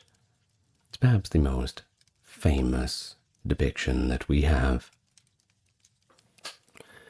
But you really do have to remember that although there was no standard uniform in the 14th century, the concept of it was in its infancy. By self-quarantining when not in use, burning or changing their clothes frequently, and using barriers, gloves, covers, and fragrances while treating patients, the plague doctors really did everything they could with the knowledge they had to prevent getting infected. Following Pope Clement VI's famous practice of keeping fires burning in his chamber during the plague to purify the air, some doctors even sat between large fires. Perhaps apocryphally, this fiery quarantine was said to have kept the Pope safe. So many around him perished, though. Despite their limited knowledge of contagion, these measures demonstrate that the plague doctors were acutely aware of personal danger and instinctively practiced an infection control method. But even with precautions, Yersinia pestis, the bacterium that causes the plague, which we now know spreads through flea bites and respiratory droplets and in pneumonic cases, caused many of the doctors to become ill and eventually die. But we can remember them, as their efforts to stay safe were this precursor of the idea of the medical occupation safety. Okay, so that's effectively what they were doing. But what about the social roles and the duties of a plague doctor at this time? Well, during the Black Death, they performed a wide range of social functions in addition to trying to cure people. In addition to being healers, there were also public servants who were frequently expected to carry out quasi-legal and administrative duties. Documenting the spread of the plague was one of their main responsibilities. In order to keep track of body counts and new cases in their community, plague doctors created public records of infections and fatalities. These straightforward tallies were crucial for authorities to determine the severity of an outbreak, during a time when epidemiological science was, of course, lacking. The plague doctor might, for example, visit homes in infected areas, noting who was ill or who was dead, and recording these figures every day for the city register. Being a source of data, these might have been their most helpful service in practice, because effective treatment was so difficult to find. Some plague doctors, according to medical historian Frank Snowden, effectively turned into demographers of death, carefully documenting the disease's progression week by week, month by month. Additionally, plague physicians were frequently asked to observe the dying's last testaments and wills. There were only so many priests to go around, I suppose. They may be the only knowledgeable witness available to certify a will, because they frequently visited the sick beds and arrived when a patient was close to death.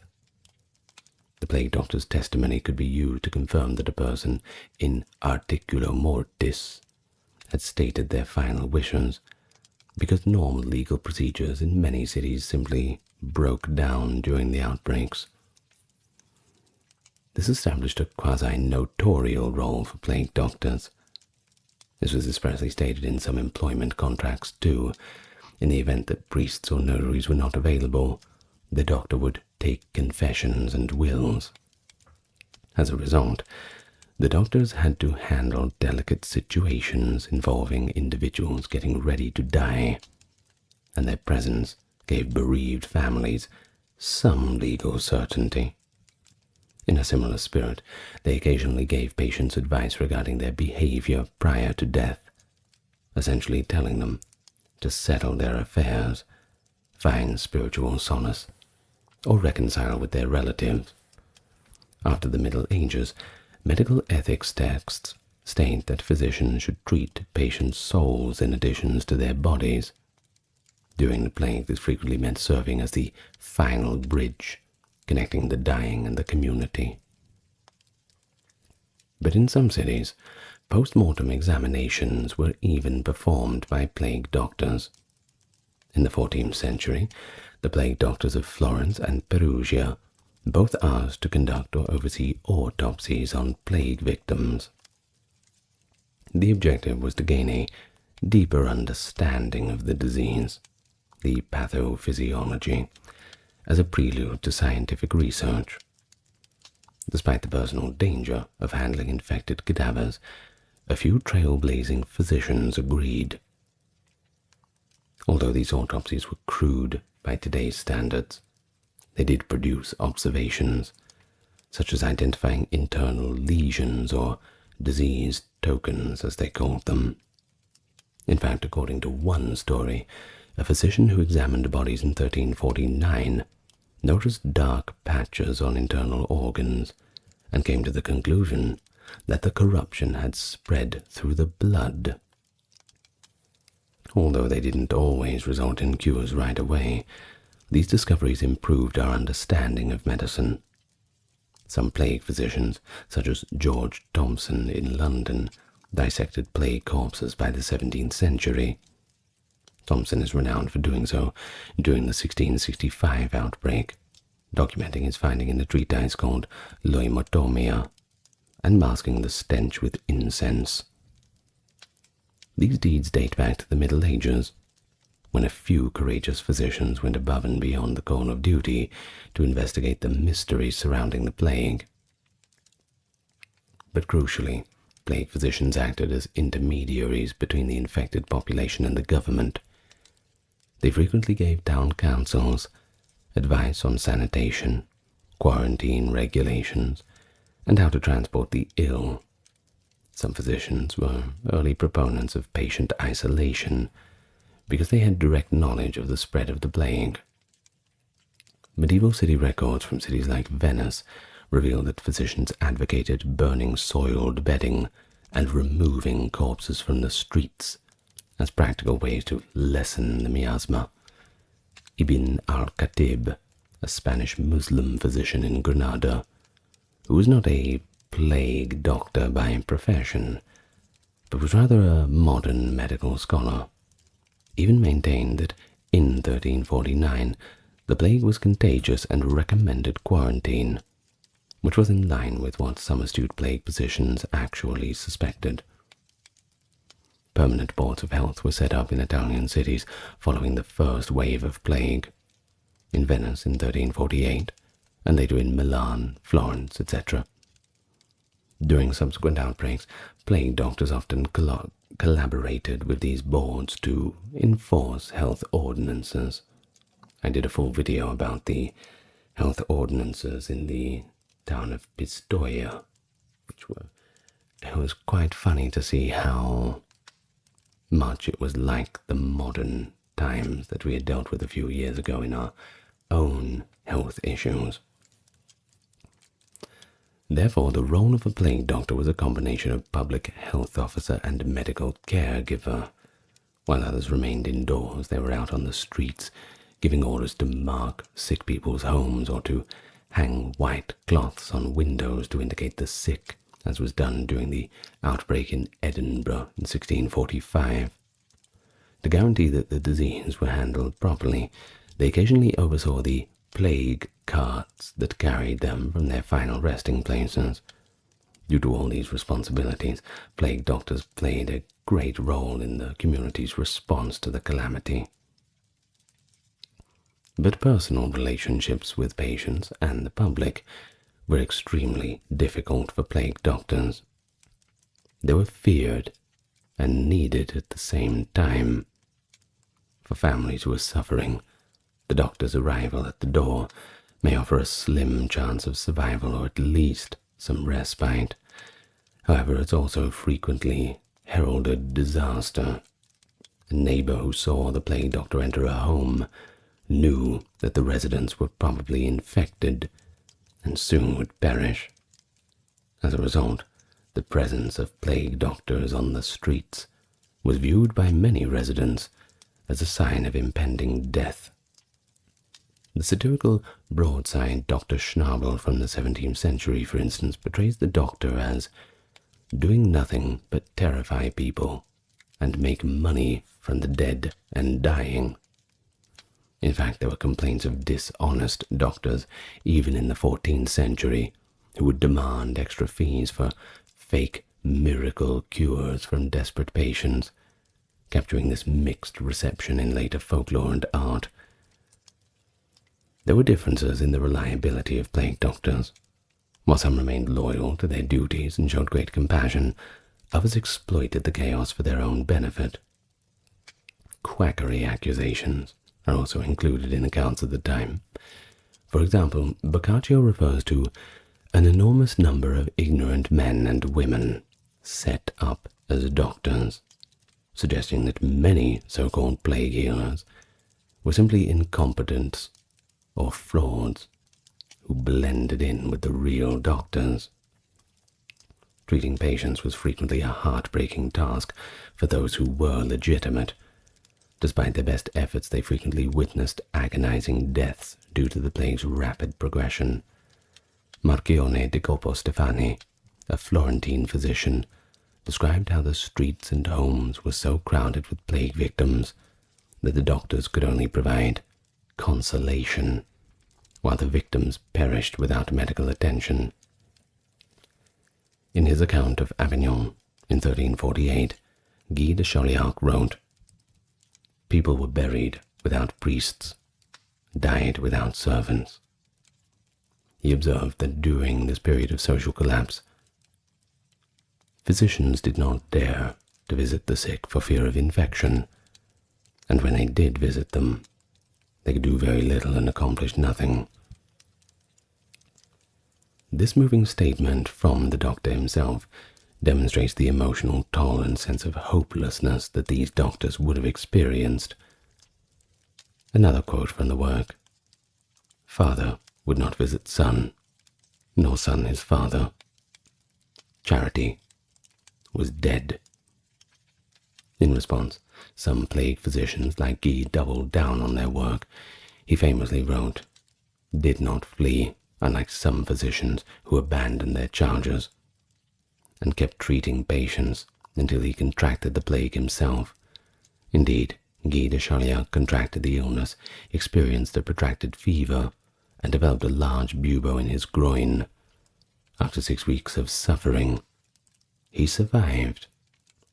He later attributed his survival only to God's will.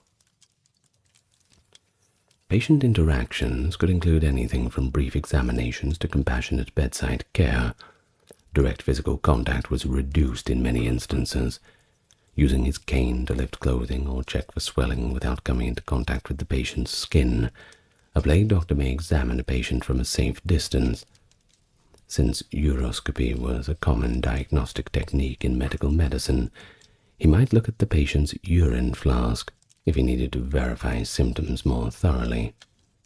In fact, there is an illustration from 1574 from Leyden which depicts a doctor holding up a flask of urine among plague patients, suggesting that this practice was still in use, though we don't know how widely.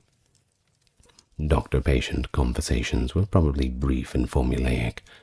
The doctor would inquire about the onset of symptoms, possibly the smell of the patient's breath, Breath odor was thought to be a diagnostic sign, and checked the patient's pulse and buboes.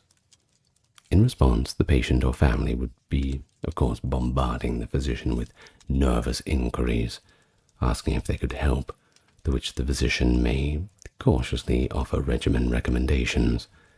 Common recommendations included praying for divine mercy, taking warm baths or steam inhalations with herbs, if one was well enough, and altering one's diet, avoiding cold, moist food and eating more bread and soup.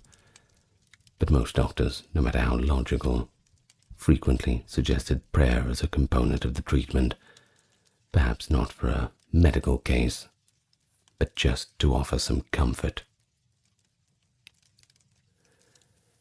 In the eyes of the public, plague physicians occasionally became suspects, or even scapegoats. People sometimes feared that doctors themselves spread the disease, because they frequently handled the belongings of the dying, even to burn them or as for research purposes, and moved among the sick. In certain areas, there were rumors that a naive physician treating a plague might unintentionally spread the disease from home to home on his clothing. Due to numerous contracts that stated that plague doctors should not interact with the healthy population unless absolutely necessary, this resulted in cases where doctors were shunned, or even shunned outside of their duties. In essence, the physician was also regarded as contagious in and of himself. Although it was not specifically directed at doctors, it illustrates the type of fear in which a plague doctor operated, where any association with the pestilence aroused dread.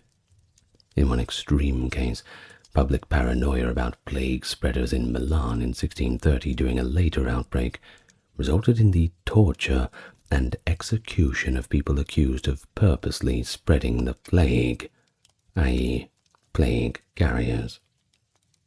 However, there are plenty of stories that highlight the bravery and kindness of some plague physicians.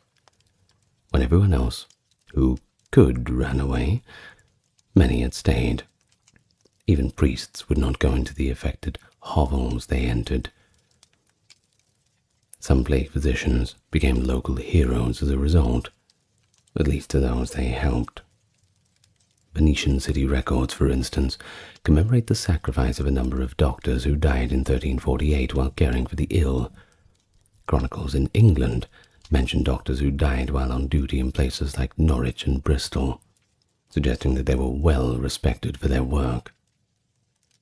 A sort of archetype of the plague doctor as a selfless martyr to duty developed over time. The plague doctor in Albert Camus' novel, The Plague, which is set in the 20th century, is portrayed as the same level of perseverance, demonstrating how prevalent this archetype is in later literature. The very existence of plague doctors represented society's refusal to completely give up in the face of the Black Death, holding on, if only just by a thread. Even though many individual doctors in immediate medieval context failed or faltered, they were gloomy, solemn individuals trudging through deserted streets in an attempt, perhaps a futile one, to restore some semblance of order or healing to those communities torn apart. And now we will have some notable personal narratives. We are quite fortunate to have some first-hand accounts from Black Death doctors that shed light on their experiences and ideas, but among the most well-known is Guy de Chalier. Guy served as Pope Clement VI's personal physician and was in the center of the 1348 plague outbreak in Avignon. We've already talked about him briefly, but we'll go into a little detail. Later in his medical treatise, Inventarium Sive Chirurgia Magna, 1363, he included a section specifically on the plague. And he doesn't hold back when describing his own fear and illness. He gives a clear, clinical account of plague symptoms as follows. It was so contagious, especially that which involves spitting of blood, that one man caught it from another just by living near him, but even by looking at him. Then he sees the collapse of society, where people were buried without priests, and died without servants. Father would not visit son, and charity was dead. Guy's candid admission that physicians did not dare visit the sick for fear of infection is remarkable of itself. Shows that a doctor is aware of his colleagues' limitations, and he also isolated himself and just waited after he got his own disease, which was probably the bubonic form and was caused by the aposteme or bubo in his groin. He said he only survived because God let him. Guy de Chauliac's account is valuable because it blends personal narrative with medical observation, and he was a model of the devoted plague doctor.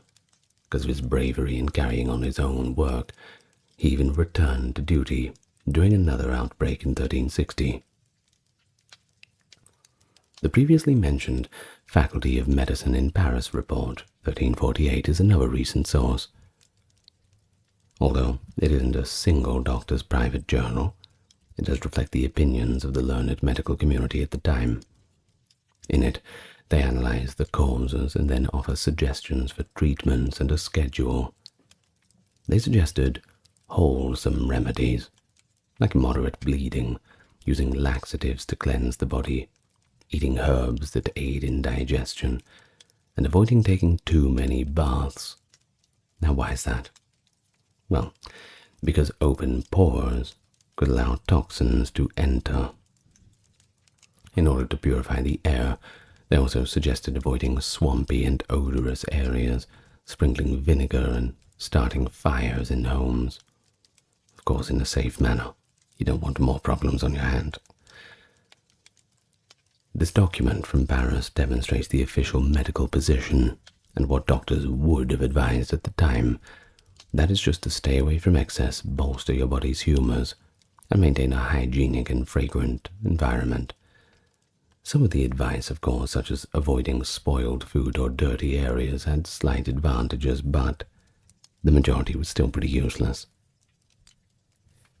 The voice of Jacques d'Agremont of Catalonia, who wrote Regimen of Protection Against the Pestilence in April of 1348, comes from the Iberian Peninsula, that is, Spain, or thereabouts. With the intention of educating lay people, he spoke to the people of Lleida in the local dialect of Catalan. Jacque's treatise stands out for providing methodological explanations of the plague.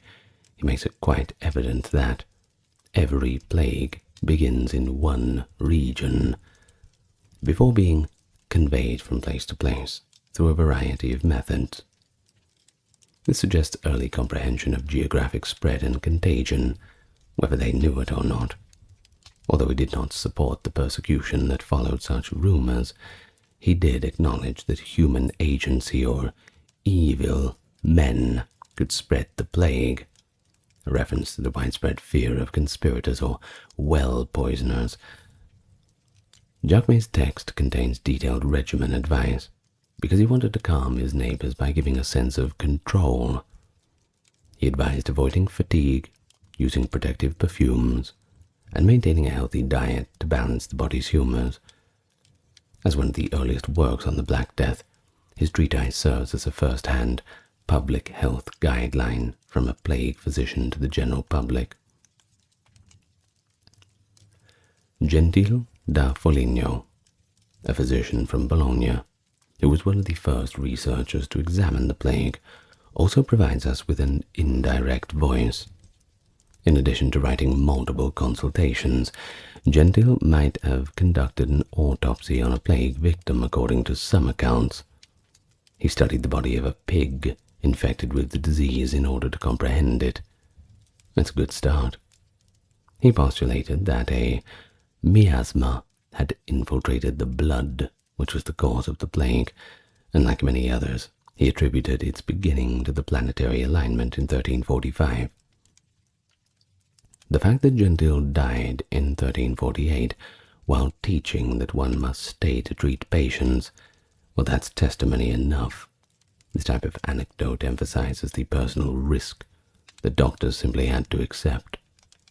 One of his students wrote that his master became ill after working among the plague victims continuously, and that he died, I quote, as one who tested his theories to the end.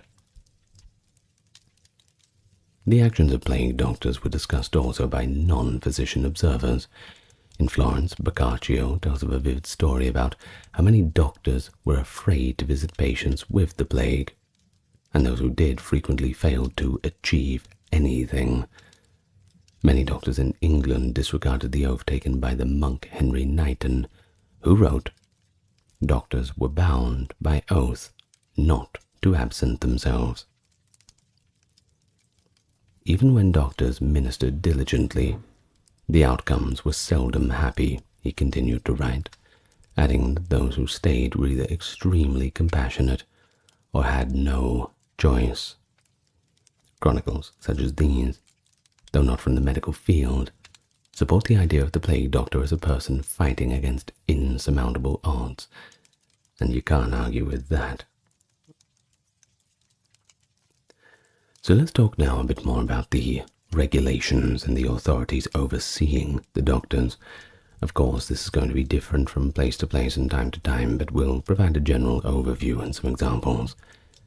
Now, in essence, plague doctors worked for the city or the state, and their contracts and rules show how officials attempted to control the situation. A normal plague doctor's contract would specify expected duties, salaries, and length of service, which was usually for the duration of the epidemic.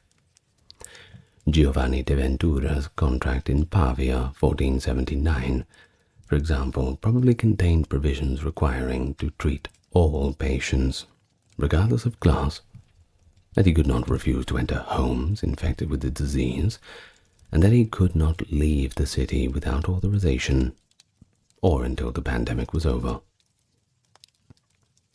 These provisions were required because in the event that things simply became too bad, some hired doctors might become frightened and just get their things and leave, quite literally running for their lives. According to records, some towns had to deprive their plague doctors of their wage or threaten punishment in order to prevent them from abandoning their posts. In order to maintain public safety and compliance, plague doctors were occasionally placed in quarantine themselves.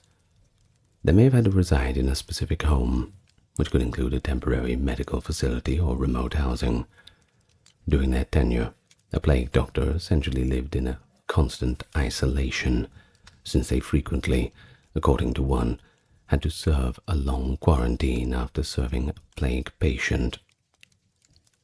To prevent spreading the infection from patients to others, they were not allowed to go to public events, marketplaces, and they weren't even allowed to go to church. Doctors typically had to go through a rigorous quarantine, 40 days of isolation after their service ended or the plague subsided before returning to normal society. These regulations show that authorities considered plague physicians to be both essential but potentially hazardous carriers. Black Death-era city ordinances provide insight into how plague physicians were incorporated into more comprehensive policies.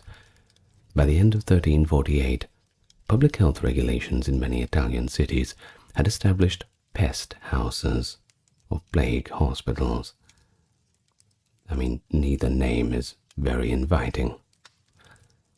But they also had special cemeteries outside of city walls, prohibited the healthy from interacting with the sick and mandated street cleaning. Some of these measures were supervised by plague doctors themselves. After all, you better bring the experts. A physician might be assigned to oversee a plague hospital if one existed, where the ill, impoverished were gathered in order to keep them apart from the city. Think of it kind of like a leper colony. While the renowned Visconti method of confining the sick to their homes was being used in Milan, doctors were assigned to periodically visit those homes from a safe distance and report any changes, basically ensuring that if anyone died or recovered, that information was recorded properly. A chief plague physician may have had help from barber surgeons who performed bloodletting and lancings, apothecaries who prepared medications, and local barbers or bath-keepers who may have performed some of the regimen of tasks like bleeding or fumigation under the doctor's supervision. According to accounts of multiple tiers of medical staff, a whole team could be hired by the government, with the top plague doctor providing guidance. Cities employed 2 plague physicians in certain instances, particularly later in the century, and assigned them different responsibilities. One may have been in charge of autopsies and research, while the other handled the daily patient visits. Flip a coin. They're both not very nice. But even with the best of intentions, rules may not have always been applied consistently. Long after the plague was over, some doctors petitioned for their promised pay, showing that governments weren't always quick on the wages. George Ray, who worked as a plague doctor in Edinburgh in 1645, is one example. 15 years later, he was still attempting to get his full payment. This implies that although cities took these contracts seriously, payment may be delayed due to political or financial unrest.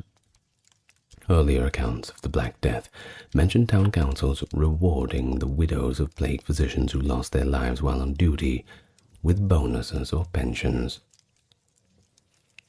The role of plague doctors in the medieval medical hierarchy was one particularly intriguing feature of their work. University-trained doctors typically worked privately for pay and refused to follow directives from public authorities. However, health enforcement's civic role expanded during plague emergencies. In an unusual move at the time, city governments successfully imposed public control over medical practice by employing plague physicians directly. The idea of public health officers was certainly inspired by this. This made some well-known doctors uncomfortable, and some of them turned down such positions, leaving them to less experienced. According to one historical analysis, this is just one of the reasons why many plague physicians were second-rate doctors, or just young doctors trying to make a name for themselves.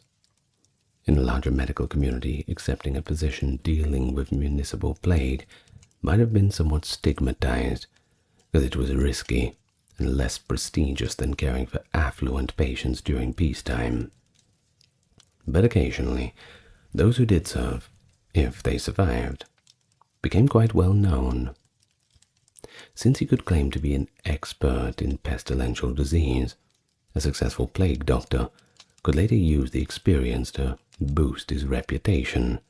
Front page of the resume, that is for sure. A doctor who worked during a plague outbreak, for instance, frequently wrote a treatise on the disease later on, which could improve that reputation further. According to one account, more than 281 plague treatises appeared between 1350 and 1500, indicating that a large number of them were published in the latter half of the 14th century. These were often written by frontline medical professionals, essentially the plague doctors imparting their hard-earned wisdom, but surely a few of them must have been copies or fakes. After all, to improve one's resume, one tends to embellish the facts just a little bit. And now, stories from the plague. There's a few kind of unusual or interesting occurrences that had happened at this time, or within the context of the greater happenings. So we will go through a few of these that has been documented to put a more human face on this. Now, we have mentioned the fires of the Pope, that is Pope Clement VI of Avignon. This was at the advice of his official physicians. He kept 2 large fires burning constantly on either side of his throne room and just sat there, waiting for the plague to be over. Apparently this was supposed to purify the air. He was probably advised by his doctors, who also provided the aromatic woods to feed the fires. Additionally, he sat alone. It's noteworthy that none of the papal doctors perished during that outbreak too, which some attribute to this fiery quarantine. The extent to which they went is demonstrated by this striking picture of a ruler surrounded by flames, as the medical professionals dash in and out to treat the ill. And then we have the critique by Matteo Villani. During the time of the Black Death, the chronicler from Florence, Matteo Villani, wrote harshly about physicians, claiming that doctors with their medicines killed many more than the diseases did. Now this is a little bit exaggerated. It suggests that some of the members of the public believed that certain treatments, such as bloodletting and powerful potions, were actually just accelerating deaths. Villani also described how, until the city raised payments, there was never a doctor in Florence available for any price. They'd all either died or fled. And then, of course, we have the well poisoning story. Jews and other minorities were blamed in many places after being accused of causing the plague by poisoning wells. Some plague physicians contributed these incidents by either dismissing the charges as unfounded. Some urged authorities to view the disease as natural rather than malevolent, or by actually giving them legitimacy, depending on their personal feelings towards that group of people. It was all fueled in one Geneva case, when a doctor allegedly testified that a powder discovered in a well was poisonous. It shows how during those anxious times, everyone's always willing to point the finger of blame at someone. But something that you probably didn't see coming is Nostradamus. He did some bit of work on the plague too. Despite being a 16th century man, Nostradamus is frequently brought up in relation to plague physicians because of his creative methods during subsequent outbreaks. You see, he wasn't just a fortune teller, or, well, arguably he was one of them, but he was also a trained physician. He avoided the typical bleeding and purging during the Provence plague in the 1540s. Rather, he concentrated on preventative care and hygiene. Among his well-known recommendations were to remove the infected corpses as soon as possible, clean the streets, expose patients to sunlight and fresh air, and give them a vitamin C-rich rosehip jam. Reports state that his cure rate was remarkable at the time. Because it depicts a plague doctor departing from medieval customs and hinting at contemporary ideas, this is a pretty remarkable story. We're talking about isolation, cleanliness, and nutrition, rather than going back to the old Galenic theories. A minority view at the time, Nostradamus was also cautioned against bloodletting for plague. He is famous for other reasons, of course, but his time as a plague doctor shows how some practitioners in later times took note of the mistakes made in 1348 and decided to try something different. Well, eventually the image of the plague doctor became so ingrained in popular culture that it was the subject of gloomy jokes. A satirical poem ridiculing the doctor's inutility was included with the Polish first engraving Dr. Schnabel. According to what is written about Dr. Beak, he is a foolish character, despite the fact that he wears an odd mask and carries a cane. Exaggerated features such as a large beak, claw-like gloves, and a winged hourglass on his staff are all purely artistic additions to the doctor's appearance. The widespread circulation of this print suggests that the plague doctor was as much of a folklore figure as a real person by the 17th century. As a macabre joke, people even dressed up as plague doctors during the Italian carnival celebrations. The tradition is still carried out today in Venice's Carnival with the Medico per la Peste mask. Pretty interesting example of how trauma is processed, I think. Such a terrifying role became a masquerade theme. What was once terrorized can now be mocked. Everyone has to deal with the trauma in a different way. Well, finally, we have that tale of John Politus and George Ray. Now, we already mentioned George Ray, the Edinburgh plague physician. John Politus was practicing there too in 1645. It shows the unappreciated nature of the work, at least in some places. Politus began during the outbreak but passed away a few months later. Guess what from? After taking over, George Ray survived the pandemic. But as we mentioned, they didn't pay him. So what did he do? He petitioned the city for the unpaid portion. But he was still attempting to collect the debt 20 years later. Now this leads me to believe that this debt must have been a substantial amount, and I can put a story in my head.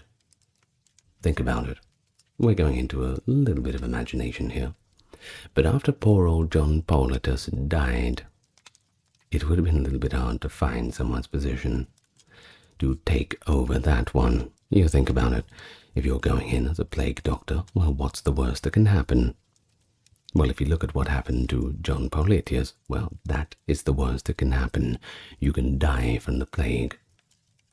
So what does the government do? To get a new doctor, they have to have a plague doctor, right?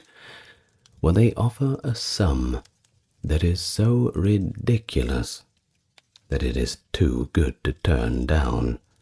Of course, George Ray, seeing the dollar signs rolling around in his eyes, of course couldn't refuse that one. But the problem was, it was an upfront payment. And then when the time came where the bill came in, well, there were problems. Always problems. Poor old George Ray. Well, at least he survived. That's one thing. Of course, I'm sure he survived with quite a bitter taste. Well, every one of these little stories, it just adds to the story of how plague developed in a more human sense.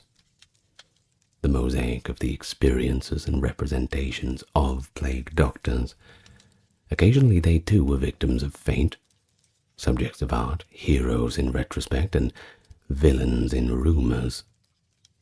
The lives of the doctors were linked to the worst disaster of their time, whether they were walking through towns with staff and herbs, or lying fevered in their own beds. Well, for the final part of the video, I'd love to be able to tell you that the plague ends around 1352, somewhat like that, and it just goes away and everybody lived happily ever after. I'm afraid that's not what happens. In fact, we still got the plague today. So we're going to talk about the subsequent plague epidemics, and of course, how did the doctors of the time deal with them?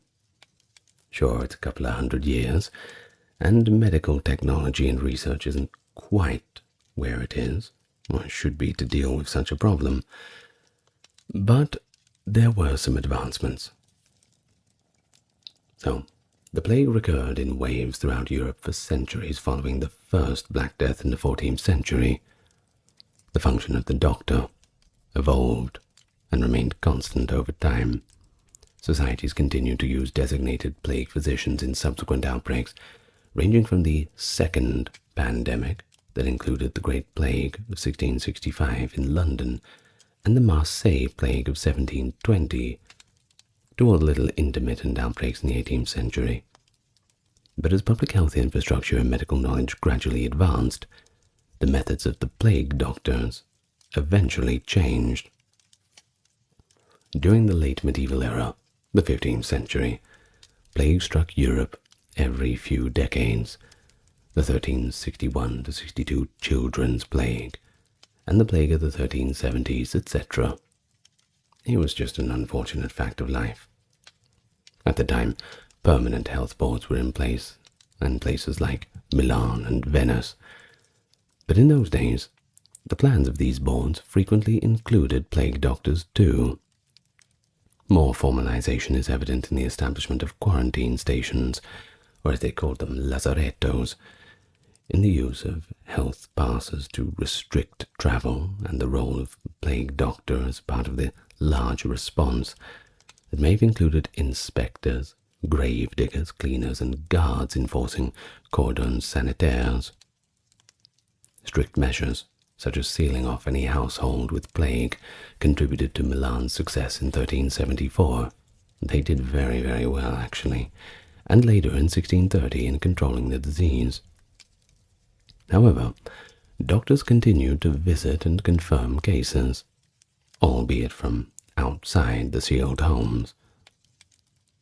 Charles Delorme's description of the plague doctor's costume spread through continental Europe by the 17th century. Many physicians wore heavy protective gear during the Great Plague of London in 1665 and the Great Plague of Naples in 1656. But not all doctors in London in 1665 wore plague suits. For those who worked in particularly dangerous positions, such as the city pest house, might have. Just the word pest house. I can only imagine the most miserable place on earth. Well, debatable, sure. Even though they were unaware of the mechanism, more doctors by this point had to accept the concept of person-to-person contagion, and were more careful to isolate themselves whenever feasible. Dr. Nathaniel Hodges, for example, bravely remained in London to treat plague victims before writing Loimologica in 1672. He explained that he kept a sponge soaked in vinegar and camphor to breathe through while visiting patients, drank wine infused with tobacco as a preventative, and self-quarantined in his quarters every night. A clearer understanding of contagion and some chemical disinfectants, tobacco, smoke, and camphor, strong-smelling compound, were believed to clean the air. At least this shows somewhat of an evolution from the 1348 pandemics. The growing use of inoculant-like procedures was another trend over time.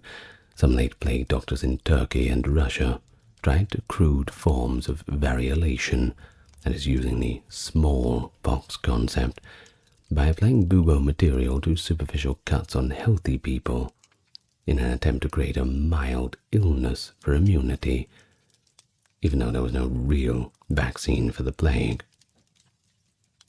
Although these trials weren't very common or effective, they do show that some practitioners in the 18th century began to adopt a more experimental approach, and it was somewhat based in scientific method. They were on the right track. Many people believed that the Great Plague of Marseille in 1720 was the final significant outbreak in Western Europe. Organized efforts played a significant role in the plague doctor during this event. There were several physicians and surgeons in the city, some from outside and some from nearby, and they did dress up in various plague costumes.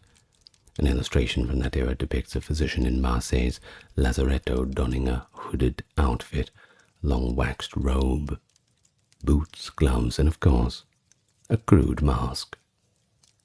Although medical theory had not significantly progressed beyond humors by 1720, some people improved practices, and they were made possible by empirical experience. For instance, the mass burning of contaminated goods and airing out of homes was supervised by plague doctors in Marseille. A compound cordial, plague water, and even an improvised plague vaccine were tried on prisoners by one doctor, Giovanni Pillarni, with varying degrees of success, of course. The outbreak was the last of its kind in Europe, though the death toll was still very high and many doctors unfortunately perished. The plague then disappeared from European life for a time, either as a result of improved quarantine at ports, alterations in the climate, or changes in rat populations. The traditional image of the plague doctor vanished as the disease began to subside. There were still outbreaks in the Middle East and Eastern Europe in the late 18th and early 19th century, though. For example, in 1771 there was a severe plague in Moscow, during which the doctors were working, and, well, one of them was eventually killed by a riot when he attempted to shut down a church to prevent gatherings. However, the role virtually vanished in Western and Central Europe as a result of the disease. And by the 19th century, medicine had moved on to new problems, and even a better understanding of infectious diseases. When the third plague pandemic struck Asia, and then some other parts of the world in 1894, doctors were wearing the hats of modern epidemiologists. Equipped with microscopes, they quickly identified the plague bacillus and the flea that spreads it. The days of the ancient plague doctor, complete with beaked masks and astrologically timed bloodletting, were all but over. So looking back, the legacy of the plague doctors is not entirely positive.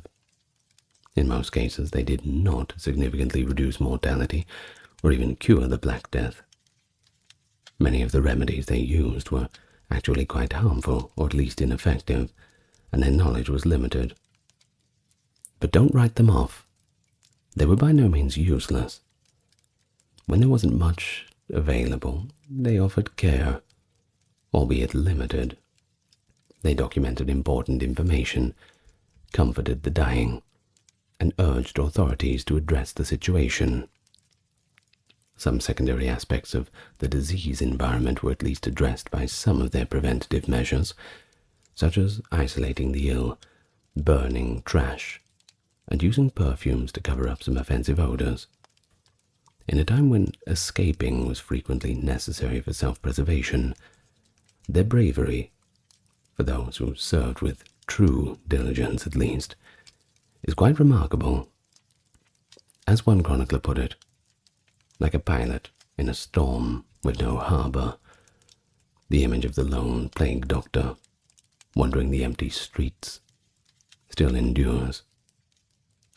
What plague physicians witnessed and experienced over time established a groundwork for public health, including the significance of cleanliness and isolation, as well as the eventual notion that disease may have particular cause that can be looked into. Their autopsies and case notes fed into later scientific inquiries. Well, in any case, the tale of what the plague physicians truly accomplished is still gripping. It's evidence of how people try their best to face the unknown, imperfect, scared, occasionally misguided, and occasionally brave people, standing between a terrible disease and a community so desperate for help. Under all this tremendous pressure, they represented the nexus of medieval science, civic responsibility, and compassion. Even though they were unable to save the millions that died, their efforts were not in vain. They left behind records, gained knowledge, and demonstrated that people could care for the sick, even in the most dire circumstances. And isn't that what a doctor's meant to do? It's an early chapter in the lengthy history of public health epidemic response, and the plague doctor, with his strange cures, his bizarre costumes, and, frankly, sometimes questionable behavior, continues to be a potent symbol of the medieval struggle against the Black Death. The year is 1665. The place is London, and it is a hot summer day. Once a bustling metropolis, normally alive with street vendors and the chatter of merchants, has now fallen eerily silent. Many shops are boarded up, marked by red crosses on the doors with the desperate plea, "Lord, have mercy upon us." The few people left out on the streets are those poor wretches who had nowhere else to go. An unnatural quiet pervades the air, broken only by the mournful toll of church bells in the distance. The Thames River, usually crowded with boats, lies empty and still. In some places, grass even grows untrodden under the once crowded courtyards of Whitehall. This was the scene of London during the Great Plague of 1665 to 1666, a city gripped with fear and death, yet also exhibiting resilience and duty amid catastrophe. Why don't we go back there and peek into the daily life in plague-stricken London, drawing on vivid first-hand accounts, like Samuel Pepys' diary and Daniel Defoe's A Journal of the Plague Year. Together we'll explore how Londoners of different classes experienced the plague, how the government responded with its own drastic measures, and how physicians and quacks applied all manner of remedies to the desperate people. But we'll also examine how the social and economic factors played out, the religious fervor and superstition that the crisis provoked, and of course the immense psychological toll on a population living in constant peril. All the events described, regardless of how shocking, have their basis in real contemporary sources, and we'll be citing all of them as we go through. By the end, you should have a rich understanding of not only what happened during the Great Plague of London, but what it felt to live through it, albeit from a safe distance this time. So allow yourself to get comfortable. It's going to be a long video. But where are my manners? I will first welcome you to the channel. If you've seen my other plague videos, well, it's good to have you back here, but if you're a newcomer, how about you hit the subscribe button? It's right up there next to the like button, and leave your thoughts in the comments. Tell me where you're listening from, what time it is in your part of the world. It's always interesting to see the breadth of the viewership. And thank you to those who supported on the Patreon, keeping everything ad-free, and those who checked out the merch store. You have my thanks. Now, with all the customary welcomes out of the way, let's go to the misery of 17th century London. Now, we must say that epidemic plague was a familiar horror in London's past. It wasn't a new thing out of the blue. But by the 1660s, they'd had an entire generation where they were very fortunate not to have to deal with it. Of course, that changed in 1665. Rumors of disease had been circulating for months now. Pepys noted concerns as early as 1663, when plague raged in Holland, fearing it could jump over to England.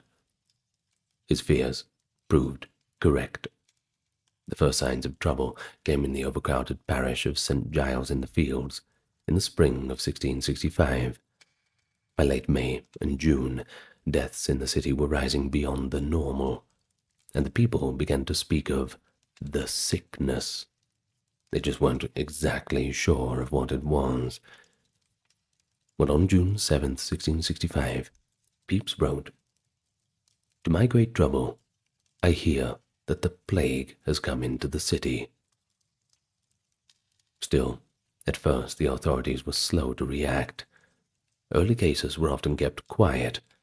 Households would hush up any sudden fevers or telltale buboes, those swollen lymph nodes, to avoid being shunned or sealed up in their homes. London in 1665 was England's largest city. It had perhaps 400,000 inhabitants. The disease that now stalked its streets was bubonic plague, bacterial infection, though of course no one back then knew about bacterial or germ theory. It was all spread primarily by flea-infested rats. Victims initially felt feverish and delirious, and then developed agonizing egg-sized swellings in the groin, armpits, or neck. In many cases, internal bleeding would cause purple blotches, and some victims coughed up blood. The one respite was that death usually came swiftly, often within a week of first symptoms. There wasn't much hope for a cure, I'm afraid. All of this was well known to 17th century Londoners from past outbreaks. What they did not know was the true cause: Yersinia pestis, bacteria that was transmitted by the fleas. Instead, most people blamed miasma, or bad air, the same thing they used to blame it on in earlier plague outbreaks. The foul smells of garbage and excrements in the streets, and even astrological forces.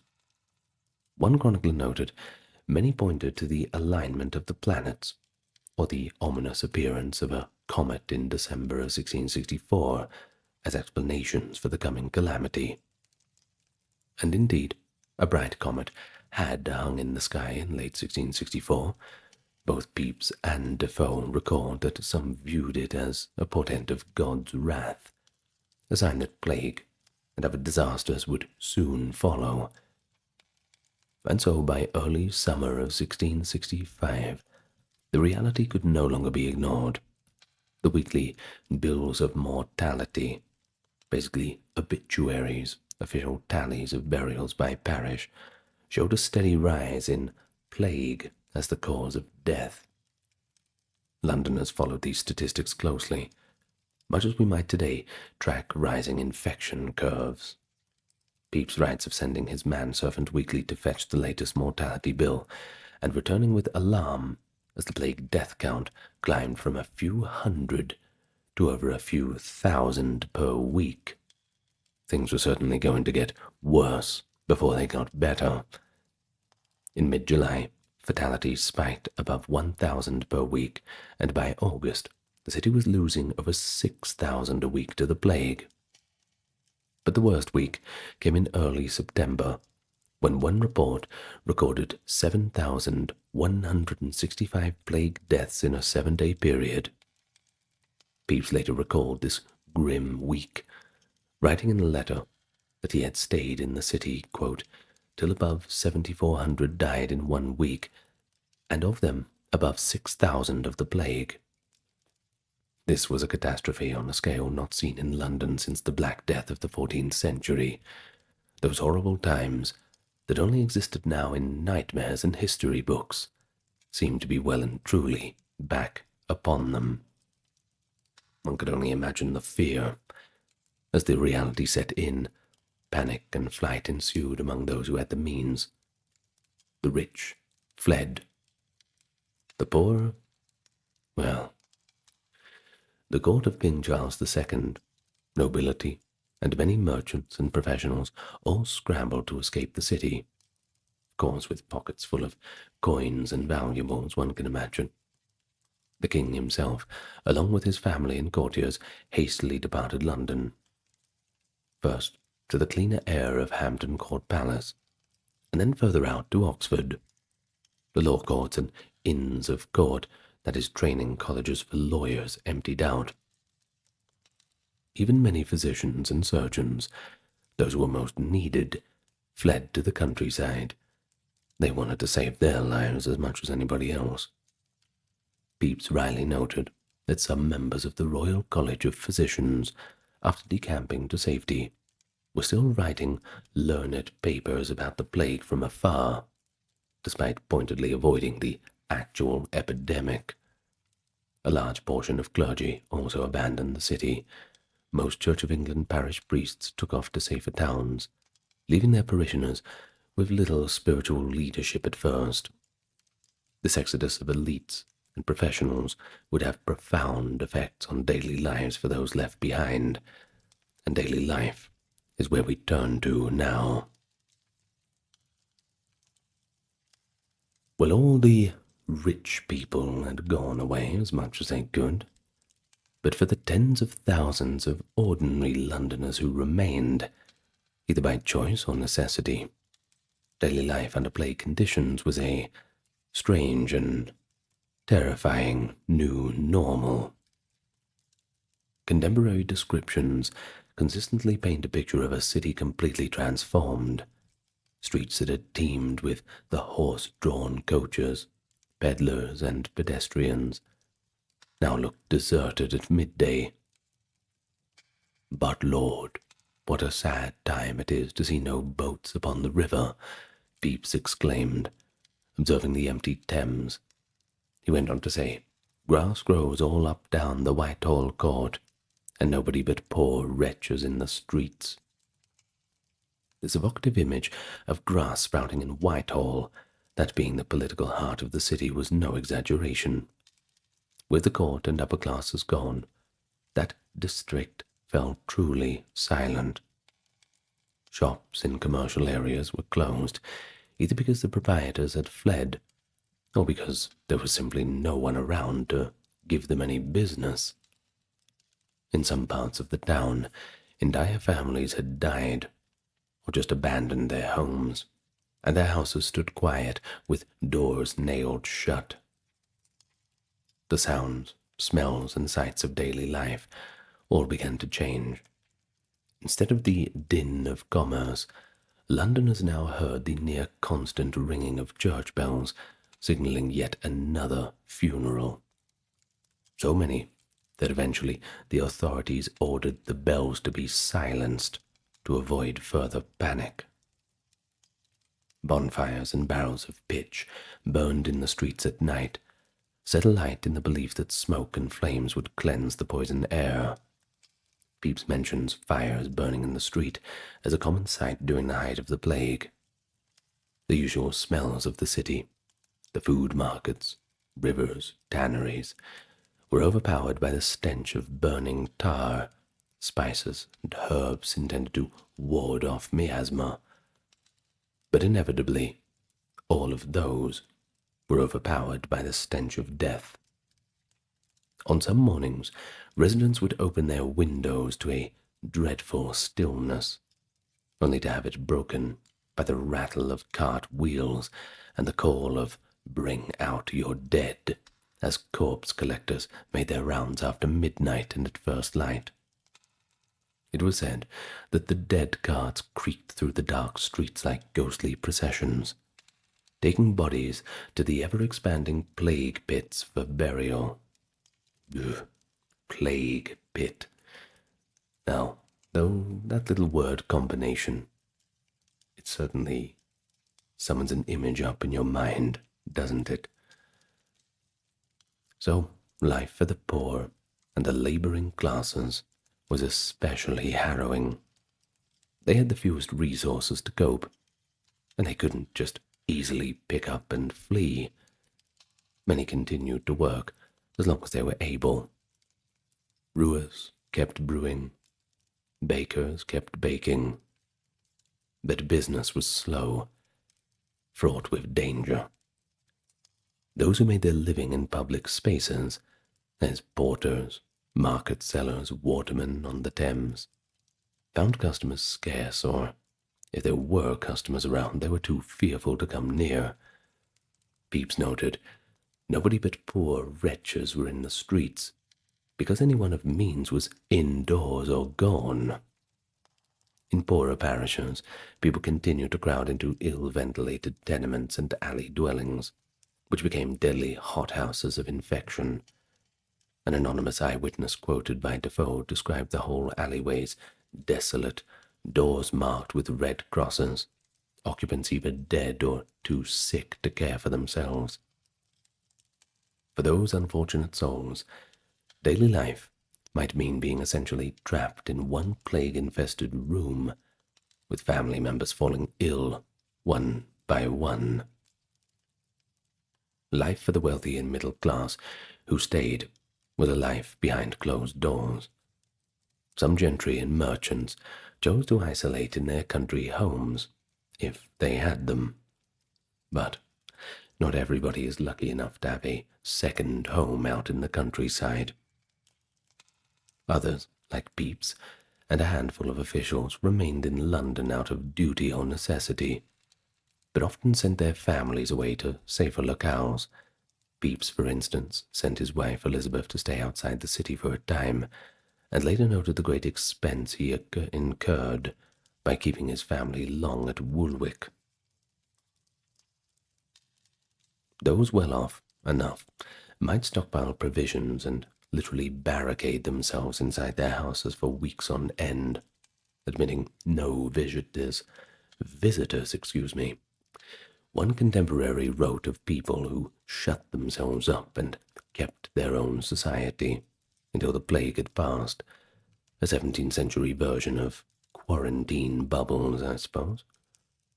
The streets of prosperous neighborhoods like Covent Garden and Strand were largely empty.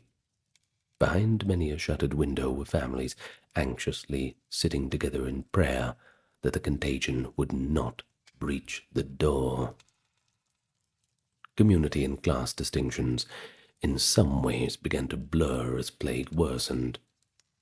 All were equal in the face of the disease, and death is always the great equalizer.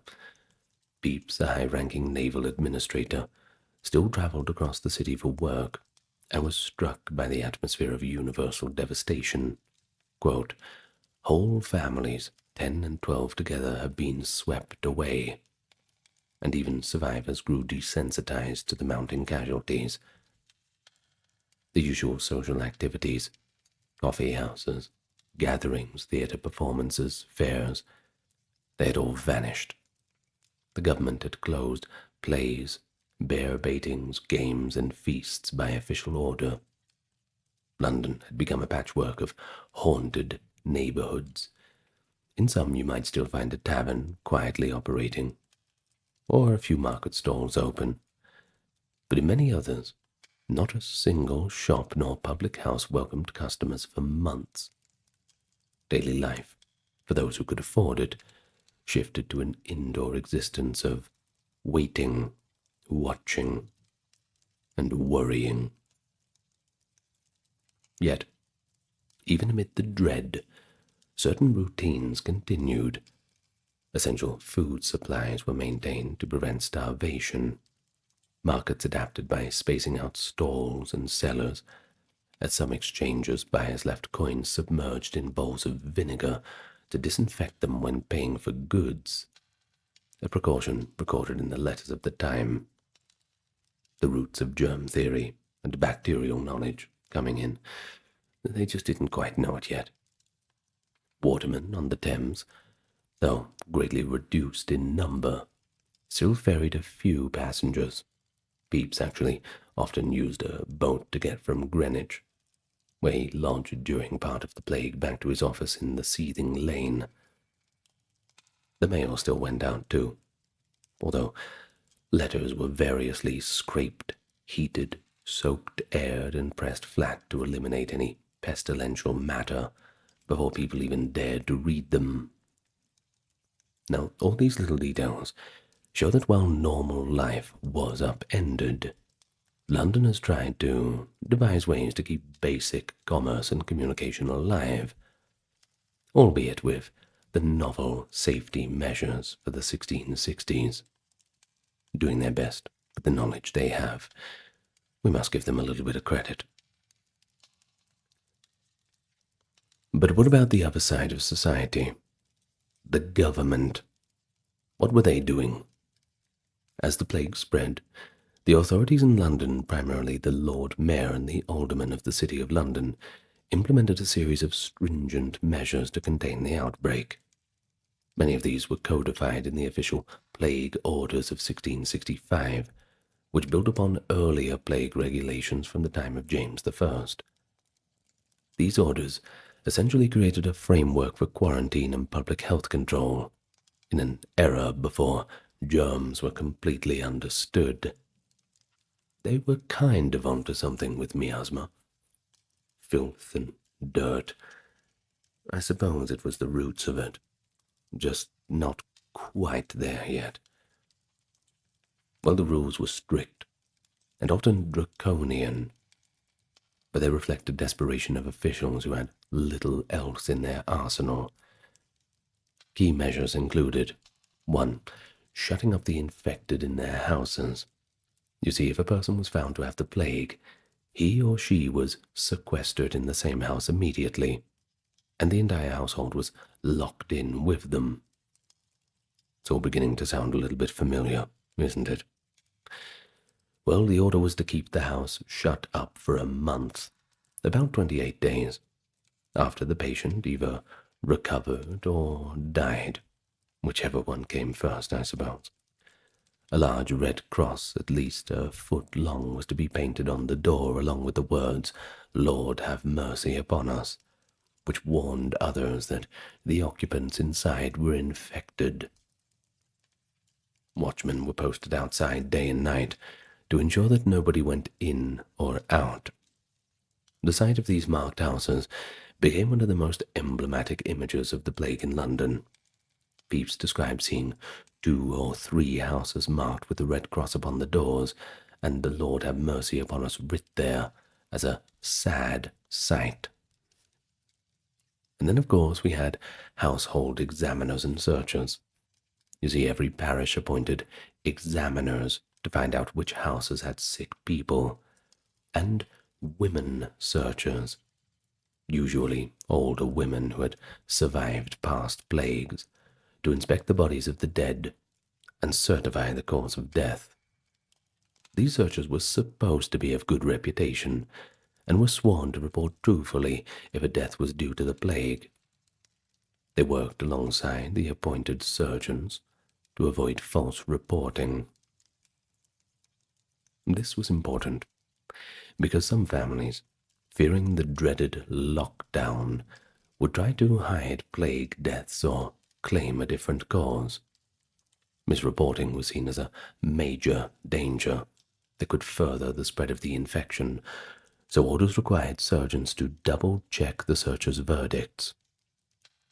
The searchers and other officials who had to enter infected homes were required to carry white or red rods, about 3 feet long, when walking in the streets, to signal their occupation so that others could avoid touching or approaching them. One can imagine the wide berth the people would give them upon seeing that figure carrying the plague staff. But then we had burial regulations, and this was very important, because the dead were to be buried quickly and with minimal ceremony. The orders insisted that burials take place before sunrise, or at least after sunset, at night or very early in the morning. This was mainly to avoid public gatherings, and family and friends were not allowed to accompany the coffin to the graveyard or hold the traditional funeral gatherings, on pain of their own house being shut up or even being thrown in prison. Churches were forbidden from bringing plague corpses inside during services, and children were not to come near graves or coffins at burials. Every grave had to be at least 6 feet deep. These rules aimed to prevent contagion at funerals and to ensure the bodies, which they thought might exhale poisonous vapors, were well covered with earth. Despite such measures, by August, the number of deaths was so overwhelming that nightly mass burials had become routine. Pepys wrote in mid-August that, quote, "The people die so fast that even nighttime burials could not keep up. The nights, though much lengthened, are grown too short to conceal the burials of those that died the day before." Ultimately, huge plague pits were dug, the most infamous being in Aldgate, and another in Finsbury Fields, where thousands of bodies were just thrown in. Grisly rumors circulated that some desperate or grief-maddened individuals threw themselves into the pits while still alive, though such tales, mentioned later by Defoe, may have been apocryphal. It's still pretty horrifying, though. Then, of course, the theme of familiarity continues. We have restrictions on movement. To slow the spread, the City of London imposed controls on travel and mingling. As early as June, with crowds of people trying to flee, the Lord Mayor ordered the city gates shut to those without a certificate of health. Such health certificates, essentially letters testifying that the bearer came from an uninfected house, became precious documents, reportedly more valuable than gold, and a black market in forgeries sprung up. Inside the city, if someone from an infected house managed to escape and sneak into another house, the orders stipulated that the fugitive be captured and returned by night, and the house that harbored them be shut up as well. Highway checkpoints were set up outside London to turn back travelers from the plague zones. Other towns and villages often refused to let Londoners in, sometimes brutally so. Defoe relates how country people would block roads or even threaten to shoot approaching Londoners, fearing they carried the infection. Next, we had closure of public spaces. All public entertainments and gatherings were banned. Playhouses and theatres had already been closed by royal order. In fact, they never opened at all in 1665 once the plague numbers grew. Music houses, dancing schools, gambling houses, and bear-baiting pits were likewise shut. Large assemblies, such as fairs, markets, or large church congregations, were discouraged or even outright prohibited. There is also evidence that even the traditional practice of church bells ringing for each dead had to be halted because the continuous dirges were unnerving the populace and possibly even drawing crowds. Pepys notes that at one point the silence of the normally clamorous city, except for the bell tolls, made the disaster even more palpable. You think about it. Everything is gone. All the workers, all the life. The only thing that remains is that damned bell sound, that reminder of death. Enough to drive anybody crazy, that's for sure. Well, lastly, we have sanitation efforts. The government, recognizing the filth and bad smells, seemed to be linked to the plague. Of course, they were right that sanitation matters, but somewhat wrong about the mechanism. The authorities ordered intensive street cleaning. Householders were required to sweep the street in front of their door every day. Teams of rakers collected refuse daily, announced by the blowing of a horn so people knew to bring out their garbage. Lay stalls, that is, garbage dumping sites, were moved far off from the city. They also strictly forbade anybody from selling rotten food. Quote, no stinking fish or unwholesome flesh or musty corn could be sold, and taverns, beer casks had to be checked for spoilage. Perhaps the most drastic measure. At the start of the plague, the city outright banned domestic animals in the city, believing cats and dogs might spread the plague. The Lord Mayor ordered a mass cull of stray animals. It is recorded that over 4,000 dogs were destroyed by the official dog killers in London. According to Defoe's later account, the total butcher's bill was even higher. He estimated roughly 40,000 dogs and 200,000 cats were killed across the city. Now, I'm sure you're thinking it. The cats. Now, what do cats usually do in a city? What is their job in the natural part of it? The policy was going to do more harm than good, since those animals would have helped control the rats that were the real culprits. So, of course, with their predators gone, the rat population and their plague-carrying fleas likely increased. But of course, at the time, they did not know that. The measure was all seen as necessary, and one can imagine how unsettling the sight of heaps of dogs and cat carcasses, another grim new normal for London's residents in 1665. It doesn't help the piles of dead dogs and cats, but all of the new living rats. Ugh. Not a good sight at all. But what about enforcing the measures?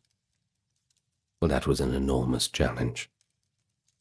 The city appointed hundreds of watchmen to guard quarantine homes and nurse keepers to tend the sick.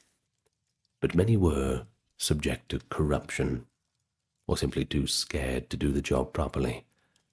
Some watchmen, often poor men doing an awful job for low pay, could be bribed with money or drink to let people slip out of shut-up houses at night. There were instances of outright violence as well. Contemporary reports, and later Defoe, mentioned that some desperate inmates attacked their guards. In fact, it was said that 18 or 20 watchmen were murdered over the course of the epidemic by people trying to break free. One notorious anecdote described a family lowering a rope or noose from an upper window to strangle the watchman standing guard below, carefully drawing a noose over the guard's head from an attic window and hanging him so they could get away. Some kind of grim claw machine game.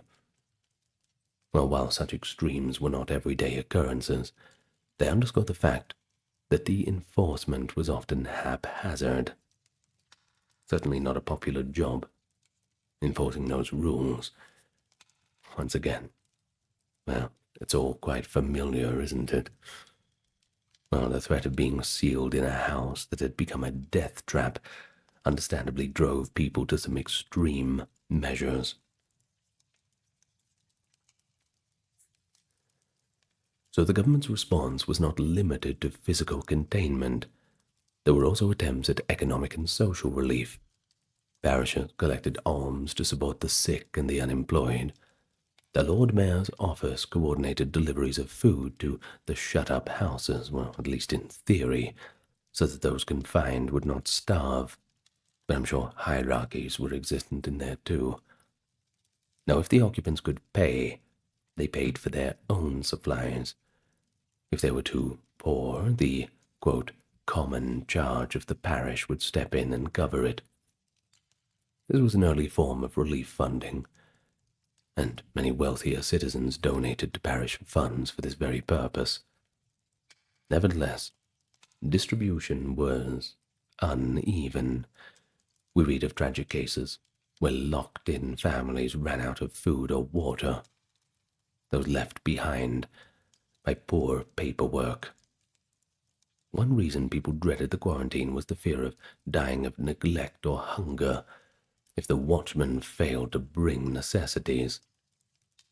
Scream out as much as you want, bang on those doors, but if you've got a big red cross on your house, people might just be too far away to hear you. Another aspect of the government's reaction was to seek expert advice. King Charles II, before he left the capital, commissioned the College of Physicians to publish official guidelines on plague prevention and treatment. The college dutifully issued the certain necessary directions for the cure of the plague and for the preventing of infection in 1665. This pamphlet contained recommendations on everything from airing out bedding and burning perfume in rooms to recipes for preventative plague water and therapeutic potions. It reinforced many of the city's measures, that is, isolate the sick, fumigate houses, carry aromatic herbs while going out, and I suppose it provided a sort of medical imprimatur to the fight against the plague. We will discuss a few of those ideas in the next section, but it's worth noting that even the learned doctors were essentially stabbing in the dark. Without knowledge of bacteria, their advice was essentially a mix of reasonably good hygiene and typical Galenic medicine or folk medicine. Now, Galenic, of course, going back to the old Greek traditions of the Dr. Galen, hadn't changed for quite a long time. Still, having the king's support for public health measures helped encourage compliance. And so, by the autumn of 1665, the city administration was exhausted and overwhelmed, yet their efforts likely did have some effect in slowing the spread, at least within certain neighborhoods. It was an imperfect quarantine, porous, and often violated, but probably better than no measures at all. Notably, while London's plague was raging, other English cities such as Oxford, Cambridge, and Bristol largely kept the plague out, and this was in part by quarantining travellers and goods that came from London. There are records of London merchandise being smoked or left to air for weeks before being sold elsewhere, and of ships from London being held in quarantine at port. London essentially sacrificed itself by sealing itself off as much as possible. And when the cold weather came in late 1665, nature itself aided where humanity's policies failed. The rat fleas became less active, transmission slowed, and the worst seemed to have passed. But the government measures, with all their flaws, provided a kind of framework that Londoners could adapt to, altering daily routines around the strictures of quarantine and the curfew. The plague orders remained in force into the spring of 1666 until, finally, the epidemic had waned and they could be lifted. In 1665, professional medicine was limited in its ability to treat or prevent the plague. But don't get me wrong, the city did have physicians, surgeons, apothecaries, and of course informal healers, all attempting to save lives or at least make money amid the crisis. Opportunity, always in the crisis. Well, the approaches range from learned medical regimens to downright bizarre folk remedies. So let's have a look at a few of the methods people use to try and cope medically with the disease. Now, first, it really must be said that many licensed doctors had already fled the city when the plague worsened, which of course made the problem even worse in itself. Those who catered to wealthy clientele often left with those clients, but a few brave or perhaps duty-bound physicians stayed. The most famous was Dr. Nathaniel Hodges, a Cambridge-educated physician who resolutely remained in London treating plague victims. Dr. Hodges later wrote an account of his experiences, that is, Loimologia, in 1672, which gives us a window into the medical practice at the time. According to his account, Hodges would rise early each day, fortify himself by swallowing a dose of anti-pestilential electuary, the size of a nutmeg, the kind of medicinal paste of herbs and drugs thought to prevent plague, then open his consulting rooms to throngs of patients each morning. After seeing the sick at his home, he made house calls around the city, burning a disinfectant of herbs and vinegar on hot coals upon entering each home, and keeping a lozenge or sponge soaked in aromatics at his mouth while examining the patients. He would take a midday break to drink a glass of sack, that is, wine, have a meal often spiced with pickles or strong flavors, as people believed foods like this could ward off illness, and then continue visiting the afflicted until nightfall. In the evenings, Hodges admitted he would drink old wine until he felt thoroughly cheerful, perhaps a way to cope with the stress and likely also an attempt to keep his humours balanced by warmth, according to the medical theory of the day. Well, remarkably, Hodges actually survived uninfected. He believed the wine and careful regimen saved him, and was even rewarded by the city for his service, and quite rightly so. But it wasn't just him. There were other physicians who stayed, including Dr. George Thomson, a rival of the college physicians who promoted aggressive treatments like bleeding and purging, and several unsung local doctors. Moreover, city authorities hired a number of plague doctors or pest houses physicians to attend the poor. The term plague doctor often conjures the image of the beaked mask and head-to-toe leather outfit, and indeed, at least on the continent, in cities like Rome or Paris, some doctors don that famous costume, complete with a bird-like mask stuffed with protective herbs. But in London, there's scant evidence that the beaked masks were commonly used. Doctors more likely wore long waxed coats, gloves, and carried the aforementioned aromatic sponges or popanders for safety. We know plague nurses and examiners in London carried long staffs, and sometimes wore waxed cloaks to avoid the effluvia.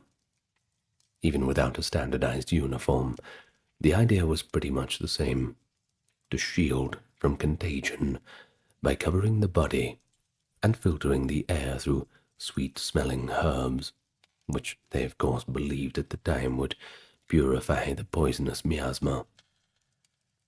Whether it truly helped, well, that's doubtful. Some doctors still caught the plague, like Pepys' personal physician, Dr. Burnett, whom Pepys mournfully notes, "is this morning dead of the plague, poor unfortunate man." Those physicians who did tend the sick tried a variety of treatments, none of which could actually kill the plague bacteria, but a few might have marginally helped. Now, in terms of common treatments, we have a few of them that you might be pretty familiar with. The first we have is bloodletting or purging. Doctors would cut a patient to let blood flow or apply leeches, thinking to rebalance the humors. Others gave strong laxatives or emetics to purge poisons from the body. These methods often weakened patients further, and, well, they're now seen as quite harmful, but at the time they were standard practice for many illnesses. Then we have plasters and lancing, a more localized treatment. For the signature buboes was to lance the swelling, that is, cut it open, or to draw it to a head with a poultice. One recipe was to apply a warm plaster of figs and onions to ripen the bubo and then lance it to drain out the pus. Sorry if you're having your dinner while you're listening to this. Well, this occasionally relieved pain, and if the patient's immune system was strong, they might recover, though not really because of the lancing per se. Transference cures were also around. Folk tradition held that you could draw out the plague poison by transferring it to something else, a little less scientific. People tried placing live frogs or toads on buboes, hoping that the creature would swell and burst, taking the disease with it. In some cases, dried toad powders were made into amulets or potions for the same purpose. In fact, Dr. Hodges actually tested dried toads as well as the famed panaceas, like bezoar stones, that is, gallstones from animals, and powdered unicorn's horn, but he found them to be useless. These were expensive remedies, sold by quacks to people who were quite gullible. But perhaps some of those doctors were just trying to do the best they could as well. I mean, it wasn't like the medical science of the time was really giving them much luck. So after the plague anyway, Hodges bluntly concluded that these transference cures had very little effect. which is quite a valuable contemporary debunking of such cures. Then we have herbal concoctions. Both learned physicians and traditional healers relied heavily on these. Plague water was a common tonic, essentially a strong herbal liquor. One popular version, Matthias's plague water, mixed exotic ingredients like candied angelica, myrrh, and nutmeg in a distilled spirit. Another famous remedy was theriac or Venice triacle. It was a complex concoction, containing dozens of ingredients, all the way from opium and wine to snake flesh in some recipes. The potions were meant to be taken in small doses to prevent plague or in larger doses to treat it. How effective were they? Likely they did very little, except perhaps have a psychological effect of calming a panicked patient. Of course, opium can certainly do that, or perhaps provide hydration and a tiny bit of nutrition. Some plague waters were basically strong alcohol with herbs. At least, they made you drunk enough to forget about your problems. Still, the College of Physicians' official advice recommended various inward medicines, and even provided cheaper versions for the poor. But then we have aromatics and smoke. Because, quote, bad air, that is miasma, was thought to carry plague, filling one's nose with good smells was a protective tactic. Posies of flowers and herbs became ubiquitous. People would carry small bouquets of rue, rosemary, lavender, or whatnot to sniff as they walked around, attempting to block out any miasma. Pepys himself followed the crowd in this. He writes of buying a, quote, roll of tobacco to smell and chew, because tobacco smoke was believed to ward off infection. Indeed, tobacco was so highly regarded as a plague prophylactic that schoolboys at Eton were reportedly made to smoke a pipe of tobacco a day. Well, how things have changed. Similarly, fires and incense were lit in rooms to correct the air. One proposal even suggested floating a shipload of burning onions on the Thames to absorb the plague vapors. It's unclear if that onion barge scheme was ever attempted, but it does show the creative, if futile, lengths that people went to. Well, in a crisis, unscrupulous businessmen, if we can call them that, always appear. 1665 London saw a boom in snake oil sales. Street peddlers sold infallible plague pills, golden amulets and charms with mystical inscriptions. One popular charm was printed abracadabra, triangle on paper. People hung this around their neck, believing the word's gradual disappearance. As letters are removed line by line in the triangle, would diminish the disease. Others paid for astrologers' horoscopes to know if they or their family would be spared. The College of Physicians decried these charlatans, but the public, in fear, often turned to any hope. One eyewitness wrote that, quote, every idle rumor of a cure or prevention found believers eager to try it. Unsurprisingly, many of these purported cures did nothing, or were just outright harmful. And so despite the myriad treatments, the brutal truth was that if you caught a serious case of the bubonic plague in 1665, you were pretty much done for. Perhaps 20–30% might survive if they only had buboes. Some lived after the swelling burst and drained naturally. But if the infection became pneumonic, that is, in the lungs, or septicemic, in the bloodstream, you were pretty much going to die. There was nothing they could do for you. Doctors and lay healers alike were essentially providing comfort, not cures. Yet people desperately clung to these measures for a sense of control, psychological benefit of doing something, whether swallowing a potion or lighting a fire, probably helped maintain some hope. It's important to note that nursing and care could make a difference. Some survived the plague due to good nursing. Rest, hydration, keeping clean. Things understood in a basic way even then.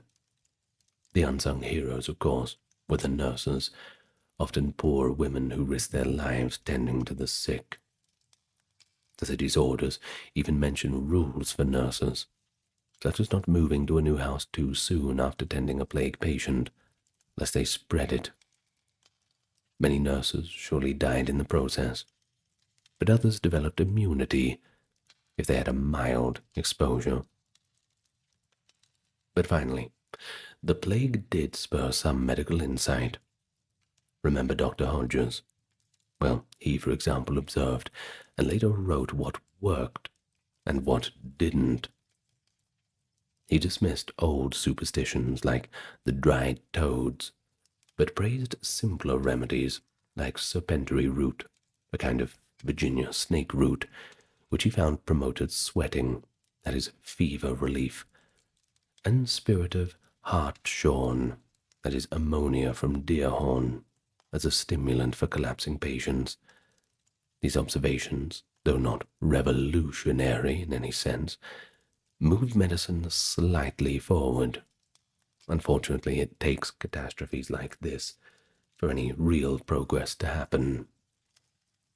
But there was another physician, Dr. Richard Mead, that is, after the plague in 1720, who analyzed the 1665 outbreak and urged for quarantine and cleaning methods that were frankly quite ahead of its time. And so while 17th century medicine was tragically unable to halt the plague, London's experience did contribute to a growing body of knowledge on epidemic management. Knowledge that slowly but surely would improve responses in the future, albeit it's never going to be perfect. But of course, the Great Plague didn't just kill people, but also dislocated the entire economic and social life of the city. London in 1665 was the commercial engine of England, but as the plague peaked, commerce ground to a near halt. The Royal Exchange, the centre of trade, was largely empty, and all those shops and businesses were shuttered up for months. Merchants either fled or stayed home, taking an extended vacation, unwilling to risk or face dealings. Well, international trade suffered as foreign ports barred ships from London for fear of contagions. It's all pretty understandable.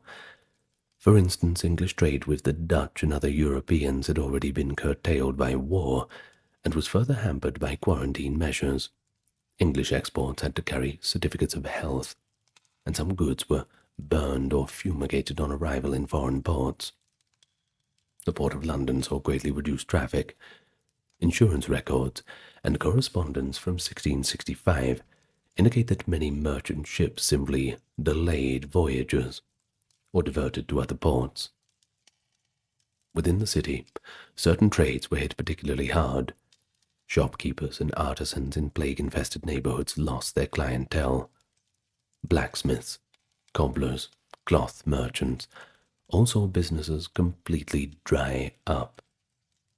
And there's a telling diary entry by Pepys in which he notes with surprise that some tradesmen, despite the plague, inflated their prices or took advantage of scarcities. For example, he had trouble finding someone to make a coffin for a departed colleague because carpenters were overwhelmed and charging high fees. The disruption of supply lines also led to shortages of some goods. The city government tried to ensure that staples like bread, beer, and coal for fuel remained available. Indeed, bakers and brewers were among those expected to keep working.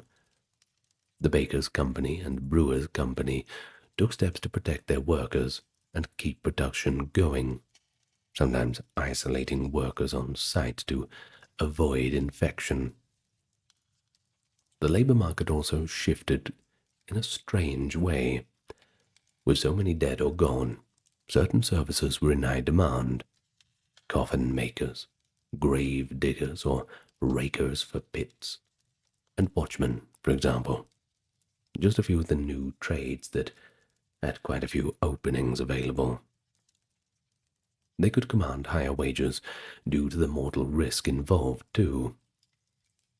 Conversely, thousands of servants, apprentices, and day laborers were thrown out of work, either because their employers left town or business paused. These unemployed masses depended on charity or stipends. Parish records show increased poor relief payments during the plague months, and the fear was that desperation would lead to unrest or looting, though interestingly, there were relatively few reports of large-scale disorder. People were likely too fearful of the disease to roam around stealing.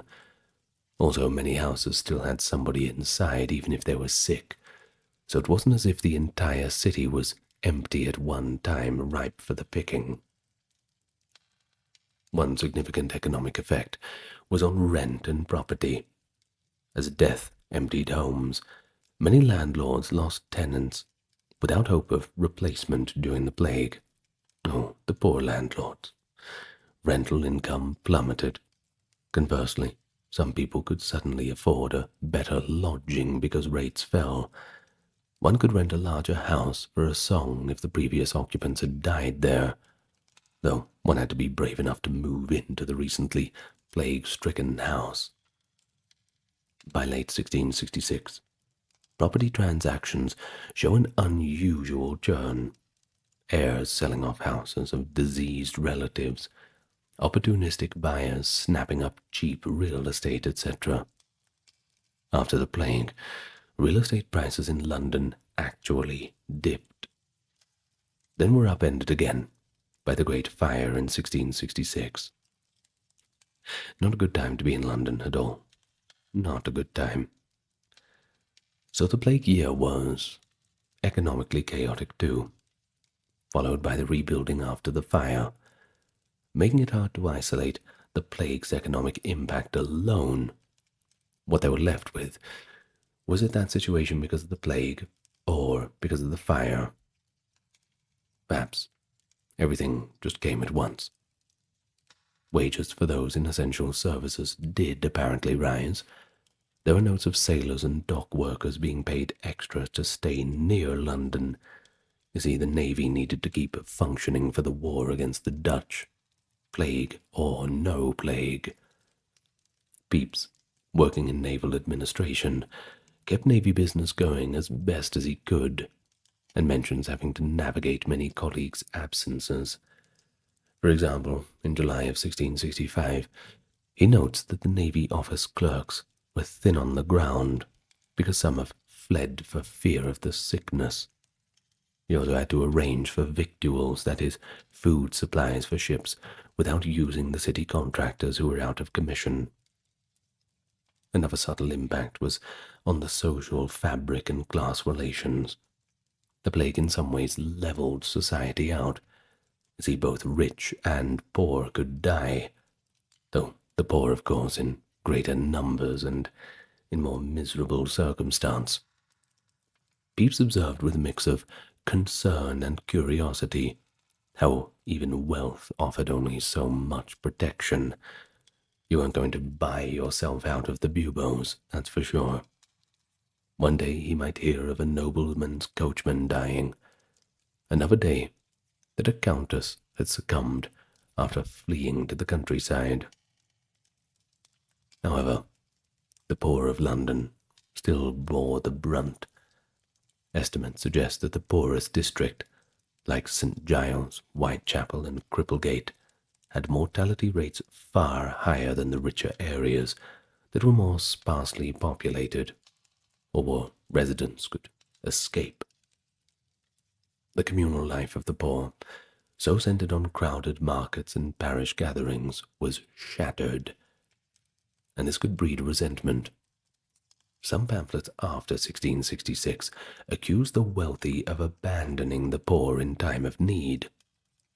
Others pointed out that many wealthy citizens donated large sums to help the stricken city. For instance, rich merchants gave money to their home parishes for plague relief, and even King Charles II, from his safe remove in Oxford, of course, sent funds to aid London's poor during the plague. I'm sure it was cold comfort, no? Now, there is one interesting social shift that we should mention, and that is the religious shift. Since many official Church of England clergy left, unofficial preachers, often Puritan dissenters, stepped in now to fill that spiritual void. In the absence of their regular rectors, people in London's worst-hit areas often welcomed back ejected Puritan ministers who had been banned, that is, by the 1662 Act of Uniformity, but who courageously stayed during the plague. Men like Thomas Vincent, a nonconformist preacher, held outdoor sermons and prayer meetings. Vincent later wrote about the plague, vividly describing the repentance and cries to God he witnessed in the streets. This phenomenon temporarily softened social barriers between conformist and nonconformist. Or at least it did for a time. Common suffering allowed some communal religious expression that crossed the usual lines. And socially, people adapted their interactions. If you had to meet someone, you would do it at a distance. Diaries mention that friends shouted greetings from across the road, or relatives left baskets of food at a doorstep and backed away quickly. The custom of shaking hands was largely abandoned during the plague. A polite bow or a wave had to suffice. One could say, I suppose, that social distancing was practiced in ad hoc ways. So, whenever societies face deadly epidemics, they often turn to religion and superstition for answers and comfort. The Great Plague of London was certainly no exception. It triggered intense religious responses and a surge in superstitious practice as people struggled to find meaning or protection in the midst of the horror. Many contemporaries interpreted the plague as the wrath of God, visited upon a sinful city. This was a common theological explanation for the plague, dating back to the Black Death, and in 1665 it was reinforced by recent events. You see, just 5 years earlier, in 1660, the monarchy had been restored after the Puritan Commonwealth, bringing what conservative Puritans saw as a resurgence of courtly immorality and laxity in religion. To some devout folks, the plague looked like divine punishment for England's sins, debauchery at the king's court, the neglect of true piety, and the licentious behavior of the citizens. Preachers thundered that the city must repent. Days of public fasting and prayer were proclaimed. Notably, even as the official Church of England leadership scattered, some ministers stayed and others stepped in. Sermons were delivered in the open air, because churches were deemed too risky in closed spaces, urging people to confess and reform. And there is one famous account by Reverend Thomas Vincent, that is a Puritan who stayed in London during the plague. It describes how people would stand, quote, weeping at the corners of streets, or kneel to pray outside the shuttered churches. Vincent wrote that during the worst months, there was such a cry to heaven for mercy, like he had never heard, with prayer meetings in many homes and psalms sung from windows by the quarantined faithful. This period temporarily relaxed some religious restrictions. Gatherings led by non-Anglican ministers, which would have been illegal under normal laws, were tolerated because official structures were in disarray, and the people had to have some spiritual solace wherever they could find it. Conversely, some Londoners were terrified and convinced of impending doom, indulged in hedonism or even occultism. The logic was pretty grim. If it's God's will, nothing can stop the plague. So you may as well drink and be merry, because we're going to die anyway. Pepys records instances of reckless behavior, like a group of friends continuing to meet for social dinners, even as the death toll rose, trying to maintain a facade of normalcy. Kind of like the band playing as the Titanic begins to fill with water and sink, drifting to one side. He also notes his own inner conflict. He occasionally went to the tavern or sought entertainment cautiously during 1665, then would feel guilty or frightened afterwards. It was a seesaw between pious fear and worldly temptation.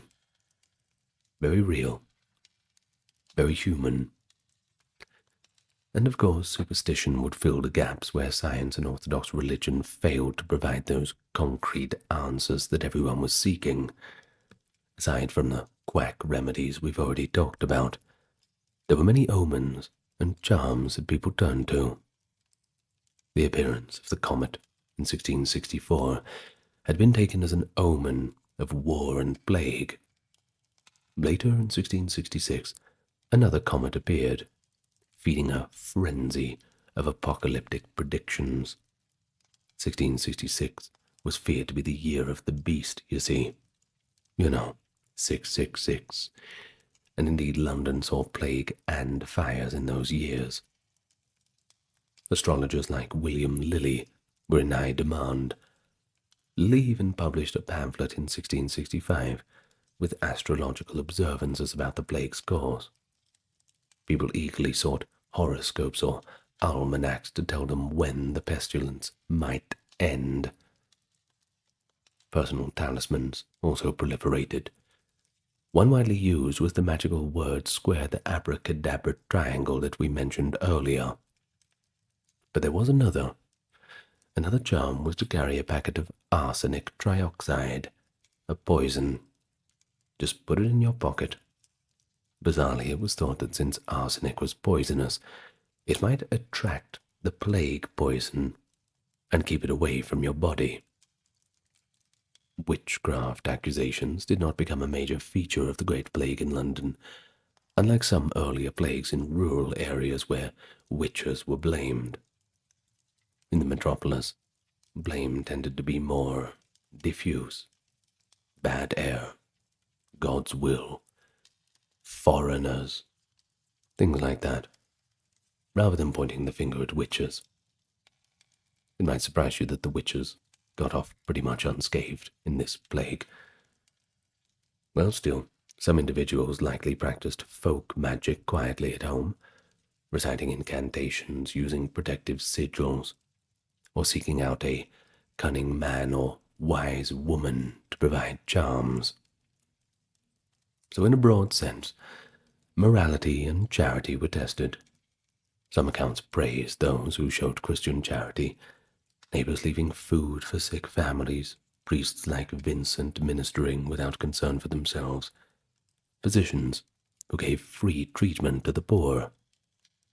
Others note the moral failures, nurses or watchmen who stole from the houses they attended, healthy citizens who refused to help even their kin for fear of infection.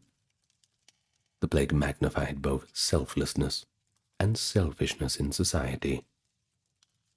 As Pepys wrote, it brought forth great fears, the greatest examples of piety and of vice, all mixed together. Superstition also left its mark in more benign ways. The children's rhyme, like Ring a Ring a Rosies, had been popularly, though perhaps inaccurately, linked to the plague, the posies referencing the herbs carried off to ward off disease and we all fall down, signifying death. Well, whether or not the rhyme truly originated in 1665, as scholars date it, it does show how cultural memory of the plague entered folklore. But on a communal level, once the plague began to ebb in late 1665 and into 1666, there was a collective sense of relief. Churches held services of thanksgiving, but there was also soul-searching. Did London truly reform its ways after this divine chastisement? Some preachers lamented that once the immediate danger was over, people swiftly returned to their old sins and vanities. Defoe's fictional narrator, looking back, comments that the extraordinary religious fervor of the plague months largely faded away afterwards. As he puts it, the devil returned to reclaim his ground once the angel with the sword left. Still, for those who lived through it, the plague must have left a lasting spiritual impression. Many survivors doubtless felt that they had been spared for a reason, or that they had witnessed a biblical level event. Really, you can't separate the psychology of coping from the religious and superstitious context. Believing in higher purpose or in lucky charms gave people something to cling to, besides pure fear. Whether it was a heartfelt prayer or a pouch of wormwood around the neck, these little actions could steady a person's mind amid all the chaos. So let's talk more about the psychological toll and the coping mechanisms. You see, living through the Great Plague was imaginably a emotionally scarring experience for the people in London. The ever-present spectre of death, breakdown of normal life, and the isolation. Add to that the uncertainty. It's all a pretty potent recipe for a psychological toll.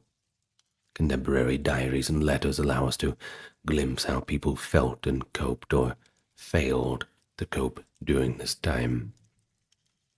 Fear, the dominant emotion in the early stages.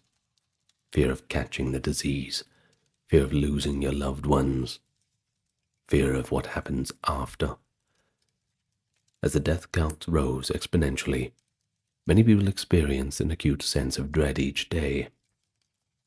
One did not know where the invisible poison might be lurking, in the breath of a neighbor on a piece of cloth, or just floating around in the air.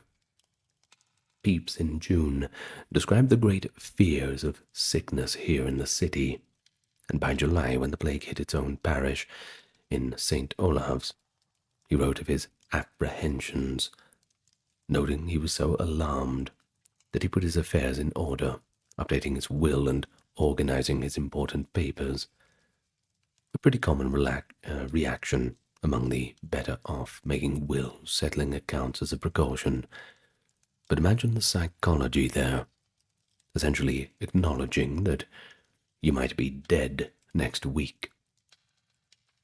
Well, for those trapped in quarantined houses or in plague-ravaged neighborhoods, the fear could tip into complete despair. The 17th century writer Henry Foe, the uncle of Daniel Defoe, reportedly recounted families where, after multiple members died, the survivors fell into a kind of stupor or madness. Defoe's novel contains one heartbreaking vignette, likely based on real anecdotes. A grieving mother, having lost all her children, wandering the streets at night wailing, and eventually throwing herself into a mass grave. Well, we have to be a little bit cautious about the literal truth of such stories, but they can still reflect an emotional truth.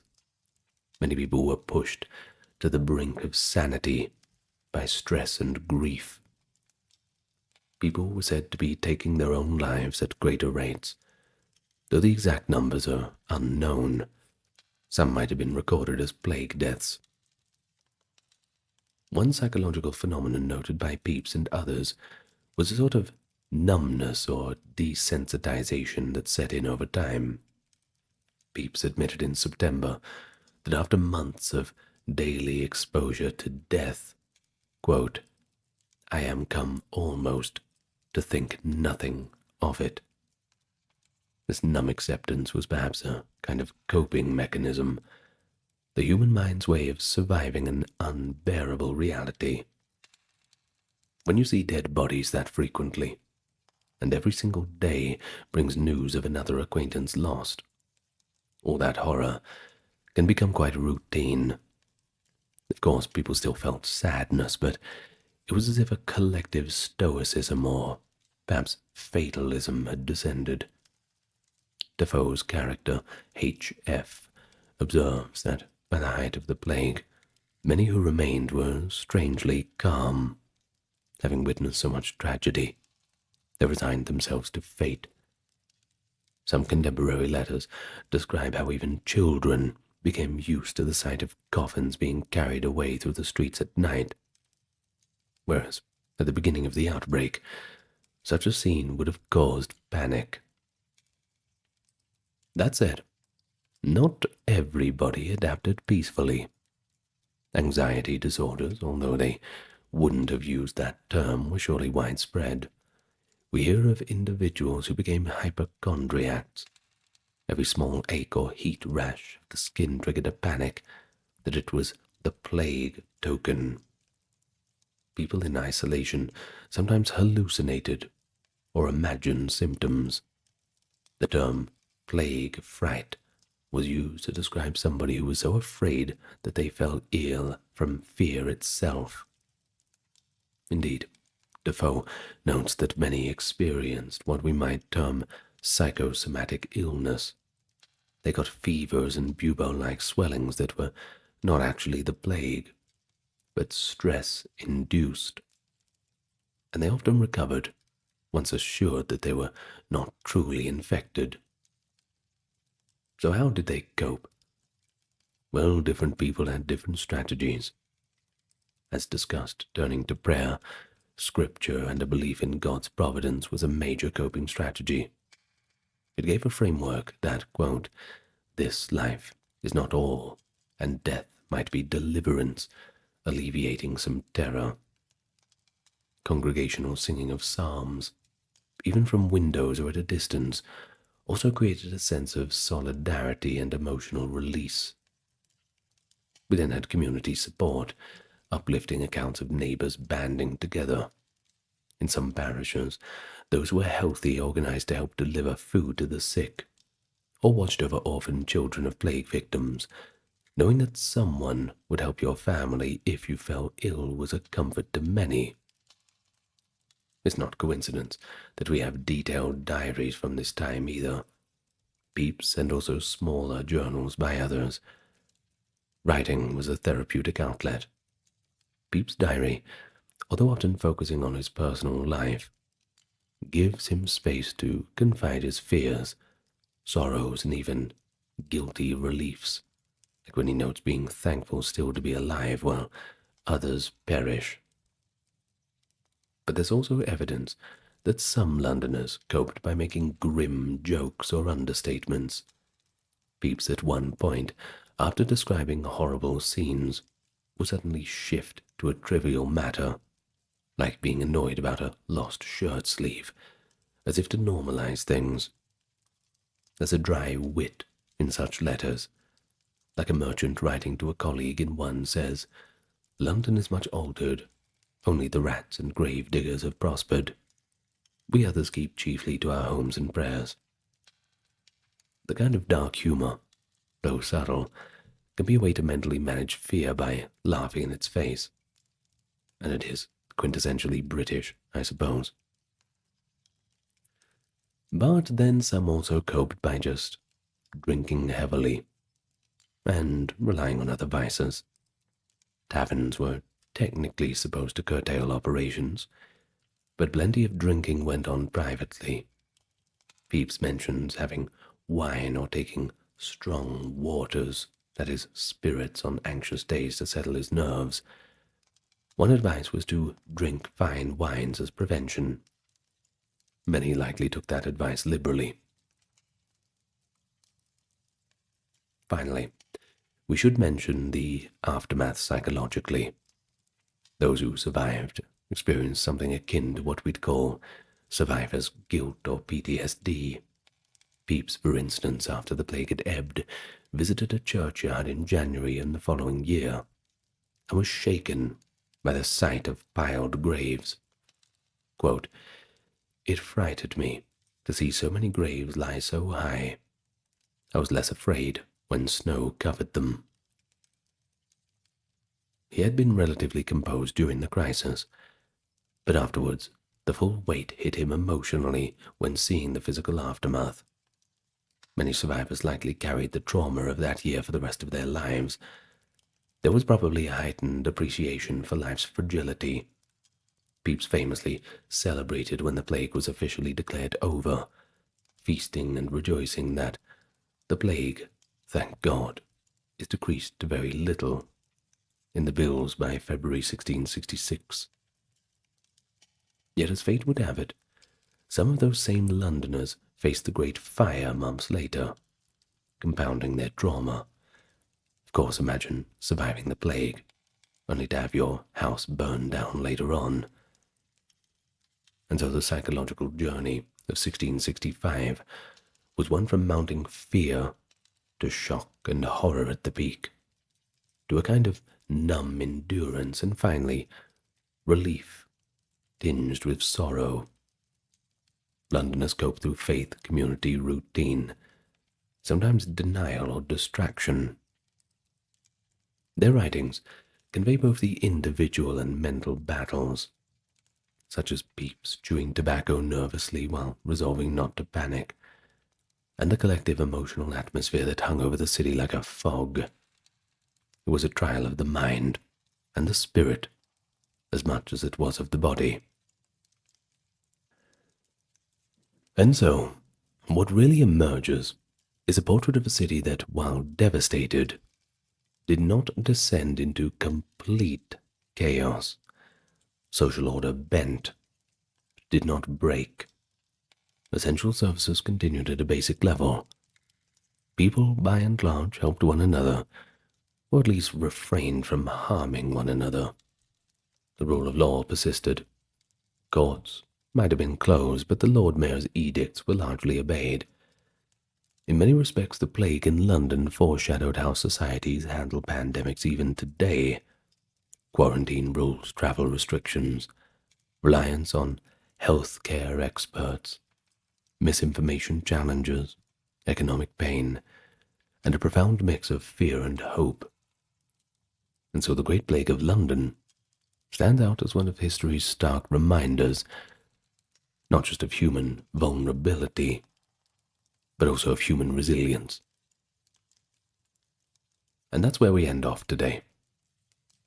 Bit of a longer video today on that, but it's a topic that demands a little bit more explanation. I know you like the plague videos. If you've made it all the way to the end, give me a comment and tell me what you thought about all this. Did you find any parallels to our modern day? I'm sure you did. Now allow me to thank the top-tier patrons and supporters, keeping the channel going very graciously. Dark, Kimberly, Christine, Sally, Ember, Susan, Cameron, Legitmus, Gary, Charlene, Lynn, Therese, Katiana, Nicholas, Ulfinir, Alexander, Charles, Christine, Dr. Neuro Nerd, Erin, Jaden, Jim, Jeffrey, Jessica, Madeline, Melissa, Orthodox Review, Scott, Stark Factory, Shell, Wendy, Josie, Sarah, Ryan, Thor, Cameron, Stefan, Kevin, HMSHH, Crystal, Dowry, Anthony, Lucy, Brandon, and Guku Bubonic. Well, Bubonic, thank you for supporting this plague video. What a coincidence. Well, and thank you too for listening all this way. Now, remember, drink lots of water, keep the house clean, open the windows, and as always, Lots of love to you all. Good night, everybody. Wish you the best of health.